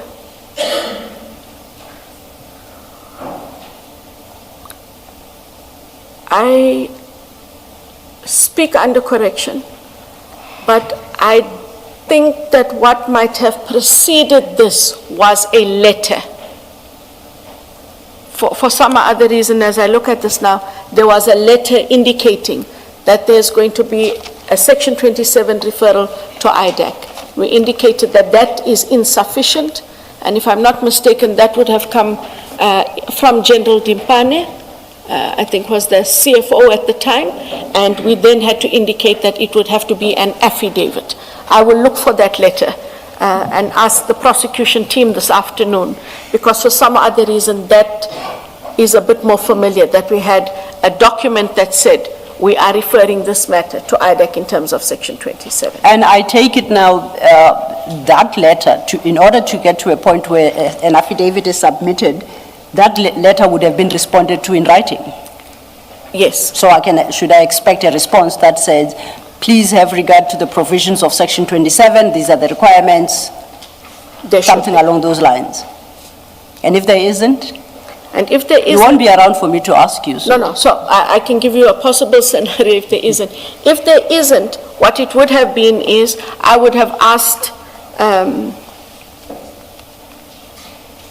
Mr. Perumal, who worked quite closely with General Matlo, to make sure that this letter is not sufficient for purposes of a referral. Kindly ensure that they follow the prescript and give us an affidavit. But then Mr. Perumal would have dispatched such a letter. Is that what you're suggesting? Either verbally, or there is a letter that was dispatched. And that is why I wanted to say, if you can't ask me later, that if there isn't a letter, there would have been an engagement. This is the second letter that is received by your office, and there is no record of a formal response thereto. What in fact happens is heightened activity regarding investigations resulting in prosecutions. That's rather lax, is it not? No, I'm not saying there isn't a letter. You asked what would the possible scenario be if there isn't a letter, and I'm not here to ask. I'm saying that the letter would have come from General Dimpane's office referring the matter to us. We would have acknowledged receipt of the letter, and whatever else would have been written in there. I will most certainly ask the PA to check for that. So then the answer must be, if you received a letter, because that's a trigger, then you would formally have responded to it, in a letter. And all those records are within IDAC. They and must you just be in tell us IDAC. who to turn to establish those facts. Okay, so those two, I'm going to the office tomorrow to pack up my bags, but I'm able to ask Please. My PA, the PA that was my PA. Yeah. Before someone Understood. says I'm taking ownership of people in IDAC when I'm no longer the ID chair, I apologize. Okay. So then you went through that process, and we landed in June 2025 with this affidavit. Correct. Which you consider to be a Section 27 affidavit. That is correct. I look at first page 3519. We read paragraph 3. Paragraph 5 then informs that a comprehensive internal audit report is currently being compiled which will shed further light on the alleged criminal misconduct, the procurement processes which were flouted or manipulated, and other relevant aspects. Thus far, in this affidavit, I haven't come across any alleged criminal misconduct or an allegation of flouting or manipulation of procurement processes. At least those don't precede paragraph 5. They can only succeed it. You accept? Because the author, the deponent tells us that a comprehensive internal audit report is currently being complied, which will shed further light. Yes. So it suggests that at least at a superficial level, established an alleged criminal misconduct, comma, the procurement, flouting of procurement processes and or manipulation of such processes and other relevant factors. But in paragraph 3, she says, in support of initiating a criminal investigation into the alleged unlawful awarding of a tender. That's the first one that she starts with. To Medicare 2024 to provide medical health care services value 360 million.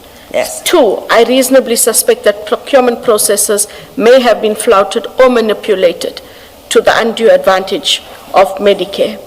And then she says, I also suspect that corruption and money laundering may also have been perpetrated to the prejudice. So she does set out. I take the point.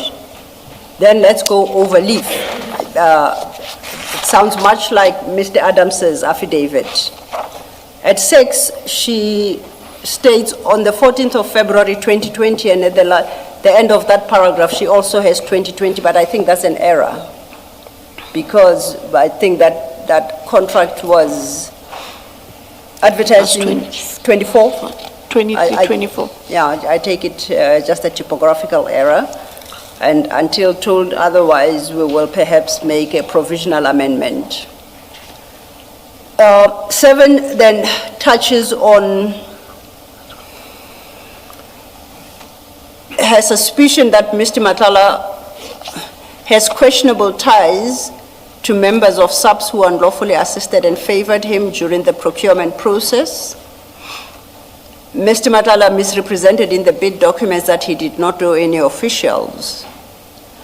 Then at 8, says, I've advised the National Commissioner General Masemula of the SAPS that he should consider terminating the contract with Medicare to save the SAPS from irreparable harm and to diminish the financial prejudice being suffered by SAPS. General Masemula ultimately terminated the contract with Medicare on or about the 15th of May 2025. By that time, SAPS had suffered prejudice of approximately 50 million, and concludes at 9, nobody has the right to defraud and commit crimes against the SAPS, and I therefore report this matter to IDAC to conduct the criminal investigation. So what we can deduce from this affidavit is at least the Section 27 as referral affidavit is filed after the contract was terminated. It in essence alleges, or at least expresses her suspicions that it was unlawfully awarded, that the beneficiary, Mr. Matala, has questionable ties to certain members of SAPS who unlawfully assisted and favored him during the procurement process, and that, you know, they could, some members could have, I guess the procurement process could have been colluding with Mr. Matala. That's at paragraph 7. This is June 2025. We are back to section 27. We are back to there not being any grounds. We are back to the deficiencies that we have discussed. On your reading of this referral affidavit, was it sufficient to authorize an investigation? Maybe before you answer that, let me ask the question. in 5, the general refers to an internal audit report. Has that been received or sought by IDAC as part of its investigation? Yes, And you have that? we have that. Okay. All right. You can answer, Mr. So, based on the reasonable suspicion, I think there's enough that makes out the reasonable suspicion. What makes out basis for reasonable suspicion? In terms of what is set out, and this, where I did not quibble counsel with the 27 as it was in Adams, this is more substantial. I know it's a difference of opinion, but I'm saying this is more substantial. She does allude to the alleged unlawful awarding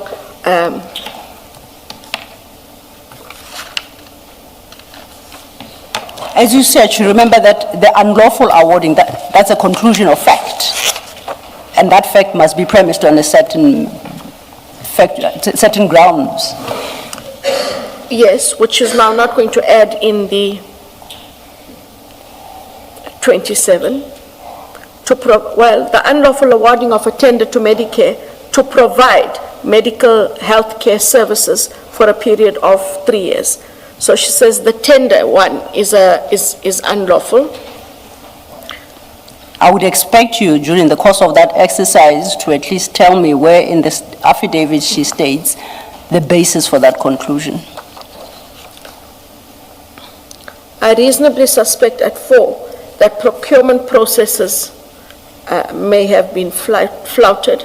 Okay, which then invites me to say on what basis does she suspect, reasonable or otherwise? Where in the affidavit does it tell you that?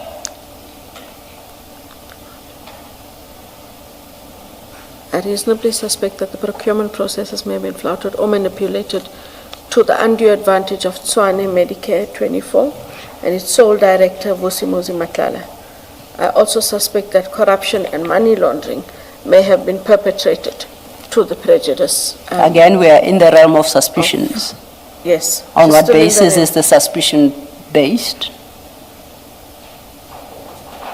From my reading, when you look at paragraph 5, Let me explain. I'm not saying she's not correct. I'm not. I'm looking at this document from IDAC's perspective.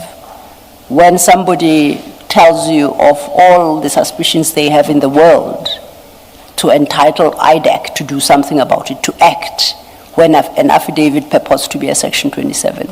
So she could very well be correct in everything she's got here, but it's a question of whether the disclosures were sufficient to trigger an IDAC investigation within the contemplation of Section 27.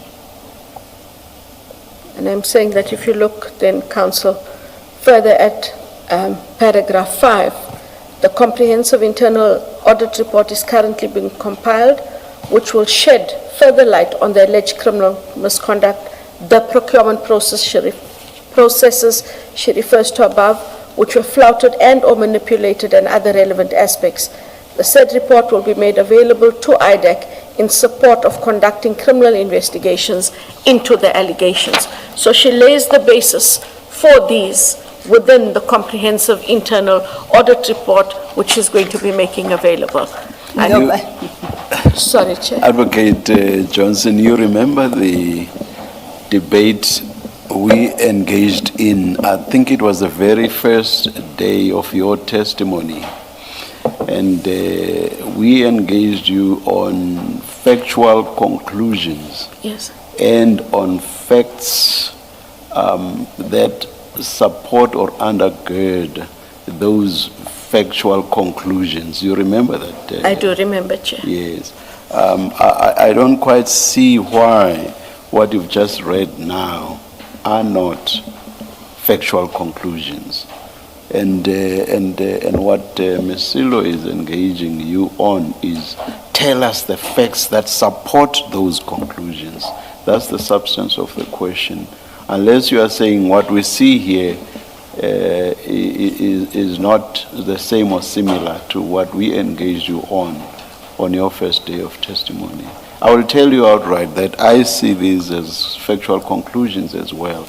And the reference to reports that perhaps may better inform the conclusions, reports that are yet to come, cannot cure the deficiency. I understand. Do you agree? I agree with you. Thank you. Thank you, Chair. Now, staying with paragraph 5, we know that she tells us that the internal report was being compiled at the time she prepared this affidavit.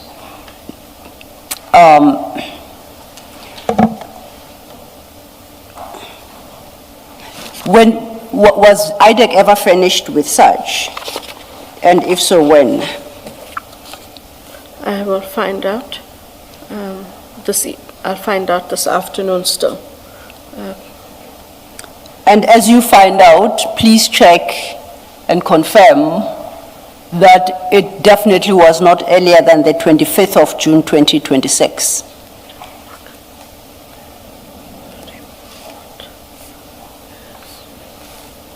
On my record, that was furnished to IDAC in June 2026, the latter part of June.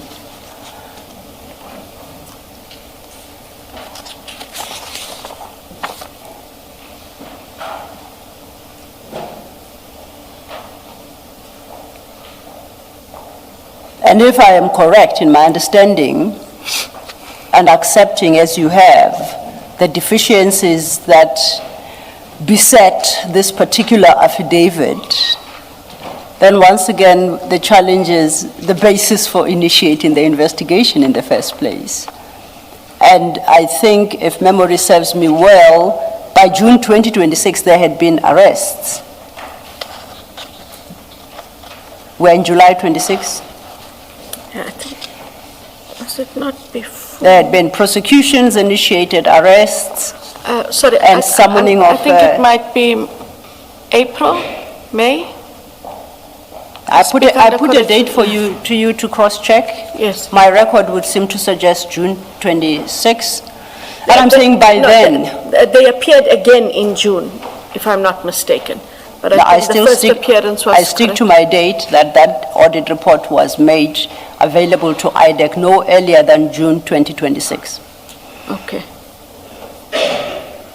Now, if that report was intended to shore up this Section 27, then I would have expected investigations to stop or not be initiated pending receipt of the report, the audit report, because that would tell you, give you some facts to determine whether or not your mandate is met.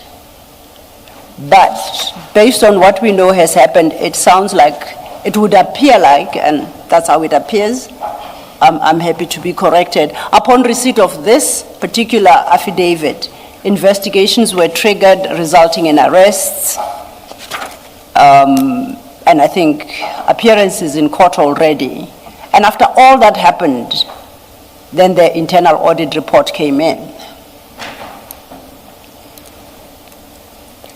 I will have to find out. Assuming I'm correct in my assessment, I guess you know where I'm going with this.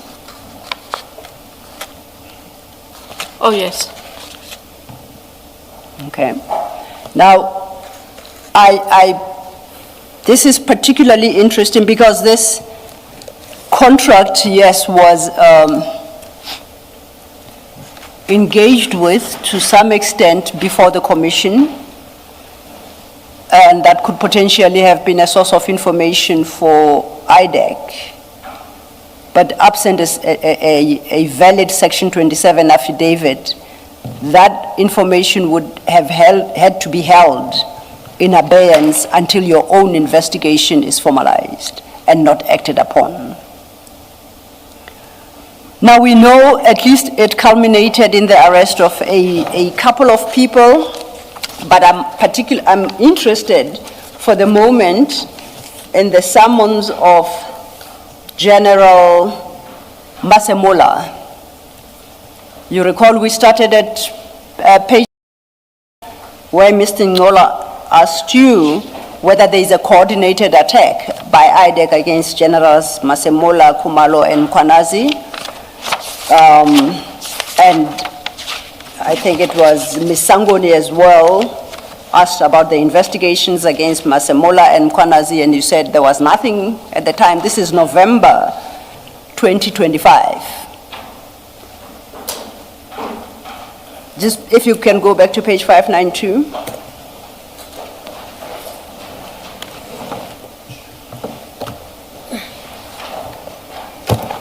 We looked at it earlier, midway that page. If my timing is correct, this is November 25. May I just quickly, Yes. Find out whether Mr. Michaels shared what he just gave to us with Mr. Bodlani and his team, please? Thank you. Sorry for that. Thank you, Chair. Thank you.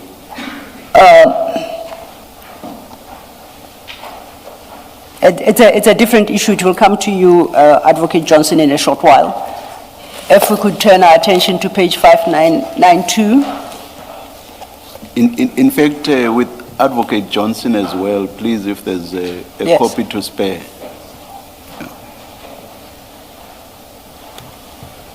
Where is that document? We'll turn our attention to that in a moment, Advocate Johnson. It's the exercise that that the chair had asked, yes. had asked us I to will be do. coming back to you with my questions on that. Thank you. Okay.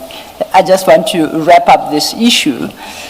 So now you are at the ad hoc in November 2025. You are specifically asked whether there are investigations into General Masemola and General Mkhwanazi, and you said, apart from those inherited matters from IPID, there are none.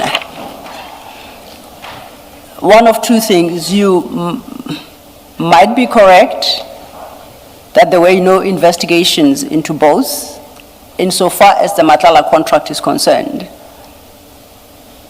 Regard being had to the fact that you received the affidavit in June, or you might have misled ad hoc when you at least claim that General Masemola is not under investigation for anything.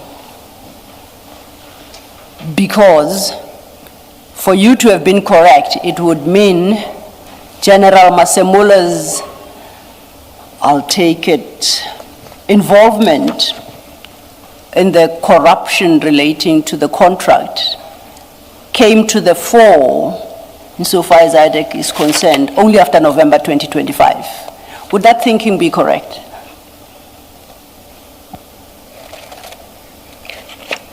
At the time when I was at ad hoc, he was not the subject of the investigation. That's a fact, okay. That's a fact. All right. And So- it is much, much later on in the investigation that it came to my attention that he is now a subject of the investigation. And that would definitely not have been on the strength of the internal audit report, because on my contention, that audit report was availed to IDAC in June 2026, and by then they'd been charged already. So there's another basis on which IDAC relied to impugn wrongdoing on his part and I'll accept after November 2025. Correct. That's a summary, okay. Chair, before we go forward and deal then with some detail as regards this, perhaps the chair would like us to deal with the issue of the PKTT and the disbandment or purported disbandment, whatever the correct legal position is, of the PKTT. The chair had requested that we scan the landscape and try and determine the extent to which this matter was addressed in the public domain and in newspapers. And we are indebted to our head of communications, Mr. Jeremy Michaels, who undertook this massive task for us. You have before you, Chair, a summary prepared by Mr. Michaels on this question. And Chair, I'll leave it to you. Thank you. Thank you, Ms. Sello. You signed the summons we were debating, the summons which at paragraph 6 of annexure, is it annexure B? Yes. Yes. Refers to the PKTT. And when you were engaged on this, you suggested that you would have to, or rather people who would have to answer to this were those that made the recommendation that related to this part of annexure B. And this was on the basis, as I understood you, that you were not quite sure of the issue that related to the PKTT. Am I correct in my summary thus far? You are correct, Chair. I specifically asked you whether, if you were aware that there was an issue around the PKTT and its disbandment, you would not have been alert in your mind and raised specific issues with regard to this paragraph 6. And you said you would. I also asked you about whether, if this was publicized, the issue of the purported disbandment or disbandment of the PKTT, if it was out there, whether you would have been aware of that. And you said you would have been. And I even said to you, I hope that your escape route will not be that, oh, it was only publicized by such and such a media house, I don't go there at all. No. And you said, I read all media. Correct. Now, let us have a look at what you have just been given. There it opens with, there were numerous articles in broadcast, electronic, print, online. I'm not sure what the difference is between electronic and print. I'm not a media specialist. Regarding the disbandment of the PKTT. And this goes further and says that there were even social media posts on the subject. And the period is from 1 January 2025, the 1st of January being the very first day after Minister Mkunu's late night letter of the 31st of December 2024. And this goes on and says the wide coverage covers the period up to 15 April 2025. You see that? I see that, Chair. Would you say that what's been captured in this document is perhaps inaccurate, or would you accept that it must be accurate? I would have to accept that it is accurate. Now, you said that you do follow media publications, so you must have seen publications around the disbandment of the PKTT, correct? Correct, Chair. And you would also have seen that it was a controversial subject, correct? It was, yes. It was.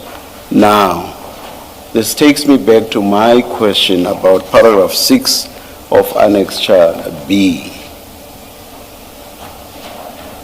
Why is it? Because you suggested this morning that no alarm bells rang in your mind about paragraph 6. Why is that so? If there was such wide coverage of this subject, a controversial subject, why did alarm bells not ring in your mind?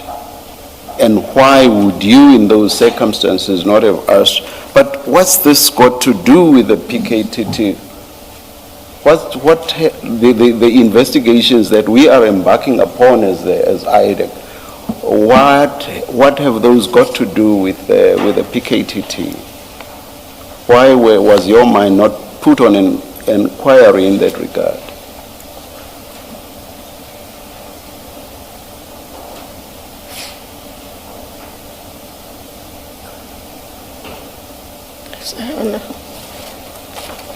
I do not dispute the information, and I do not dispute that I should have asked questions.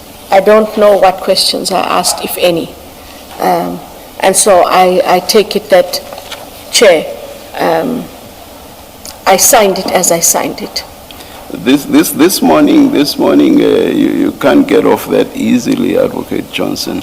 This morning, you basically suggested that you were not really aware that, as at the time you signed this summons, you were aware that there was any issue about the PKTT. Correct.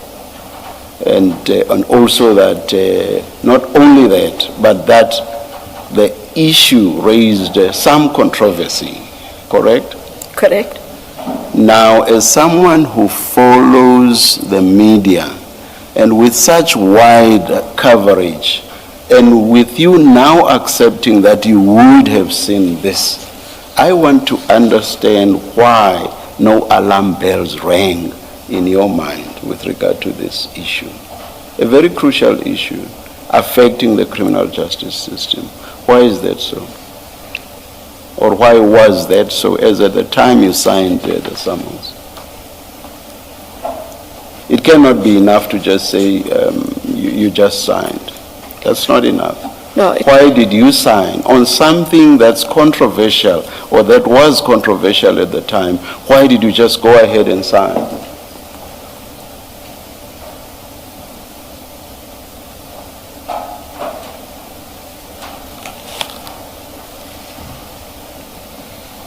It is one of two things, and it's not an excuse, Chair. Either I engaged and was engaged with Mr. Peramal and was satisfied with whatever answer I got. However, it comes back to what I said. I was unaware of a PKTT investigation, and so I should have asked deeper questions. I cannot tell you why I didn't ask deeper questions. Exactly. Sorry. Continue. And what I'm saying is I'm not looking for an excuse for, I'm saying, should I have? I appreciate that I should have, and that I didn't ask deeper questions, and I did sign it. I cannot get away from the fact that I did sign it. It's crucial that you say you were not aware of a PKTT investigation. And this was an issue that was topical, and not only topical, but also controversial, you've accepted. So you are not aware of a PKTT investigation as at the time, but you go ahead and you sign. That's very difficult to understand. And unless there's something you are not telling us. Not at all, Chair. And when you look at the sign, that document talks to, I think it talks to,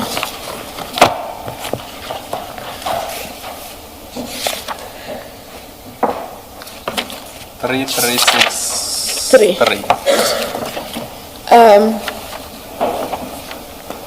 When we look at the top, Chair, paragraph 1 talks to the deviation of appointment of Lieutenant General Commando. And when I looked at paragraph 6 during one of the breaks, the original documentary files and applications for promotions of the commanders and members of the political killings task team through deviation. They tied in to the deviation process.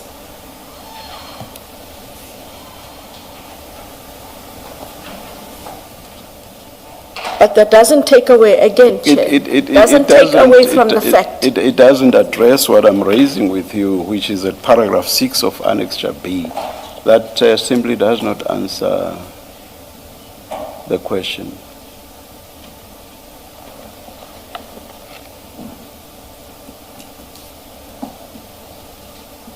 Does it? I dealt with it as the deviation, but I'm coming back to what Chair is asking. Yes, I'm asking you about paragraph 6 of Annexure B. What you just read now does not address that. I understand. That has nothing to do with deviations which you've just referred to. This is about inquiring into promotions of the commanders and members of the PKTT. So the entire body of the PKTT, that has nothing to do with the deviations you've just referred to. So you've not answered my question. Chair, I can't take it further than the answer I gave. I should have asked more. I don't have a sinister reason for not having asked more. I didn't ask more. All right. Whatever the discussion we may have had, I accept your point that I should have asked more, so why didn't I? And I don't have an answer for why I didn't ask more, or why I don't have a better explanation. I can take it only so far. Yes. I want to suggest, as you continue with the chair, that another possibility is you knew what this was about. And you knew exactly why the PKTT is in that paragraph 6. That's another possibility. Sorry, Chair. No, it's okay. That's exactly why I even asked, isn't there something you're not telling us? Not at all, Chair. But can you answer the question raised by Commissioner Baloyi directly? You heard it. She'll repeat for me. May, please repeat. Yes, I was saying, well, the other possibility is you knew and understood why the PKTT was in that paragraph 6, or why that paragraph 6 was in there. It's simply inexplicable. It is simply inexplicable that you would not have addressed this. Not when you accept that this was not only topical, but it was also controversial. So alarm bells should have rung in your head that you did nothing. What that tells us, subject to your response, is you must have known what was going on, or not? Chair, I can't take it any further. I accept your point. You accept that I accept your point because that you knew what was going on. I must have known because there's nothing else I have to gainsay it. I followed your logic. Yes. And what I'm saying is, in the absence of something to gainsay it, I'm going to be talking in circles and rambling on at this part of the afternoon, which none of us want. If you knew it and it had nothing to do with what was being investigated, you've said in so many words that the PKTD was not being investigated. So if you knew, why did you sign this when it included something about the PKTD which was not being investigated? If, as you say, you knew about it. Or at best for you, you must have known about it. At best, I must have. So why did you sign it? You know that the PKTT is not being investigated and you accept that you must have known. Why would you have signed this? Why did you not cross out number 6 of Annexure B? I know it may not make sense, Chair, but I followed the line of what they were asking.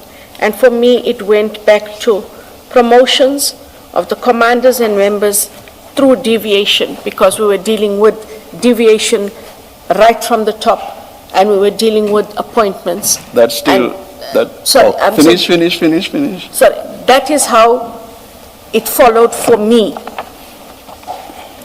I accept it may not make sense to anybody else, but I followed that sequence of appointments, deviations.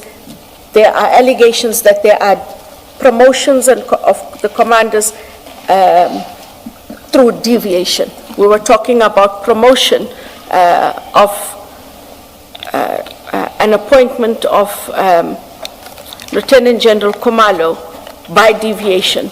So it made sense in that regard. But what the questions were that I asked, that reasoning simply does not make sense, because 6 is about the entire complement of the PKTT. you would have to be suggesting that you thought the deviation applied throughout the entire complement of PKTT, which simply does not make sense. You could not have believed that at the time. So your answer is a non-answer, Advocate Johnson. Chair, I agreed with you, and I'm sticking to that agreement. You agree even with the last proposition? I agree with your last proposal. I can't come up with something different in my head at the Yes. moment. This happened early last year, early last year. Yes. I have no other recollection or something to trigger my mind. I did think that by talking to Mr. Perumal, it might have triggered my mind. I'm not saying I would have come with a better answer, but that is the answer I have to make peace with. The problem, just to add with a deviation point, is that as you read it, it's person-specific. That's number one. Number two, when you look at number 6, it's Quite wide. Not just wide, it covers the the entire spectrum. It refers to all PKTT members, from commanders all the way down to the most junior. It covers, so for that reason, you just cannot rely on the point about deviation. I accept the chair's proposal. Yeah. Now let me make a different point. Having seen what we showed you now about publications, and with you having said you do follow the media, I want to suggest to you that you were not truthful when you suggested that you were not really aware of any issues around the PKTT which would have caused alarm bells to ring in your mind. That is why we went into this exercise of finding the extent to which the issue of the disbandment of the PKTT was publicized. So for you to have even suggested that no, alarm bells could not have rung in my head, to have suggested that when in fact it was publicized as widely as it appears to have been, you were not being truthful this morning. No, Chair. The alarm bells not going on does not take away the fact that I may have seen some, if not all of this. There were no alarm bells for me and for IDAC. This had been it was a police matter at the time that it was being canvassed. We were not working with the PKTT at the time. I have colleagues in KZN who work with them. But the alarm bells didn't have to go on because it wasn't within our space and it didn't affect any of the work that we were doing.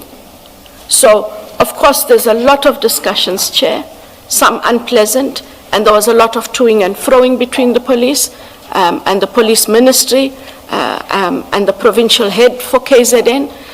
That was alive and clear, but it didn't raise alarm bells for IDAC at the time. It should have, exactly because this was topical, this was controversial, and you say, as at the time you signed the summons, you knew that there were no investigations against the PKTT. So your mind should have said, hey, this thing is so topical. What's being said here about the PKTT? It's in that sense that I'm raising this with you, and I'm suggesting that you were not truthful this morning. No, Chair, I stand by what I say about it didn't raise alarm bells for me. I appreciate your point, however, that it should have. I didn't misconstrue anything I said. I appreciate the different view, and I accept your different view. But it didn't raise alarm bells at the time. I must just conclude this by saying I find it strange that it didn't, as you suggest, it did not. And I take note of you, Chair. And subject to our further weighing up of the evidence, let me outright say that I find it hard to believe what you are saying in this regard. Your comment? It's up to the chair and the commissioners. Thank you very much. Advocate Johnson, I need to take you back to the two main questions that were posed to you in the summons. And you answered them in paragraphs 8 to 10 of your supplementary statement dated 10 July 2026. And question 2.1 was about whether IDAC has acted within its mandate. And you said IDAC operates strictly within its mandate, and you set out what the mandate is. And then in paragraph 10, are you there? Sorry, Chair. It's page 4 of your supplementary statement.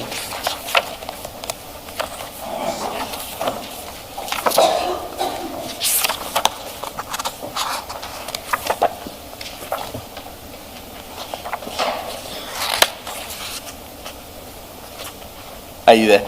I'm at Yes, page so 4. paragraphs 8 to 10, you were responding to question 2.1 in the summons. So paragraph 8, IDAC strictly operates within its mandate, and then paragraph 10, IDAC has not dealt with matters outside of its mandate. Now, do you stand by those paragraphs in light of the discussion you have had with Chair and Commissioner Baloy? And in light of what we have discussed for most of the day, the various cases that IDAC has dealt with, at least in the last 2-3 years.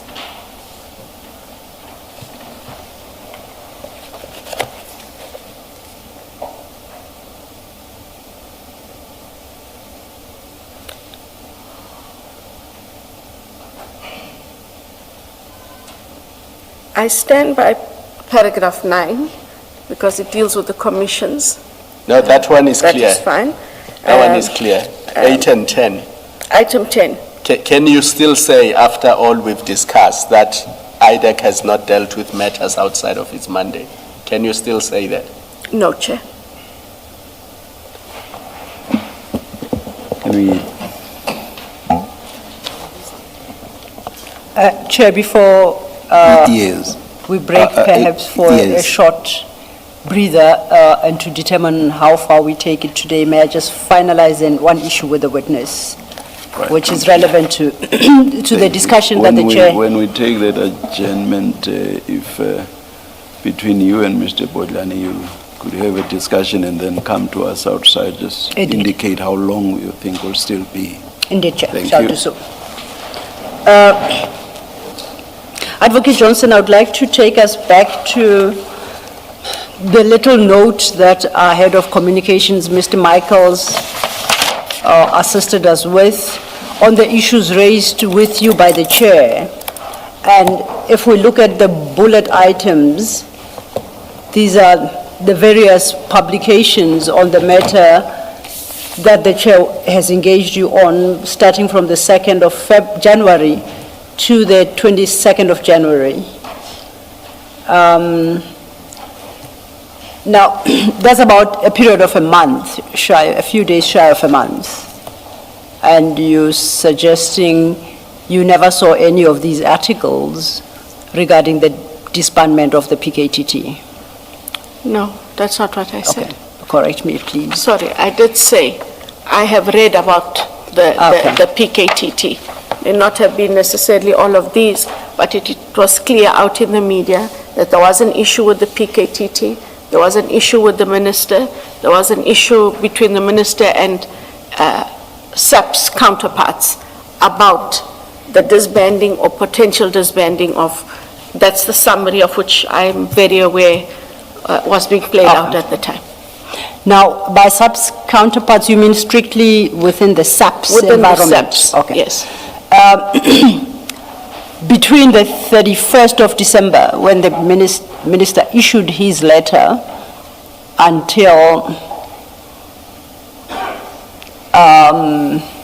April 2025, did you ever have opportunity to meet with the minister and discuss these matters?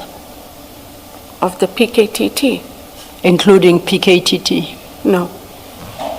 Did you meet with the minister in that period, and if so, for what purpose? Sorry, just be clear which minister. Minister, it's not former. Minister Mkunu, for avoidance of doubt. Minister Mkunu, I mean.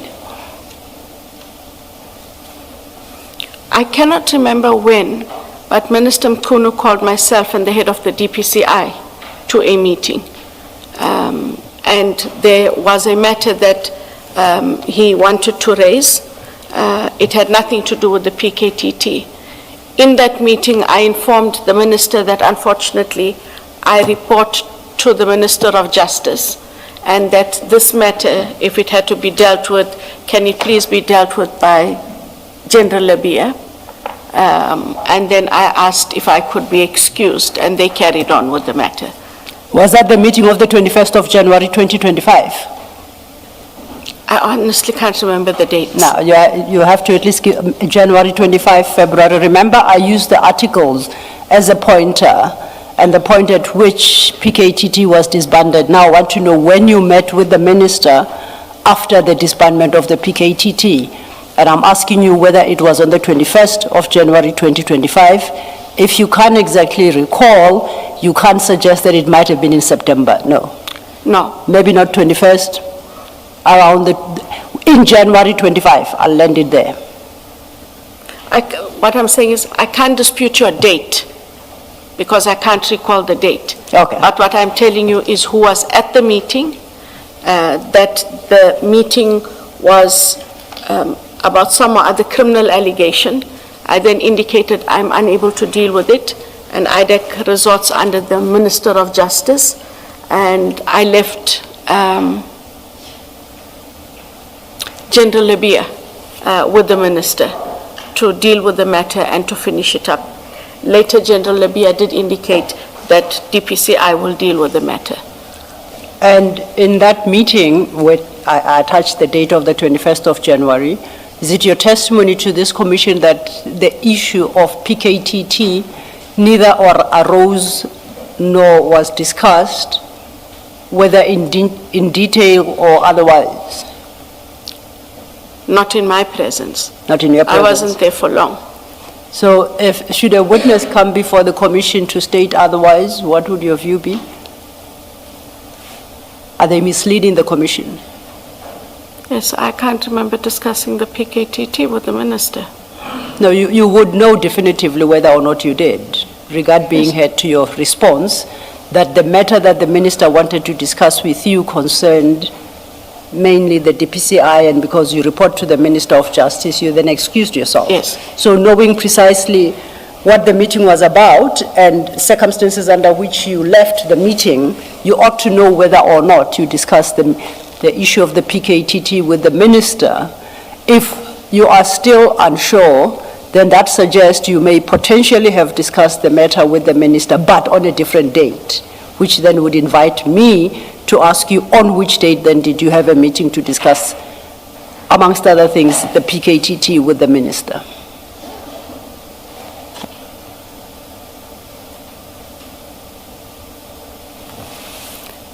I recall having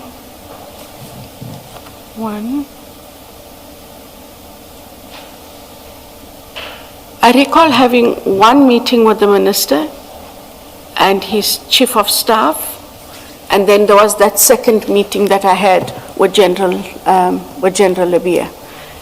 The first meeting that I had, from my recollection, the minister wanted to meet and greet, and he talked to me about IDAC. I can't remember that date. I'll have to check that date.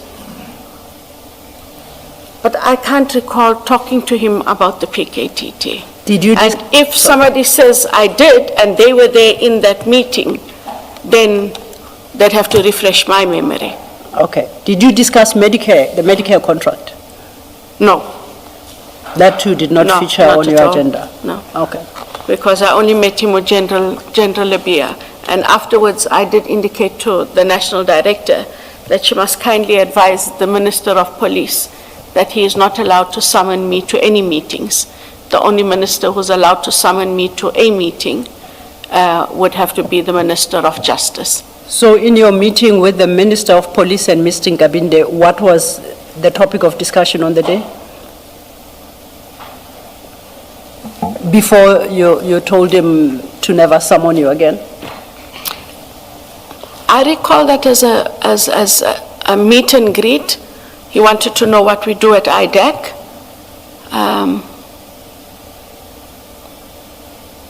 And I know it can't only, I know I talk a lot, but it can't have been only me doing the talking. I can't recall what all topics we discussed, and that is why I'm saying if someone else was there and they could refresh my memory, I would know what I, in all likelihood, spoke about. I can't remember them off the top of my head. I can Honestly, accept if you Counsel. don't recall all topics. Yes. But I find it difficult to accept that you recall no topic, zero. At least the weather, just been Christmas or Christmas was upcoming, something. No, I said we discussed IDAC. Yes, He wanted to know about IDAC, how we work, how we operate. that's all you recall of that meeting. And I recall that is what we talked about. I think we did talk about IDAC's relationship very briefly with the police, and I said we all got along together with the DPCI. So to try and help us perhaps get a timeline, if memory serves me well, the minister took office around June, July 2024? You recall? I'm not Just sure. after the elections were in 24. So I think he assumed office June, July. When do you think would have been your meet and greet meeting? Using that June, July as his date of assumption of office?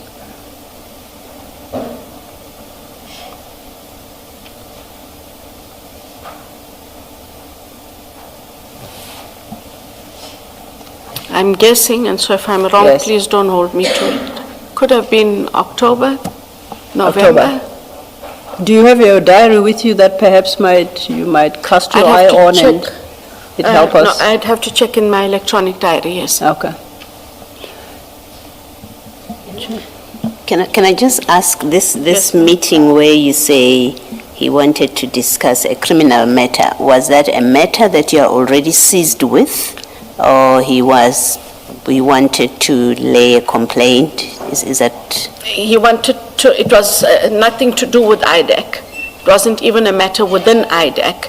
And I think he was trying to figure out whether this matter, this referral, however he was going to do it, must go to IDAC or to the DPCI.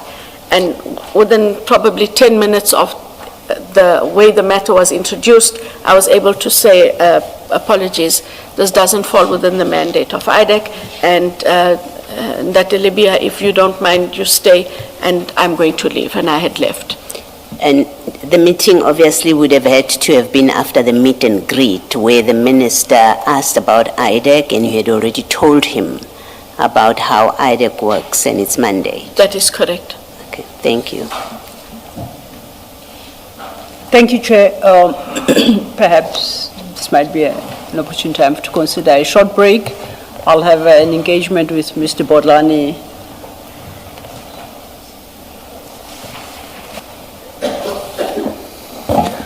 How long or short it is will depend on the two of you. We'll hear from you. Let's adjourn. Thank you.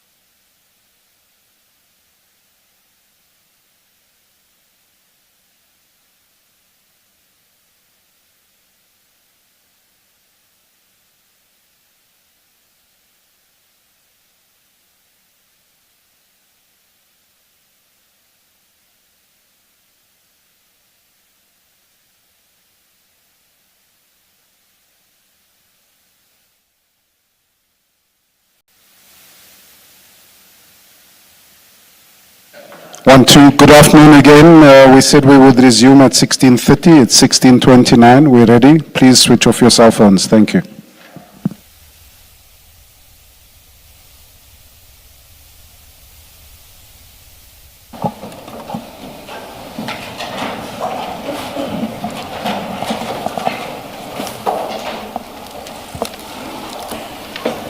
Yes, Mr. Thank you, Perhaps Chair. start by Indicating. placing on record what was agreed with regard to Indeed, this Chair. afternoon's session.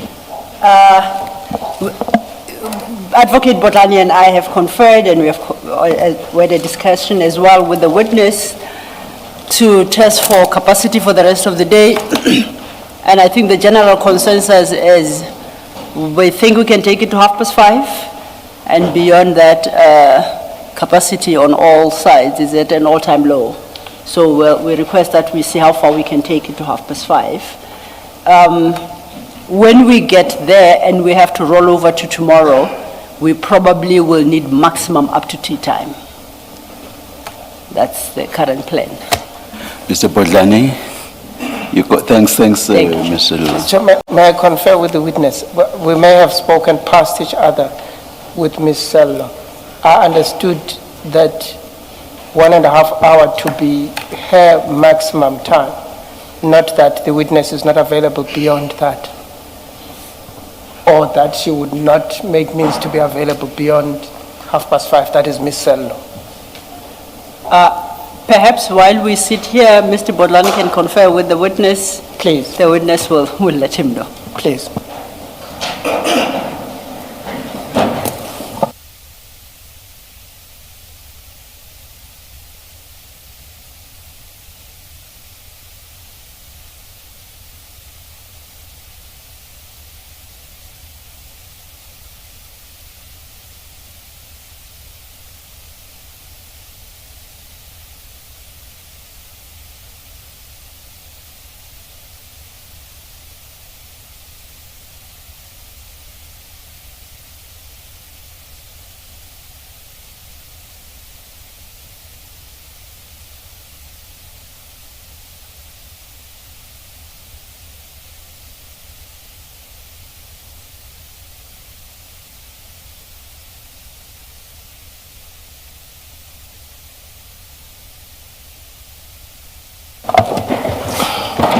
Thank you for that indulgence, Chair. Thank you, Ms. Sello.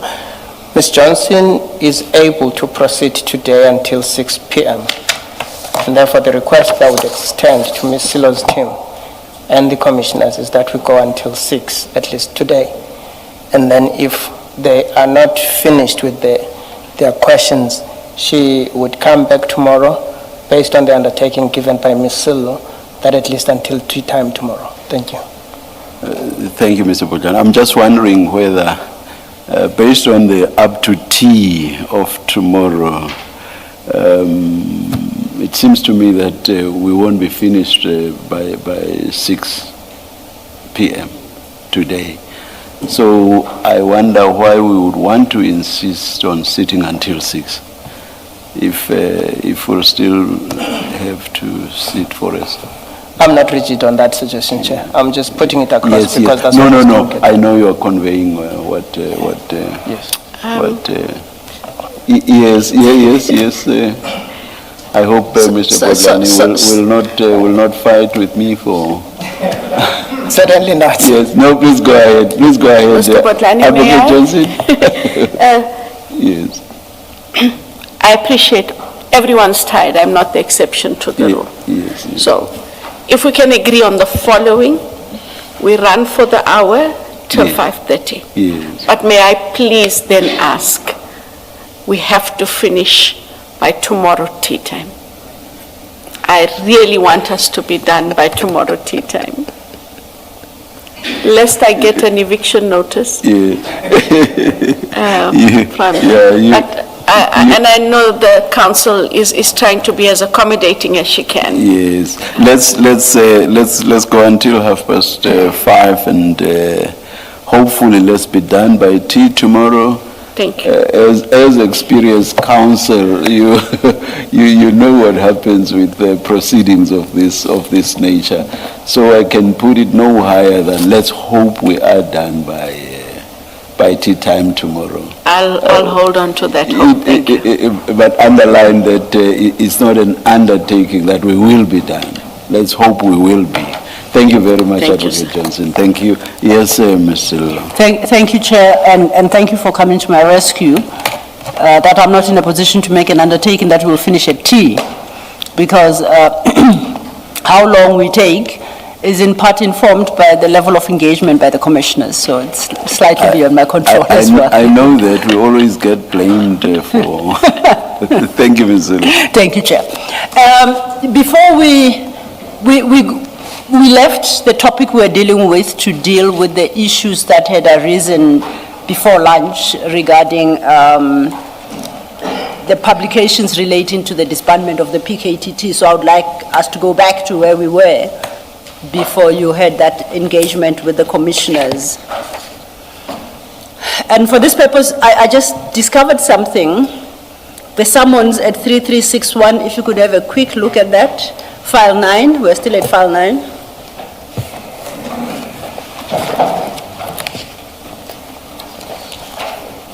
The copy on the screen is redacted, but the copy in your file is not.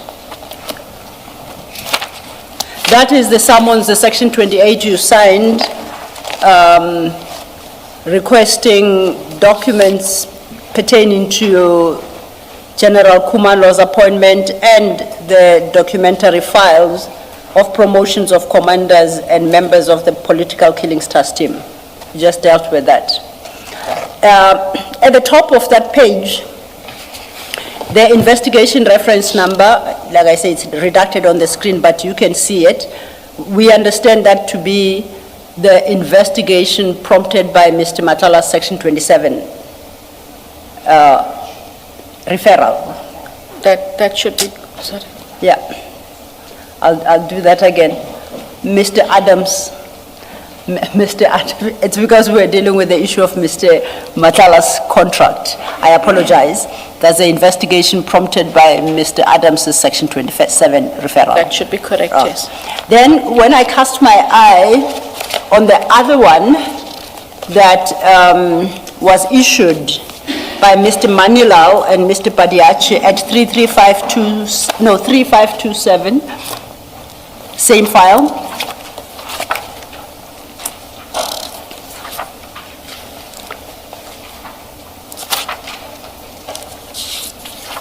We wondered which in 3527, we wondered which investigation this particular summons related to.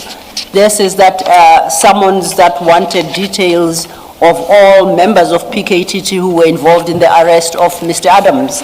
And I note once again at the top there, it gives us an investigation reference number, the Brooklyn case, case 542/06/2025. We know that is the case number for the Mukwele matter.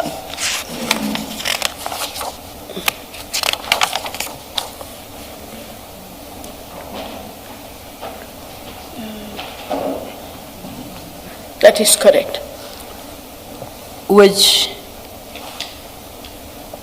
is confounding because what does the arrest of Mr. Adams have to do, by PKTT, have to do with the Mukwele criminal matter that was already enrolled and in court? Why would a summons be issued in terms of that particular docket? I cannot assist you. Okay. I thought I should just point out that the Yes. question had been what investigation is this, but the face of the summons would suggest that it's not an independent investigation, it's actually an enrolled case, criminal case.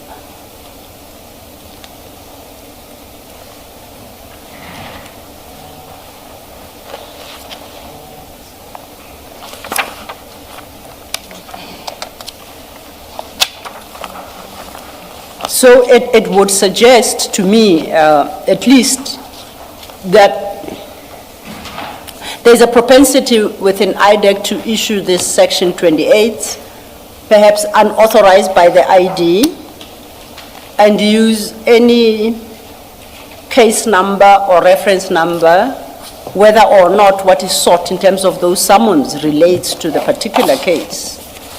I don't know if this is the one occasion it happened, or that's how, there are a few of these. That is not the practice. So this As far as you are aware? As far as I'm aware. Every case gets a reference number, and every matter works off that reference number for the purposes of issuing subpoenas and summons, which they then keep in a register. There's a sequence of numbers that follows, and it is the project managers who are in charge of those numbers. And so if you want to issue a summons and you forgot as an investigator or prosecutor what the reference number is, you always revert to the project manager to get a reference number, because you have to use the correct reference for the... That would suggest that it happened for the first time in May 2026. And I dare say that you don't have a basis for that, because you say you do not know whether other Section 28 summonses were issued in similar vein. That is correct. Okay, now I want us to go, you remember we're dealing with the referral by Major General Matou, that's at file 9, page 3519. We had established what I call the deficiencies in that referral affidavit. I had suggested to you that the comprehensive internal audit report referenced in paragraph 5 was only availed to IDAC in June 2026. You recall that? I recall that. And we know by June 2026, the arrests have been effected and the case, a criminal case instituted and enrolled. Now, if we stay with that affidavit, it suggests an unlawful awarding of a tender. It suggests flouting or manipulation of procurement processes at 4. It suggests questionable ties between members of SAPS and Mr. Matlala, which members then assisted and favored him and his company. And at 9, it concludes nobody has the right to defraud and commit crimes against SAPS, and I therefore report this matter to the IDAC to conduct the criminal investigation. So I take the crime includes defrauding SAPS. That's the sum total of what the affidavit tells us. Yes. Now, if we flip forward, attached at page 3522 is the actual charge sheet, and for this purpose I would like to confine myself to General Masemola's charge sheet. And remember our conversation at page 3524 in particular, our conversation stems from an engagement you had at ad hoc regarding what was considered, regarding a particular narrative that IDAC was participating in a well-coordinated attack against General Mkhwanazi, Masemola, and Khumalo. In light of the allegations, incomplete as they are, and the Section 27 referral, this charge sheet is dated, if you look at 3526, I think this is when it was served. It's dated 26/03/2026 at the bottom. There's that date. It states that the summons was duly served and explained to General Masemola on Wednesday, the 25th of March 2026 at 11:50 at SAPS College, Pretoria. By manuscript, you see that. Yes. Then let's start at 3524. I'm looking at the charges Count 1, it invokes the PFMA, Public Finance Management Act, Act 1 of 1999, and in particular Section 38, Sub 1, Sub C, Roman 2. And it's summarized there, and alleges that General Masemula failed to take effective and appropriate steps to prevent unauthorized, irregular, or fruitless and wasteful expenditure and losses resulting from criminal conduct regarding the tender. My reading of that charge is a failure on his part to take steps to avoid unauthorized and irregular expenditure resulting from criminal conduct. It does not suggest that he is complicit in the criminal conduct that led to the irregular expenditure. Am I correct? That is my correct reading in that count, yes. It's fair. At count 2, it states that in the period between 8 May 24 and 31st May 25, I'll skip a few lines. General Masemula was grossly negligent and that he failed to comply with the PFMA, in particular Section 38, Sub 1, Sub D, in that he failed to manage contractual liabilities of the subs by failing to stop the acceptance of orders from Medicare 24. So that particular count seems to suggest that there were certain liabilities borne by subs flowing from a contract. Correct. And that he is said to have been grossly negligent in failing to comply with the Act to manage those liabilities. Of course, the failure resulting in the payment of invoices issued to subs by Medicare 24. Count 3 states that during the same period, 8th May 24 to 31st May 25, once again he was grossly negligent, and in particular breaching the provisions of Section 38 1E, in that he failed to ensure that Medicare 24 Tswane was properly screened and tax compliant.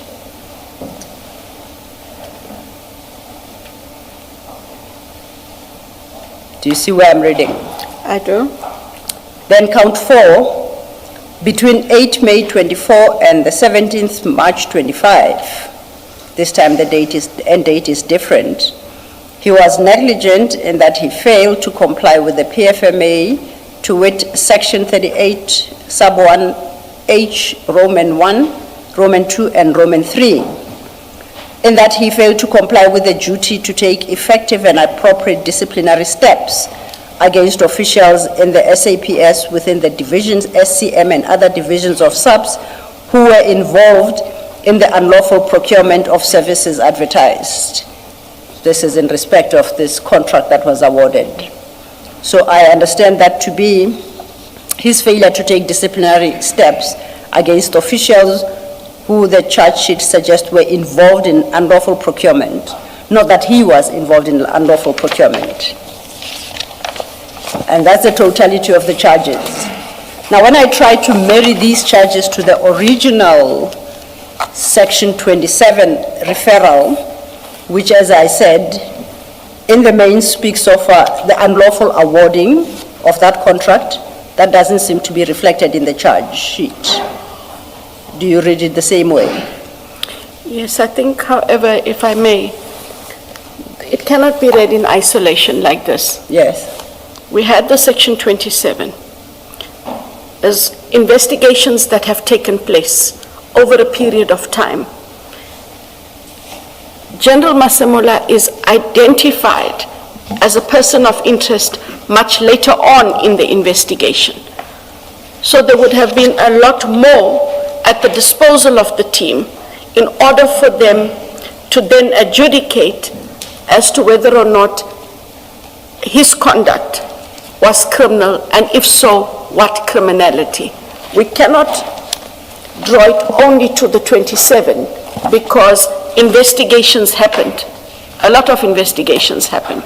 And it is much later, which goes to show that it's not just about a lot of work. There were lots of things to check, to cross-check, to verify before you arrive at the conclusion that there is this person that might have a case to answer. And so I'm saying that regard would have been had to more than just the 27. At the time, a decision is made about General Masemola. The point, there are 2 points I seek to make. As at March 2026, IDAC did not have that internal audit report. So whatever benefit that report provided, IDAC only acquired in June after the charges were laid. So what I currently have is to marry the charges to the original complaint, and the little exercise I have just undertaken was to see whether or not the charges are in any manner supported by the claims made in the referral affidavit with all its limitations. And I don't know if you can make the link.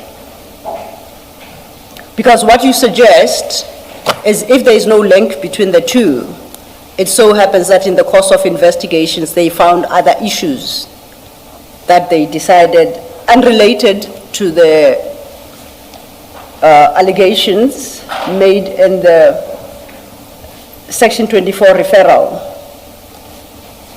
They happened across other matters, all of which reflect gross negligence gross negligence on his part for failing to comply with the provisions of Section 38, the specific provisions. And the question would be, the next question, of course, I'm trying to locate the crime to bring the non-compliance with the provisions of Section 38 within the scope of the Criminal Procedure Act.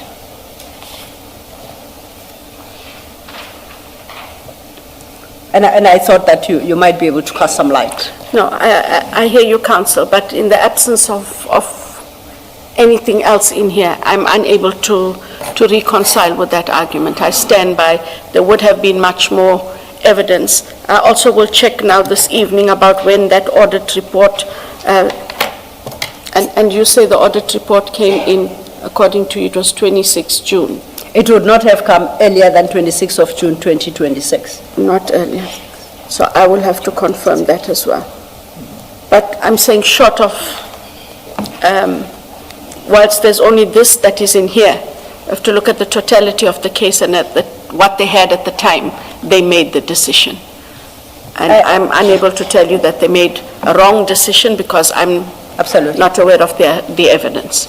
I did this little exercise to see whether there might be validity to the narrative that ad hoc sought to engage you on, that IDAC appears to be specifically targeting these three generals. And in the absence of a bridge between the Section 27 referral and the eventual charge sheet, I would suggest to you that that could potentially lend credence to that narrative. Would you agree? No, I don't. Okay. Yes, please come. Can I just ask? I mean, we always have to go back to your mandate. You don't have a self-standing mandate or jurisdiction to prosecute non-compliance with Public Finance Management Act. You don't. It always comes back to your mandate, and your mandate is in 7.1a. Can you look at 7.1a and say to us where this investigation and prosecution of General Masemola for PFMA non-compliance where it is located, keeping in mind the discussion on day 1 and day 2 of your testimony about how you read that 71A. Yes.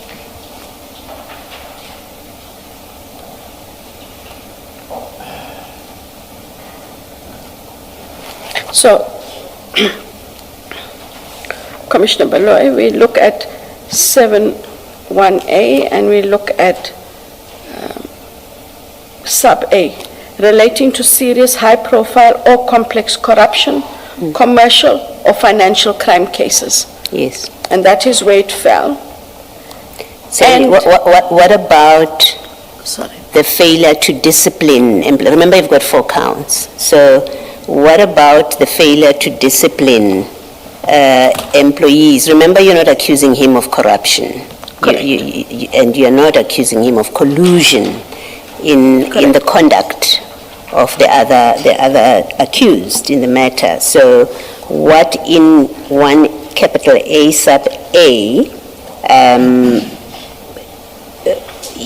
in fact, the discipline, count 4, which is about disciplining employees, how does it fall into that provision? And I use it as an example.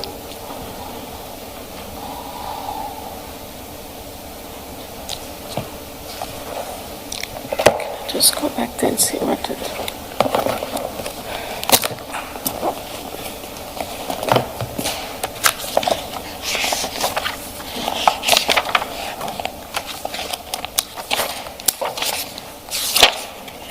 Sorry, Council, I'm not trying to kill the... No. To kill the hour. No. I just have to find... I think even if you tried, we have tomorrow morning. Sorry, Commissioner Bello, you referred to the charge. If you look at count 4, Count 4. sorry, yeah, and yes. count 4 is about failure to discipline employees. You are charging him under that section 38(1)H, 1, 2, sub 1, 2, 3. Yes. All of them relate to failure to discipline. Yes. So my question is, just looking at that one count, surely it doesn't have anything to do with 1AA if you are not accusing him of corruption.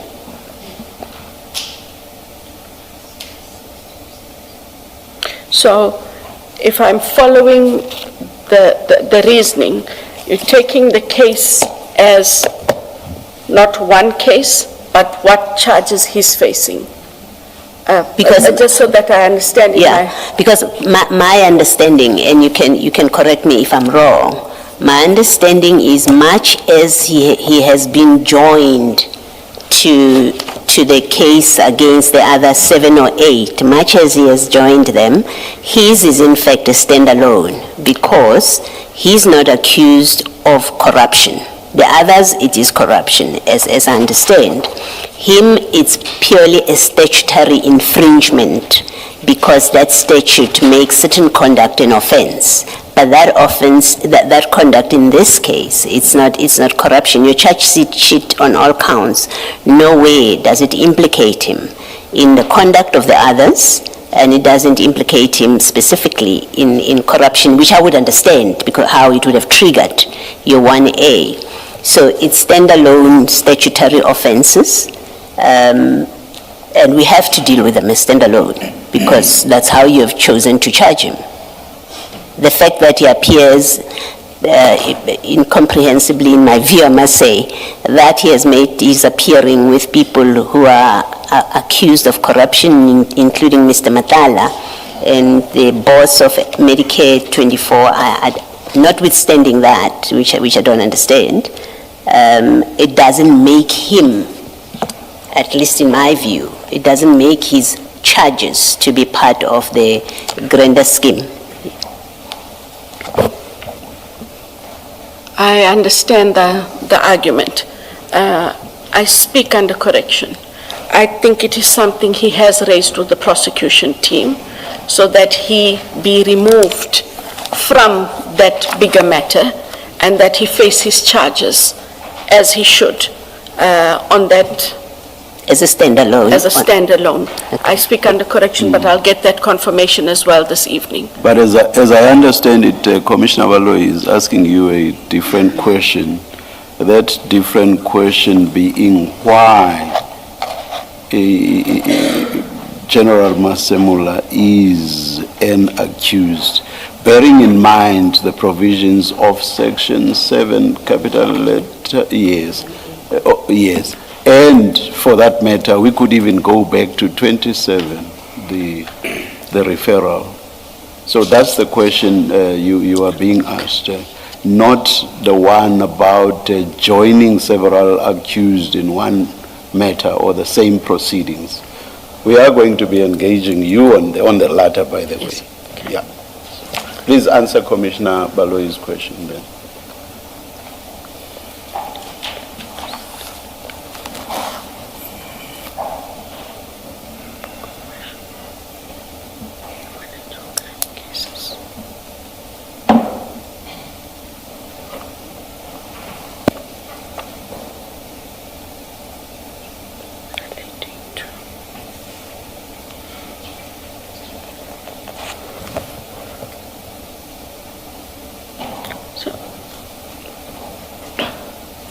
Commissioner Baloyi, Yes. I read it as follows. I can already see the chair there. Sorry. When I'm tired, I have to have a witty moment just to break my... I see that A, relating to serious, high-profile or complex corruption, which doesn't deal with him. Commercial or financial crime cases. The award of the tender falls within the commercial or financial crime cases. And then to the point that you make, Commissioner Baloyi, relating to, under paragraph C, additional related statutory offences or categories of statutory offences to wit under 4, the Public Finance Management Act. Yeah. But you see, you must go back to the mandate of IDAC. I think why was IDAC created? Otherwise, you are going to be investigating exactly what the SAPS is investigating. Then there's no difference between you and the SAPS. So we have to read it, to read your 7.1a, capital 1a, with in mind what is in fact the purpose of IDAC, why it was created. And sub A, small letter A, tells us serious, high-profile or complex corruption, commercial or financial crime cases. You surely are not saying IDAC has the jurisdiction to investigate and prosecute all and every financial crimes. You're not saying that. No. Yeah, you're not saying that, because the interpretation you're giving, it means all financial crimes you get to investigate. So we have to go back to, there has to be a link of corruption, it seems to me, because that's the very mandate of IDAC, and a proper reading must lead us there.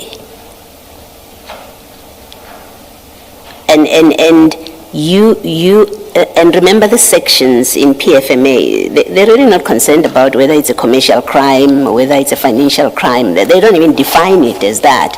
They simply say, if you have failed to discipline, or if as a result of gross negligence you have caused a fruitless and wasteful expenditure on the other counts, so you have to stick to the letter, otherwise you're extending your powers beyond the PFMA and beyond your act. So it's not standalone, and your charge sheet is standalone. You've looked at the act, and you've said he failed to discipline his subordinates, and then we charge him. We have jurisdiction over him. That cannot be what the purpose of this. It can be. But I think if we're reading the individual charges, I hear you, Commissioner Baloyi. Yes. But we mustn't lose sight of, and I'm not saying that you have, I'm saying let's go back to the counts. Count 1 says, in your capacity as the accounting officer of the South African Police Services, you unlawfully, willfully, and in a grossly negligent way fail to comply with the PFMA regulations, in that you fail to take effective and appropriate steps to prevent unauthorized, irregular, and or fruitless expenditure and wasteful expenditure and losses resulting from criminal conduct regarding the tender that was awarded to Medicare 24. Yes. So already there, we are drawing him into the realm of there was unlawful conduct, there's unlawful criminal conduct, and as the accounting officer, you have a PFMA obligation to stop that awarding. Yes. And You see, I deliberately chose not to deal with, to use count 1 as an example, because you immediately run into the PFMA definitions of what is a fruitless and wasteful expenditure, what is an irregular expenditure, what is an unauthorized expenditure, and I want to suggest to you that none of that applies here by definition of PFMA. If you look, and I know it's late in the afternoon, I'm happy to come back to it tomorrow, but if you look at the definitions, right, at the definitions, whatever happened with this contract as it relates to General Masemula, there is no fruitless and wasteful expenditure that you are alleging, at least in the charge sheet. There is no unauthorized expenditure. We know definition of unauthorized expenditure. It's budgeted for, and you go to the books, you're not saying they spent money that was not budgeted for. So I chose not to use that and to take the easier example to only make the point that it is a statutory contravention, simple. That's what it is. And not to say he can't be charged with that, but the discussion is, but what does IDAC have to do with that? How does its mandate get triggered? That's my difficulty. Certainly not disciplinary action. Count 4, you could never justify it. Even if you could justify the other 3, count 4 you could never. But my view is, even the others, they do not belong under IDAC's mandate. I'll leave it there, and if you want to deal with it tomorrow after you have considered it, I'm happy for us to leave it there, if you want to consider it overnight. Advocate Johnson, just to add to what Commissioner Baloyi as to the need, before you get to the PFMA or the other statutes itemized under paragraph C of the section, before you get there, there must be a charge or charges relating to some of the offenses listed above, for example, your corruption and so on. So Commissioner Baloyi makes that point. I will say, look at C, look at the use of additional in C, in paragraph C of the subsection. Do you see additional there? Yes. Surely, if you want to rely on the provisions of the acts referred to under paragraph C, you must already have some other, let me loosely call them main offenses as it were. And then the offenses under these statutes should be additional to those. Do you get the point? I get it. Otherwise, you would render additional in paragraph C meaningless. Do you get the point? So the question stands, but you may respond to it tomorrow. The question stands as to what the PFMA offenses you charged General Masemula with, what those PFMA offenses were additional to.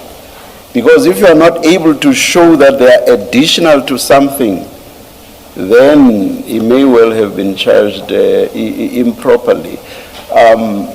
Perhaps just for clarity, let me state this. We are not engaging in this exercise to try to show that all of the people we have dealt with during this engagement with you are not guilty of the offenses charged. That's not the purpose, but it's just that in practical terms, it's very difficult to extricate getting into the offenses themselves, extricate that from what we are about, which is about IDAC's motives. Did IDAC properly exercise the powers vesting in it, or did it do so with improper motives? So it gets difficult not to get into the offenses themselves. I understand. So tomorrow morning when we start, please give us your own understanding of additional in paragraph C of the subsection. If you agree with us, then you must show us what the FMA offenses were additional to, Yes. for you in to have terms been of- able to charge under paragraph C of the subsection. Understand? We will wait for the answer tomorrow morning. Thank you. Thank you, Chair. I guess then the answers tomorrow morning will dictate the extent which we deal with this matter, and I'll finalize then. I'm sticking with the narrative as ad hoc engaged you on. This is a matter that would not have come to your attention, but it has been brought to the Commission's attention. And I'm considering this matter in the context of the conversation we are having. And for that purpose, I would like to invite you to CJC 387, page 3174. 3174. I think that's my file 8. File 8. I'm guessing.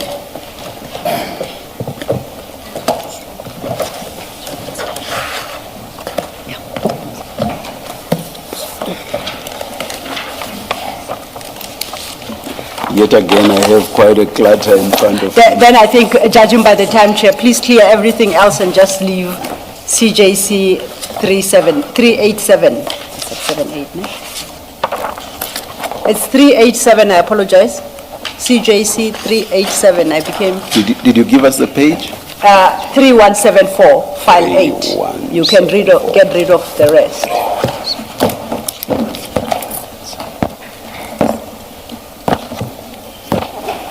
Have you've located the page, Advocate Johnson? Yes, ma'am. Now, this is a complaint addressed to the Commission. It's dated the 21st of July, 2026. Now, at 3174 is the cover page from the attorneys listed there, Malebia and Maleho Incorporated. And the complaint addressed to the Commission is a complaint in relation to unlawful conduct by IDAC. And this is on behalf of Sergeant F.E. Ngosi.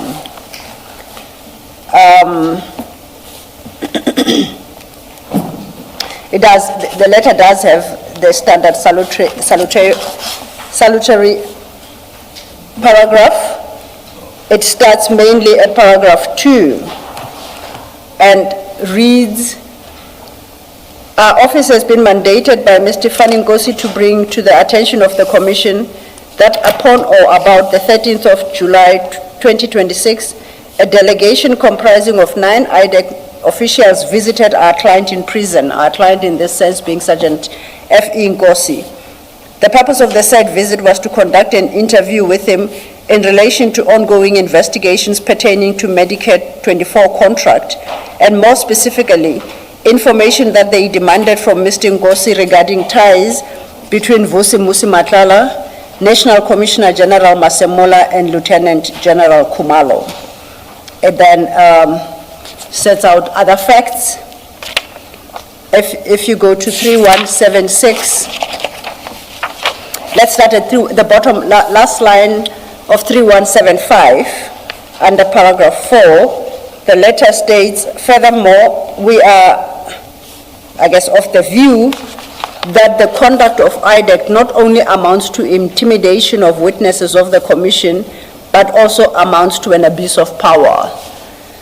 The issue regarding intimidation of witnesses of the commission is a matter for the commissioners to deal with. I'm more interested in the purpose for which IDAC paid Sergeant Ngosi a visit. If we go to page 3177, that is the affidavit of Sergeant Ngosi. I would like us to zoom in at page 3, paragraph 3.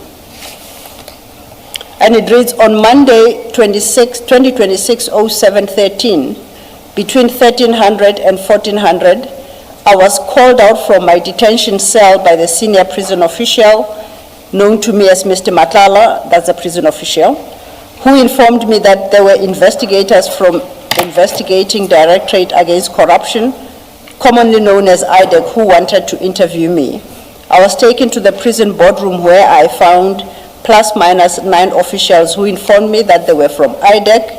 They were led by an Indian male who introduced himself as Sunil Belochan. These IDAC officials were comprised of 1 Indian female, 1 white male, 1 African male, and 6 Indian males. Those IDAC officials started to question me about the relationship between myself and Vusimusiket Matlala and threatened to charge me with corruption for once being in possession of Vusimusiket Matlala's FNB card. I would like us to then move to paragraph 4, where he states, and I quote, Sunil Belochan informed me that the white male was their official photographer. Sunil Belochan further asked me what I know about any corrupt relationship between Vusimusiket Matlala, National Commissioner General Masemola, and Lieutenant General Kumalo. I told him that I knew nothing about any corrupt relationship that he was asking me, and that I only knew Vusimusiket Matlala has close ties with Lieutenant General Sibia and Major General Khan, but he told me that he never asked me about Lieutenant General Sibia and Major General Khan. Sunil Belochan further informed me that I must not give him nonsensical explanation about Vusimusiket Matlala's FNB bank card being left in the jet ski boat, because Vusimusiket Matlala had already given him a clear explanation of how I got hold of this FNB bank card. Last penultimate line of that page, Sunil Belochan further informed me that the interview would continue with or without my legal representative, Mr. Katleho Maleho. I'll jump to the following page, page 3178, paragraph 5. Almost, let's say, a quarter through that paragraph. Furthermore, I would like to indicate that white male IDAC official took photos of me without my consent while I was being interviewed by Sunil Belochan. When I inquired about photos being taken, they informed me that they form part of the investigation against me. Before both Sunil Belochan and his white male colleague could leave, they informed me that they would contact my legal representatives. He concludes at 5, paragraph 5, lastly, I feel that IDAC officials have trampled on my constitutional rights by interviewing me without the knowledge of my legal representative. If we go forward to 3186, that's an affidavit by Sergeant Ngosi's attorney. 3180. Sorry. Yeah. Apologies, 3180. And we'll pick it up at paragraph 3, where the attorney states that on Monday, 2026-07-13 at 15:13, I received a phone call from telephone number stated, and the caller, that's a landline. The caller was my client, Fanny Ezekiel Ngosi. Then he states that Mr. Ngosi proceeded to inform him of the visit that he had had from investigators of IDAC.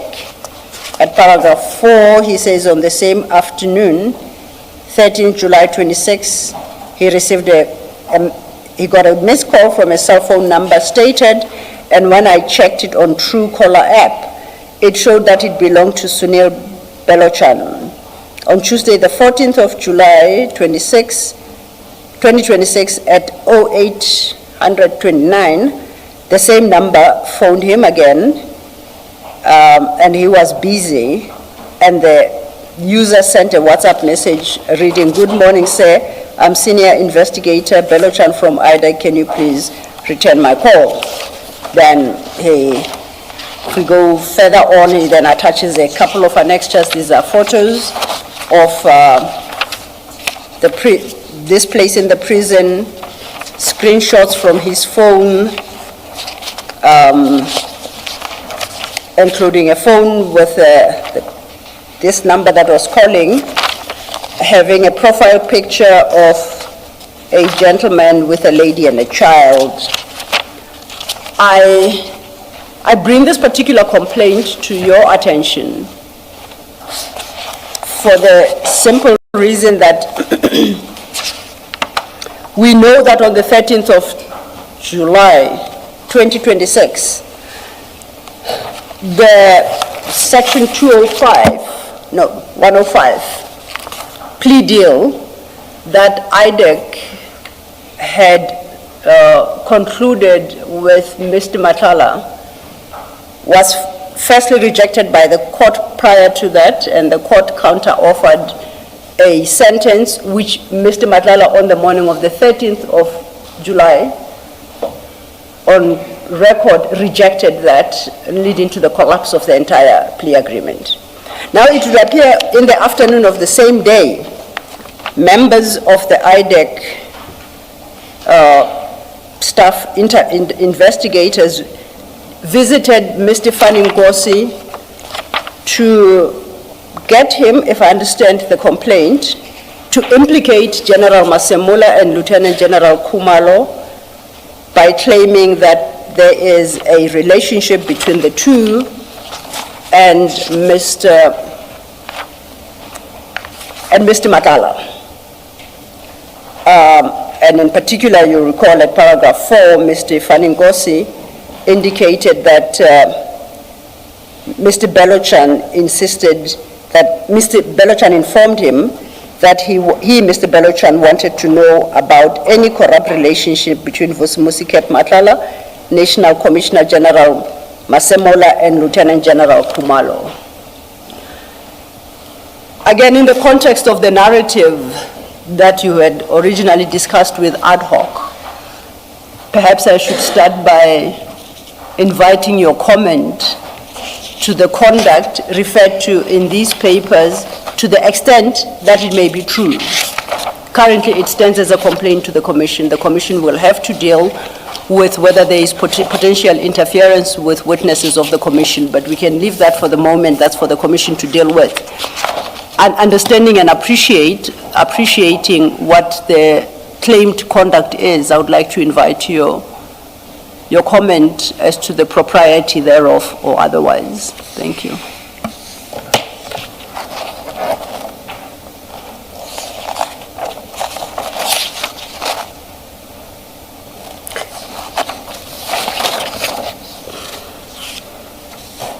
If the allegations by,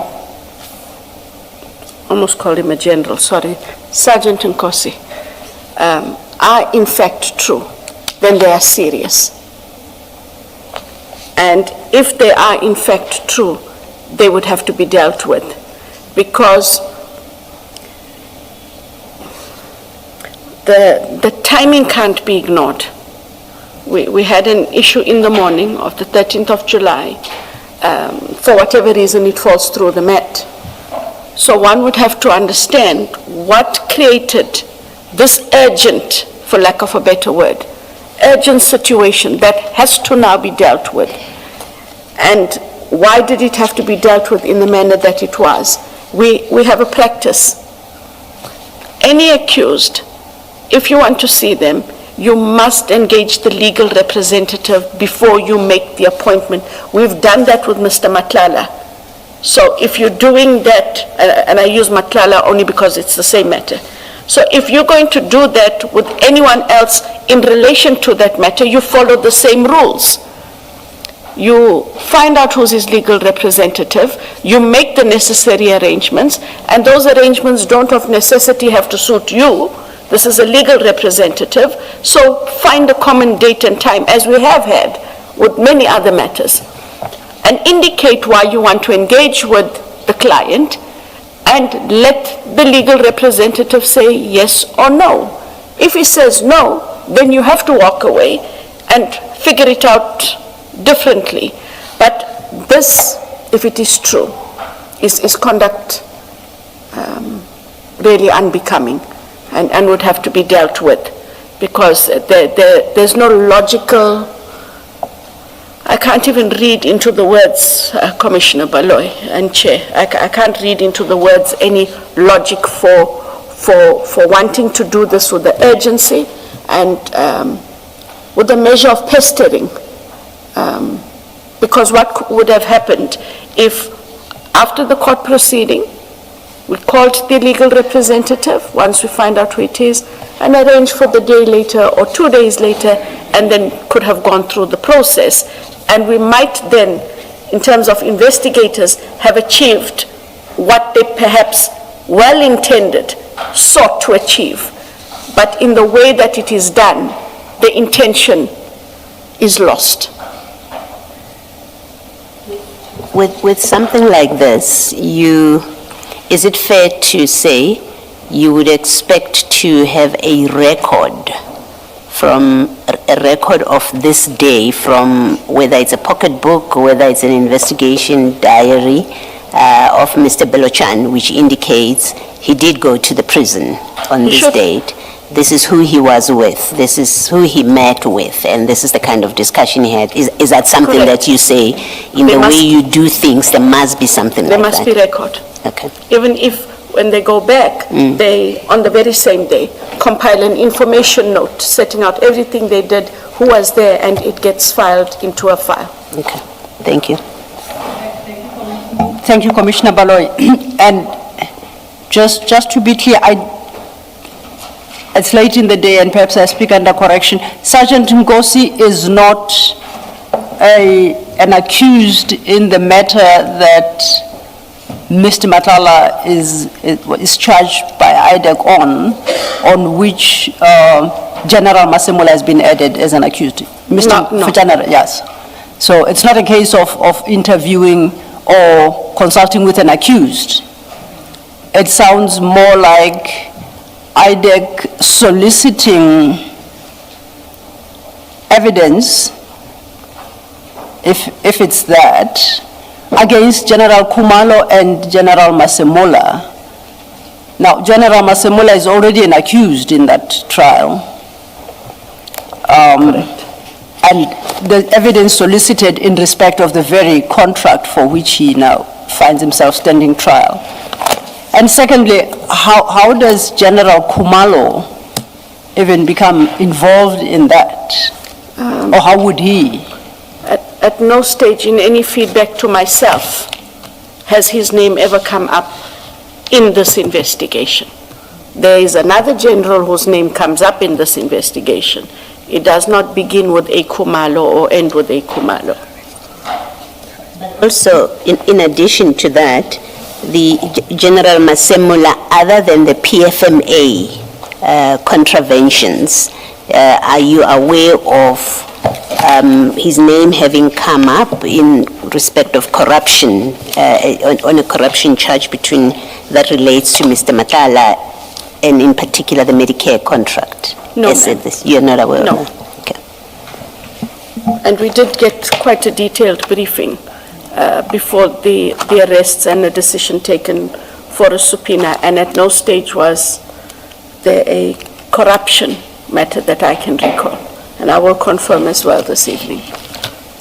And until Mr. Belochan gives us an explanation, on the face of it, it looks like he went about searching to find some debt that could be used against General Masemola and General Kumalo when there's no foundation for it in any of his investigations. That's what it looks like. Correct. Yeah. Thank you, Commissioner Baloy. Advocate Johnson and Chair, it's 1729. I don't know what exactly to do with that fact. By the time we It would meet, be- it would be 17:30. Yes, it would be 30 before you are done with your next question. So let's adjourn and resume at 9:30 tomorrow morning. Let's adjourn. Thank you, Chair.